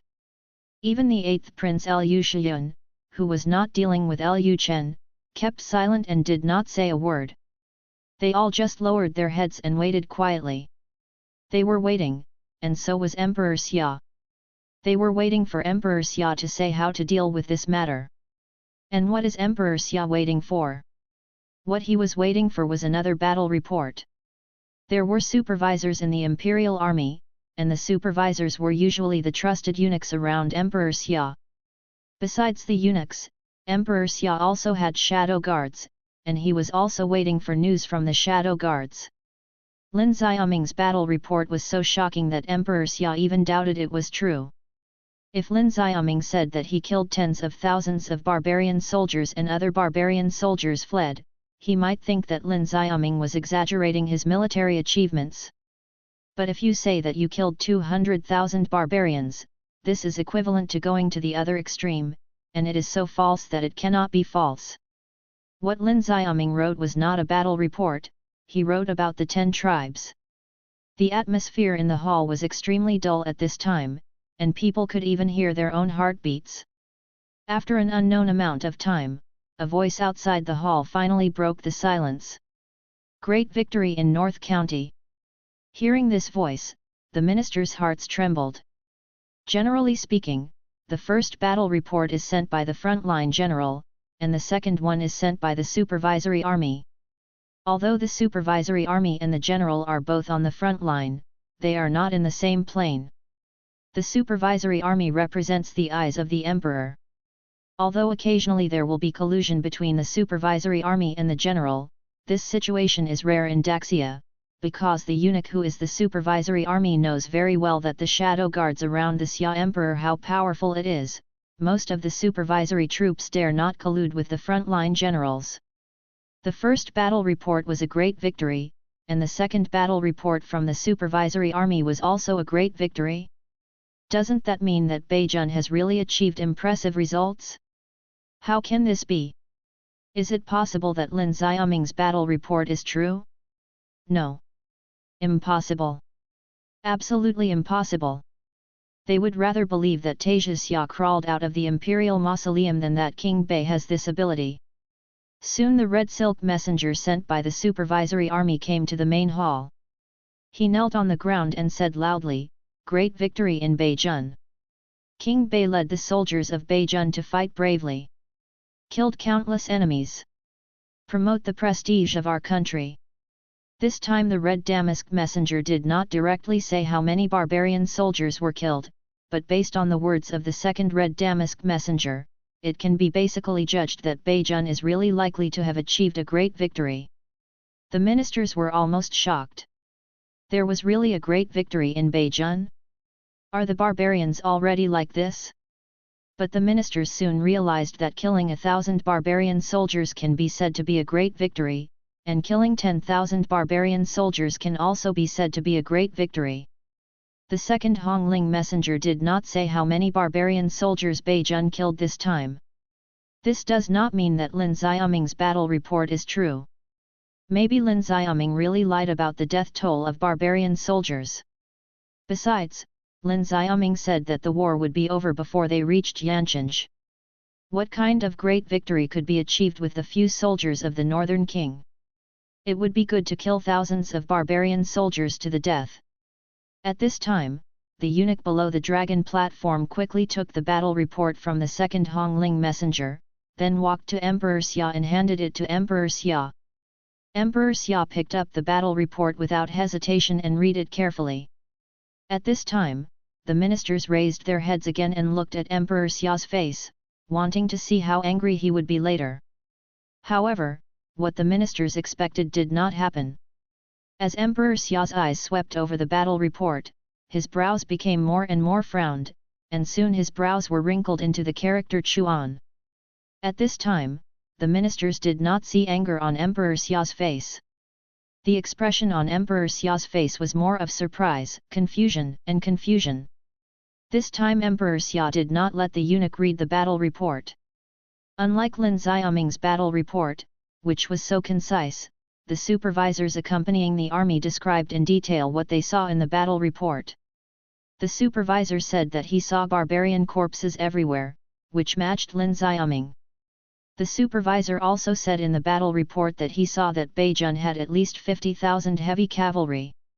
Seeing this, Emperor Xia immediately felt something was wrong. Where did these 50,000 heavy cavalry come from? At this moment, a shadow guard wearing black armor suddenly appeared under the dragon platform. The ministers didn't know how he appeared. Under normal circumstances, the shadow guards would not appear in the court, and would only report information to Emperor Xia alone after the court was over. Unless this matter is very important. The shadow guard said at this time, "Your Majesty, there is an urgent report from Beijun." The eunuch immediately took the shadow guard's information from the shadow guard's hands and handed it to Emperor Xia. After reading the information from the shadow guard, Emperor Xia felt uncomfortable. From Lin Xiaoming's battle report, to the supervisor's battle report, and finally to the shadow guard's intelligence, it has been shown that the Northern King does have a heavy cavalry force of nearly 50,000 people, and the Northern King is not an ordinary person. As for the killing of 200,000 barbarians and the capture of 100,000 barbarian soldiers, it is naturally true. Emperor Xia suddenly felt that his worldview had been severely impacted. The son he disliked the most has now become his biggest threat? Seeing Emperor Xia's expression so ugly, Right Minister Zhao Venhan finally couldn't stand any more. He asked tentatively, "Your Majesty, I wonder what the second battle report said." After hearing Zhao Venhan's voice, Emperor Xia came back to his senses. He adjusted his emotions, and the expression on his face became cold again. It has been confirmed by multiple sources of intelligence that King Bei indeed led the Beijun army to kill 200,000 barbarians and captured more than 100,000 barbarian prisoners. As soon as these words came out, the entire court exploded instantly. Oh my God! It's actually true! How can this be? The good-for-nothing Prince Bei Wang was actually able to achieve the greatest military exploits in the history of Daxia. Emperor Xia did not achieve such a record against Chen Guo back then. Moreover, the Northern King faced an army of 300,000 barbarians, and the combat effectiveness of the barbarians was generally stronger than that of Daxia's army. With just those few soldiers from Beijun, how did the King of Bei defeat the barbarians? Could it be that Tasia Xia really crawled out from the imperial mausoleum and climbed to Beijun to help King Bei defend Yanqing? Chapter 123 Why are everyone mute today? After hearing what Emperor Xia said, all the ministers couldn't believe it, because it had completely subverted their cognition. Even if the North King is not useless, with the few soldiers in Beijun, it will be difficult to even defend Yanqing. Now he actually told them that the Northern King not only defended Yanqing, but also killed the barbarians' 300,000 troops. Who dares to believe this? At this time, several princes in the court were stunned. Isn't ninth brother the most useless one among them? Hasn't he been drained by wine and sex? Can he still lead the few soldiers from Beijun to defeat the barbarian army of 300,000? Is this what a loser like him can do? Everyone in the court wondered if they were still dreaming, so they dreamed of such ridiculous things. The people in the court were all Daxia people. They should have been very happy after hearing such a shocking battle report, but at this time no one in the court was happy. If everything Emperor Xia said is true and can be confirmed, it means that things will change in Great Xia. Killing 200,000 barbarians and capturing 100,000 barbarians, this is enough to compare with Emperor Xia's military exploits when he destroyed the Chen kingdom. With such great achievements, who dares not to let King Bei become the crown prince? King Bei has even reached the point where his achievements are so great that he can surpass his master. At this time, everyone was confused, that is, how did King Bei do it? Secondly, the ministers were very worried. The Northern King, who had always been regarded as a waste by them, would not really return to the capital and become the prince, right? In the court, there were the 8th Prince's faction, the 1st Prince's faction, and other princes' factions, but there were no officials from the 9th prince's faction. Now even the Chu family officials in the court are members of the 8th prince's faction. As a result, they were told at this time that the 9th prince was returning to the capital to become the crown prince. This is equivalent to wiping out the investment of all the ministers in the court. They will never allow this to happen. Emperor Xia also saw from the faces of the ministers that they did not believe it, or could not believe it, so he continued, according to the intelligence from all parties, the king of the north has at least 50,000 heavy cavalry. A few days ago, the king of the north sent 5,000 heavy cavalry south and brought all his wives, concubines, and children back to Yancheng. As soon as Emperor Xia said these words, the court exploded again. 50,000 heavy cavalry? How can this be? How could King Bei have so many heavy cavalry in his hands? How could the ministers not know what the heavy cavalry represented? When Xia Taizha was conquering the world, 3,000 heavy cavalry directly chased and killed other people's 100,000 peasant army. There are only 20,000 heavy cavalry in the entire Great Xia. Heavy cavalry requires a lot of resources. Each cavalry requires at least 3 excellent horses. In addition to horses, the most important thing for heavy cavalry is armor. A set of armor for heavy cavalry may not be made by a craftsman in a month. It will take at least 3 months. The king of the north has only been in Beijing for a long time, how could he have 50,000 heavy cavalry? What is the concept of having 50,000 heavy cavalry? This means that now the northern king directly declares his separation from Daxia and establishes himself as the emperor. There is no problem. And if the northern king really has 100,000 barbarian captives, it means that even if the court knows that he may have rebellious intentions, the court still dare not do anything to him at this time. Instead, it can only focus on appeasing him.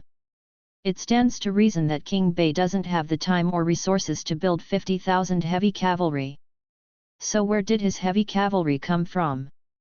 Since multiple sources of intelligence have confirmed the existence of these 50,000 heavy cavalry, this problem is huge. When the northern king's 50,000 heavy cavalry were revealed, it meant that he not only had the ability to rebel, but also had the desire to rebel. In the territory of Daxia, especially when the emperor of Xia reduced vassals every year, a vassal king built 50,000 heavy cavalry. Isn't this an attempt to rebel? At this time, Zhao Venhan couldn't bear it anymore, and he asked directly, "Your Majesty, I dare to ask, is it true that the king of the north has 50,000 heavy cavalry?" Emperor Xia said indifferently, "This information was sent back by the Wang governor, and it was also confirmed by my shadow guard." Hearing this, the ministers took a deep breath. So, is this thing true? Does the king of the north really have 50,000 heavy cavalry? No wonder the previous battle report said that the North King led Beijun soldiers to kill 200,000 barbarians in one night. But having said that, it is absolutely impossible for Beijun to simply have 50,000 heavy cavalry. Heavy cavalry has an overwhelming advantage when fighting infantry, especially peasant soldiers, but when fighting barbarian cavalry, the advantage is not obvious, and it may even be at a disadvantage. Because the heavy cavalry is more clumsy than the barbarian light cavalry, it is not easy to catch up with the barbarian light cavalry. If the barbarian soldiers want to escape, it should be easy. If the battle report that King Bei led his soldiers to kill 200,000 barbarian soldiers is true, it must mean that King Bei has something on his hands. As for whether this thing is a weapon or an army, it's hard to say. At this time, the court fell into deathly silence again. It stands to reason that someone should be impeaching the king of the north and wanting to rebel at this time, but the timing of the appearance of the Beijun heavy cavalry was really perfect, and it happened to be that the barbarian army of 300,000 was moving south. Someone else, King Bei, led the soldiers of Beijun to defeat the barbarians. Now you jump out and say that King Bei intends to rebel. Isn't that asking for death? Who dares to come out and accuse King Bei at this time? This is the greatest military achievement since the founding of Daxia. Who can blame King Bei? Seeing that no ministers were speaking in the court again, Emperor Xia said coldly, "Why, did you not even eat breakfast when you went to court and have no energy to speak? Aren't you usually very energetic? Why are you today? Are all of them mute?" As soon as Emperor Xia finished speaking, Zhao Venhan immediately knelt down, then paid homage to Emperor Xia and said, "His Royal Highness the Ninth Prince is brave and good at fighting. He led the soldiers of Beijun to kill 200,000 barbarian soldiers and captured 100,000 barbarian soldiers. He is actually the Teju of Xia. The third person after your majesty, His Highness the Ninth Prince has made such a huge contribution and cannot be ignored. However, ordinary things are no longer worthy of His Highness the Ninth Prince's contribution. I sincerely request your majesty to allow His Highness the Ninth Prince to return to Beijing and establish His Highness the Ninth Prince." For the prince. After hearing what Zhao Venhan said, some ministers cursed Zhao Venhan in their hearts. He was really an old fox. He knew clearly that Emperor Xia was young and strong, but he had been reluctant to establish the crown prince because he was afraid that the crown prince had other ideas. Zhao Venhan jumped out to establish the crown prince at this time. He had no intention of letting King Bei become the prince. He was simply disgusting Emperor Xia and sowing the father-son relationship between Emperor Xia and King Bei. After hearing Zhao Venhan's words, Emperor Xia did not speak immediately. He glanced at the ministers in the court. He is waiting. Wait for the other person to speak. At this time, Lin Jieyuan, who was kneeling on the ground, instantly understood what Emperor Xia meant. He immediately said, "Your Majesty, although His Highness the Ninth Prince has made great achievements, I believe that the establishment of a crown prince is a serious matter and should not be so hasty." Emperor Xia still didn't speak, and his eyes fell on the princes in front of him. At this time, several princes were sweating profusely and did not dare to breathe. Especially the 8th Prince Lu Chen. He has completely woken up. He finally knew why every assassination attempt he made failed, and he finally knew who had bloodbathed his mansion. Their 9th brother is so well hidden. Everyone in Daxia was deceived by him. Chapter 124 I intend to make him the prince. Emperor Xia glanced at the crowd and saw that no one seemed to be speaking anymore, so he said, "The prince's matter involves the country's foundation and needs long-term consideration. We will not discuss the matter today." After hearing what Emperor Xia said, Zhao Venhan did not continue to say anything. He was just talking, and he would not be able to support King Bei. Few court officials would support King Bei. Ordinary princes, even princes who do not participate in the seizure of the heir, may have some contacts with ministers, but King Bei is a weirdo. He has no contacts with any ministers. Who wants to support him? Except for the possible temptation of the Chu family, the fundamentals of the other princes have hardly changed much. After all, the northern king is related by blood to the Chu family. Although the Chu family now supports the 8th prince, that is because the 9th prince could not hold up the wall at the beginning. Now that the 9th prince has achieved such great military exploits, and has even reached the point where he is the master of martial arts, how could they not be tempted?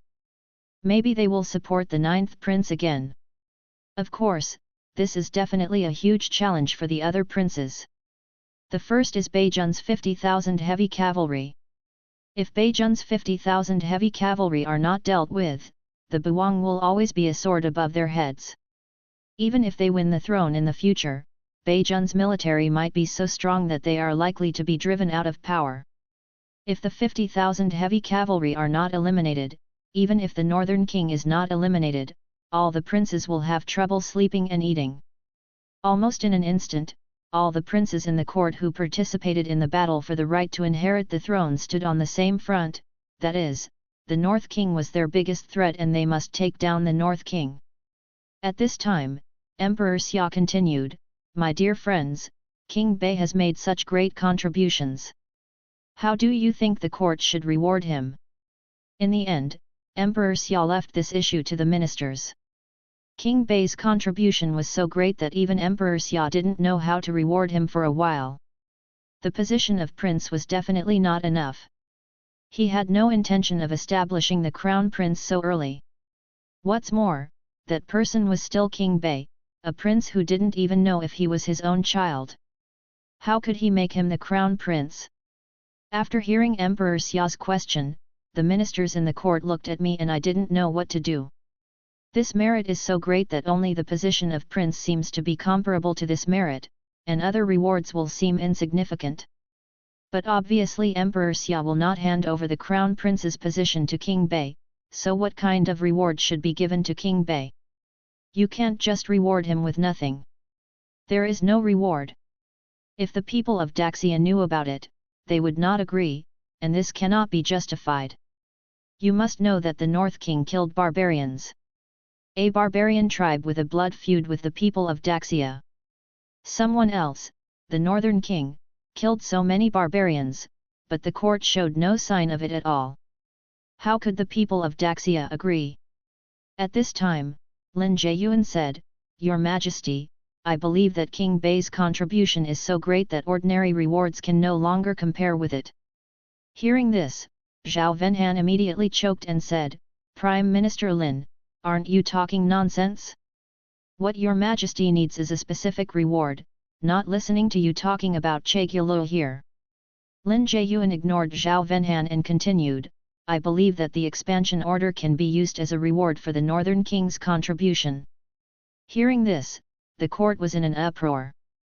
Extension order, as the name suggests, means to open up territory. When Daxia was founded, Xia Taixia created many vassal kings. These vassal kings all had territorial expansion orders, and the territory they conquered belonged to those vassal kings themselves. But soon Emperor Xia later discovered that this was a huge hidden danger, because the territories of some vassal kings were getting larger and larger, and they were almost even going to exceed the actual territory controlled by Emperor Xia. With the joint efforts of the following generations of Xia emperors, the expansion order was abolished. In order to abolish the extension order, several wars broke out in Daxia. Later, when the Xia emperor came to this generation, he further reduced the vassal. The current vassal kings basically had fiefdoms arranged by the court. Even if they conquered the territory of other countries, it belonged to the court and the Xia emperor. The vassal king was not qualified to take it as his own. If the border expansion order is issued to the Northern King, the Northern King's territory in Beijun will be able to expand indefinitely in the future, as long as he has the strength. This is actually not a good thing for the court. If the Northern King owns too much territory, his strength is likely to further increase and become a greater threat to Daxia. But after hearing Lin Jiayuan's proposal, Emperor Xia did not immediately reject the proposal because he found that the proposal seemed to have some effect. Once the Northern King has the border expansion order, the Northern King is likely to launch wars abroad in order to expand its territory. War requires money, food, and strength. Besides, the King of the North was in Beijun, so he had only one option to expand his territory, and that was to expand towards the north. The north is the territory of the barbarians, so the war between the Northern King and the barbarians will continue. For Daxia, this not only weakened the strength of Beijun, but also weakened to a certain extent the threat posed to Daxia by the barbarians moving south. This is a good approach. However, once the border expansion order is used, if you want to take it back in the future, you may only have to break out a war, or let the Northern King become the next Xia emperor. Once the Northern King has the expansion order and expands the territory, he will definitely not hand over the land to the court. This is a matter of course. Emperor Xia pondered for a moment. Then he said, "The decree is that the King of the North kills 200,000 barbarians, captures more than 100,000 barbarians, and shoots the barbarian Sirius King on the battlefield. He has made a great contribution and is specially rewarded with 2 million taels of silver and 200,000 pieces of cloth." A border expansion order. Seeing Emperor Xia giving out the border expansion order like this, the ministers were a little confused. The Xia emperor of previous generations had finally given out the border expansion order that had been taken back with difficulty by this generation of Emperor Xia. However, no one from the ministers said anything at this time, because compared to the expansion order, people were more concerned about the position of the prince. If a border expansion order was exchanged for the position of a prince, then they could still accept it. Anyway, the north was also the territory of the barbarians, and the northern king could only expand his territory to the north. If he goes south, it will not be expansion of territory, but rebellion. As long as the king of the north is not the crown prince, everything will be fine, and it will be fine if the expansion order is given to him. At the same time, at the north gate of the capital, a soldier carrying a red flag was riding a horse and shouting, "Great victory in Beijun!" The king of the north led the soldiers of Beijun to kill 200,000 barbarians and capture 100,000 barbarians. The soldiers rode horses and ran towards the palace, shouting. This kind of great victory itself needs to be shouted out, and it is meant to be known to the people. It's just that before Lin Xiaoming and the supervisor sent the Hongling messenger, they told them not to shout out in the capital and wait until they got to the palace. Because King Bei's contribution is too great, it would be best to let the people know about this matter after the court has discussed how to reward King Bei. Otherwise, public opinion among the people will definitely create some pressure on the court. However, Lu Chen didn't think so much. He thought that sooner or later, the people would know about this matter, so he sent the Hongling messenger and asked him to shout loudly on the road. He also specially prepared dozens of kettles for the Hongling messenger. Only when the people of Daxia knew that King Bei killed 200,000 barbarians in Beijun, the court did not dare to do anything to him. For such a great contribution, if the court did not reward him and instead thought about cutting down the vassal, or calling him a rebellion, he would definitely lose the support of the people. At this moment, the common people in the capital were stunned when they heard the battle report from Hongling messenger. Did they hear it correctly? The king of the north led the soldiers of the north county to kill an army of 200,000 barbarians? Real or fake? Isn't King Bei a useless prince? How could he, a prince who had no strength and was drained by wine and sex, achieve such military exploits? They didn't dare to suspect that it was fake. Although ordinary people have no political sense, they also know that such extremely false war reports are unlikely to be false, because no one dares to pass on such false war reports. What's more, it was Hongling's messenger who sent the news back to the capital. For a time, the people in the entire capital were excited. Of course, most people are questioning the authenticity of this news. After all, this news sounds too incredible. It is obviously impossible for a recognized waste to have such a big change just by changing places. At this time, spies from other countries or dynasties in the capital also heard the news delivered by Hongling's messenger. Although they were also very suspicious of it, they were different from ordinary people. After the spies from other countries heard the news about Hongling's messenger, they immediately used their connections to inquire about what was going on in the court. Whether this matter is true or not, those ministers must know. Soon the spies from other countries found out that the battle report mentioned by the Hongling messenger was true, which made the spies from other countries dumbfounded. They have collected intelligence for so many years in the Great Xia Dynasty, but they have never put the northern king in their sights. They think that he is just a useless prince. There is no need to understand the northern king. It is impossible for such a useless prince to become the Great Xia Dynasty. Prince. Result. Once this battle report is confirmed, it proves that the intelligence they have collected about King Bei over the years is false. All of them have been deceived by King Bei. King Bei is the prince with the greatest potential and the deepest scheming in Daxia. Although they were somewhat unable to accept this fact, the spies from various countries quickly sent the information they learned about the northern king back to their respective capitals. At the same time, Royal Palace, Royal Garden. After Emperor Xia came to the pavilion where Situ Ce was, he asked, "Isn't the imperial master already aware of this?" Situ Ce said, I understand. When Situ Ce knew what King Bei was doing in Beijun, he had the same reaction as everyone else, they all couldn't believe it. However, a shadow guard directly showed him the collected information, and he gradually accepted it. Information. Situ Ce said at this time, Congratulations, Your Majesty, for having such a brave and capable prince as the 9th prince. Upon hearing this, Emperor Xia said coldly, Master, are you mocking me? Situ Ce immediately said, I don't dare. Emperor Xia snorted coldly, and then said, Zaiju is really hiding deep enough. The imperial court cannot afford to raise 50,000 heavy cavalry, but a north county suddenly shows up with 50,000 heavy cavalry. Situ Ce said at this time, Your Majesty, it seems that Vice Commander Bai's information is not wrong.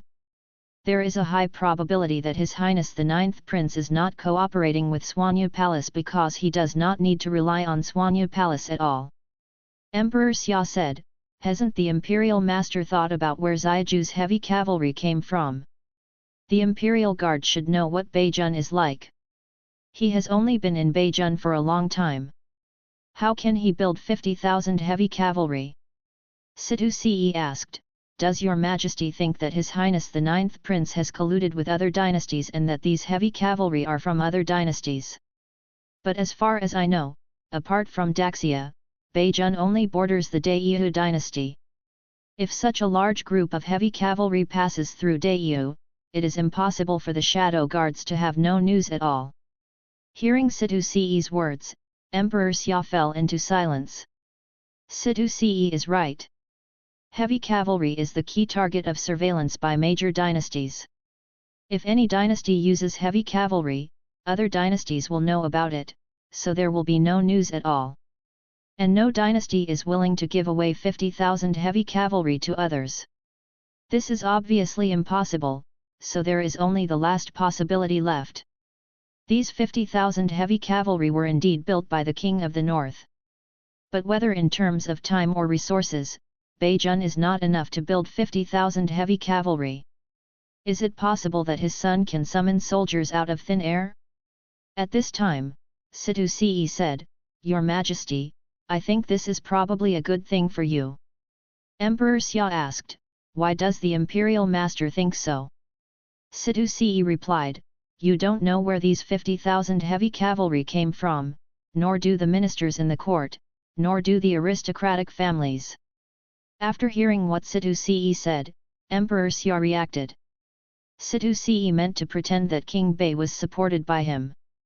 Anyway, others didn't know where King Bei's heavy cavalry came from. The Northern King was entrusted to Beijun by himself. It can be said that the Northern King could not achieve today's military exploits without the Xia Emperor himself. Therefore, Emperor Xia probably knew what kind of person the real King Bei was from the beginning, and also knew that King Bei had been hiding his clumsiness. He placed King Bei in Beijun, probably because he had some important mission. Maybe all this is Emperor Xia's plan. Building heavy cavalry requires a lot of resources, and it cannot be completed in a day or two. Beijun does not have that many resources. Now there is only one person in the whole of Daxia who can support the Northern King to have 50,000 heavy cavalry. That is the current Emperor Xia. Emperor Xia asked at this time, The Imperial Master thinks that I can use Zaiju's heavy cavalry to confuse the major families. Situ Ce said, Yes, Your Majesty, you are the only one who can give Beijun 50,000 heavy cavalry. No other aristocratic family or dynasty has such ability, and it was you who personally sent the King of Bei to Beijun. Emperor Xia clasped his hands behind his back, looked at the lotus pond in front of him, and pondered for a long time. It is true that Beijun's 50,000 heavy cavalry can be used for a while, but after using it, how to deal with it is another troublesome matter. After a while, Emperor Xia said, Master, I need you to go to Beijun. Situ Ce had expected that Emperor Xia would say this, so he immediately said, Yes, Your Majesty. Emperor Xia continued, After you go to Beijun, tell Zaiju that I intend to make him the prince. I hope he will not disappoint my expectations. Situ-Ce said, My lord, I understand. Emperor Xia then turned around and said, Okay, the imperial master will prepare before heading to Beijing. Yes, your majesty, I will take my leave. Chapter 125 Reunion with the Princess. The news that King Bei led Beijing soldiers to defeat 300,000 barbarian cavalry quickly spread from the capital of Great Xia throughout the whole of Great Xia.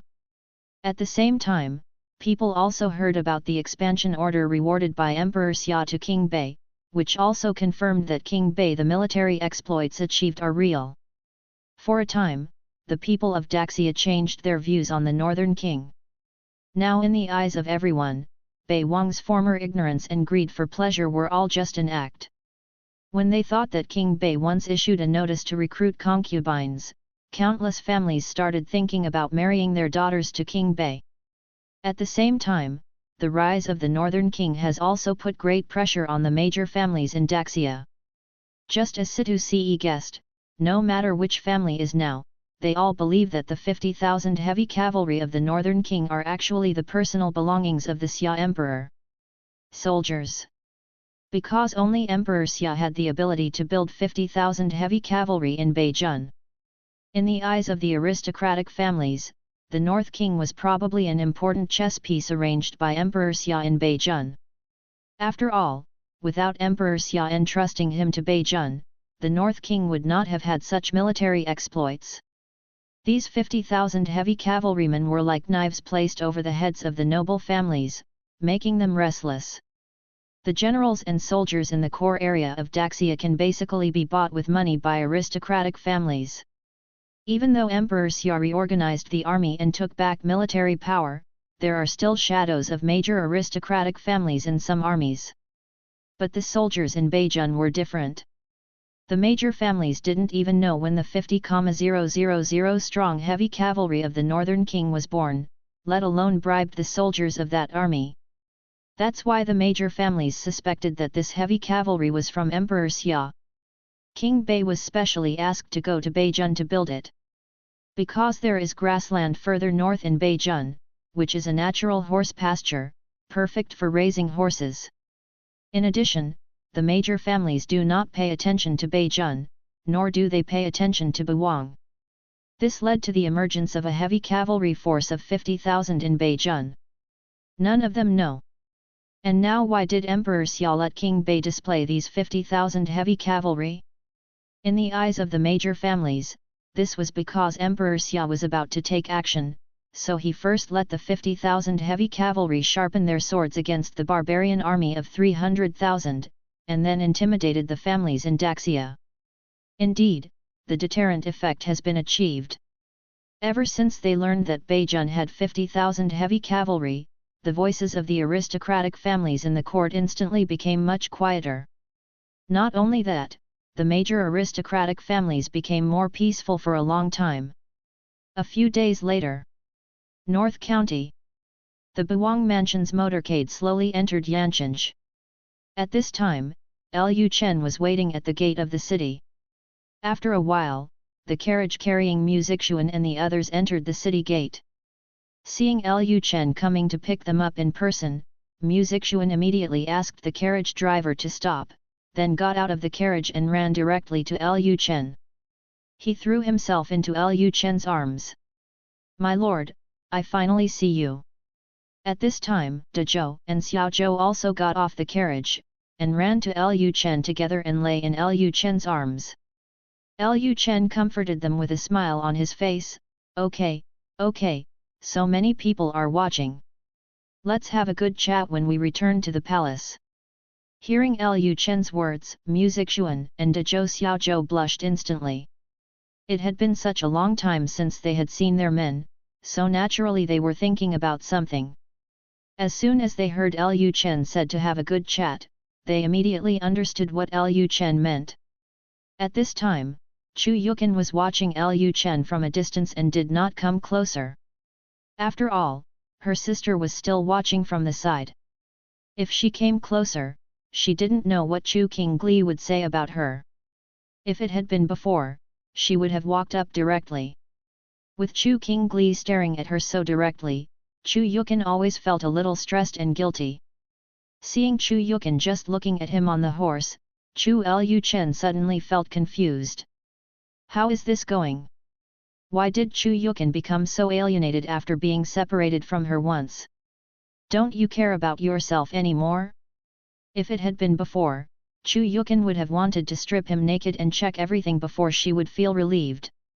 At this moment, Lu Chen discovered the cold woman next to Chu Yukin. Lu Chen was stunned for a moment when he saw the woman. The woman's eyes were looking directly at her, and her eyes seemed to be filled with hostility towards her. Lu Chen was a little confused. Who is this beautiful girl? Why does it look like he has some hatred towards himself? Why is she by Chu Yukin's side? Lu Chen immediately used the system to identify it. Name, Chu Qingli. Identity, the adopted daughter of the Chu family, a killer trained by the Chu family, a 9th grade warrior, 26 years old, Chu Yukin's unrelated sister, has abnormal feelings for Chu Yukin, thinking that Chu Yukin belongs to her. In her eyes Lai Buwang snatched away her sister, so she was hostile to Buwang. Rating, 95. Favorability, 50, continuously affected by the effect of Long Feng Tea. Seeing the introduction of the system in front of him, Lu Chen was stunned for a moment. He finally understood why Chu Yukin was so unusual and didn't come close to her today. It turned out to be because she was concerned about her younger sister. But having said that, Chu Qingli actually drank dragon and phoenix tea, and her princess was really sensible. When he thought of this, Lu Chen rubbed Mu Zixuan's head lovingly. Then Lu Chen said, "Let's go back to the palace first, and we'll talk about anything later." After hearing Lu Chen's words, the three women said nothing more. Then Lu Chen, Mu Zixuan and the others got on the carriage together. Inside the carriage, Mu Zixuan asked with concern, "My lord, are you injured?" Lu Chen said, "Don't worry, my dear, I'm fine." Speaking of this, Lu Chen asked, "By the way, have Miss Chen and the others come to Yanqing with you?" Lu Chen was a little worried that Chen Wanrong and Lin Wanyun would run away after knowing his strength. They were two stunning women with high ratings, so he naturally didn't want to miss them just like that. Mu Zixuan replied, "They came with us, they were sitting on the carriage behind."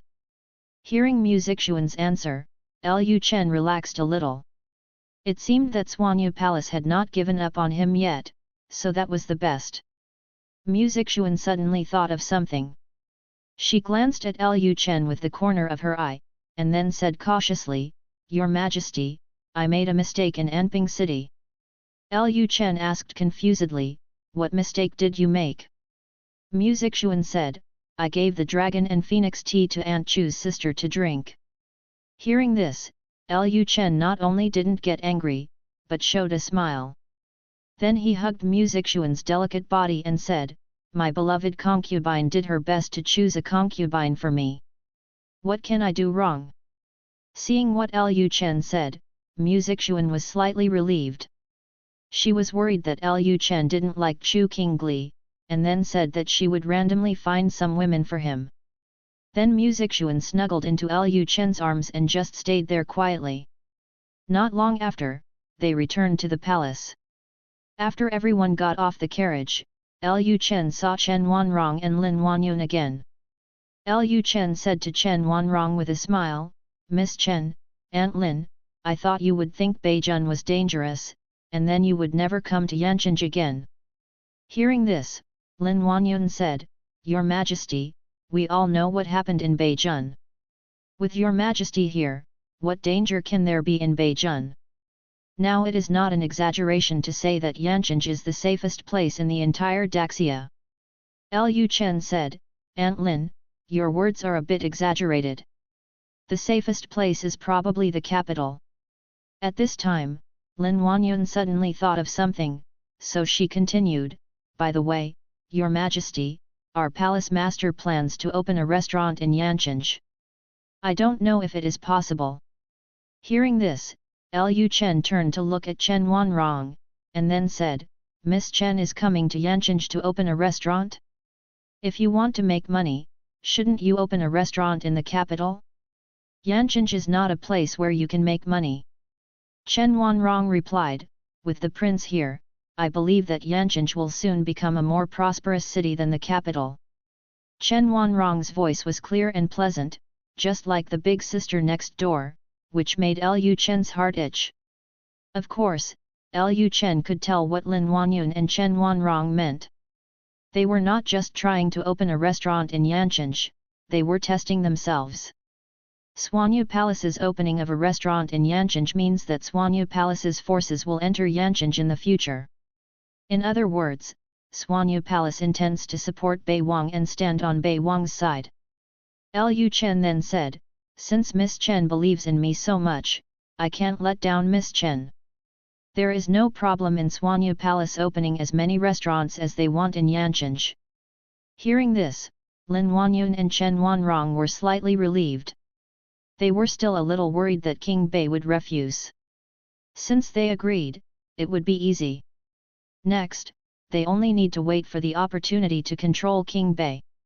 Lu Chen glanced at Chen Wanrong at this time. Name, Chen Wanrong. Identity, the remnant of the Chen family, the princess of the Chen kingdom, the lord of the Swanyu Palace, 21 years old, at the level of a Grand Master. The main reason for coming to Beijing this time is to get close to the North King, use the Love Gu to control the North King, and then use the North King's blood to refine and subjugate him. Dragon Curse dealt with Emperor Xia and avenged Chen Guo. For some reasons, she developed complicated feelings for King Bei. Rating, 98. Favorability, 80. She admires your spirit of not being afraid of sacrifice to resist foreign invasion. Lu Chen was very surprised to see Chen Wanrong's high favorability. Then Lu Chen glanced at Lin Wanyun again. Name, Lin Wanyun. Identity, the adopted daughter of Lin Jiayuan, the left Prime Minister of Great Xia, later left the Lin family and joined the Swanyu Palace. She is a half-step master. She is 31 years old this year. She followed Chen Wanrong, the master of the Swanyu Palace, to Beijing, intending to use the blood of the North King to refine the dragon subduing curse. Dealing with Emperor Xia, affected by various factors, she felt that King Bei was an upright man, and she already had complex emotions towards King Bei in her heart. Rating, 95. Favorability, 90.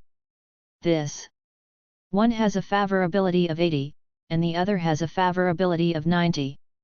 Lu Chen thought to himself that it seemed that he would be very busy next. At this moment, a beautiful voice sounded behind Lu Chen. Your Majesty, I finally see you.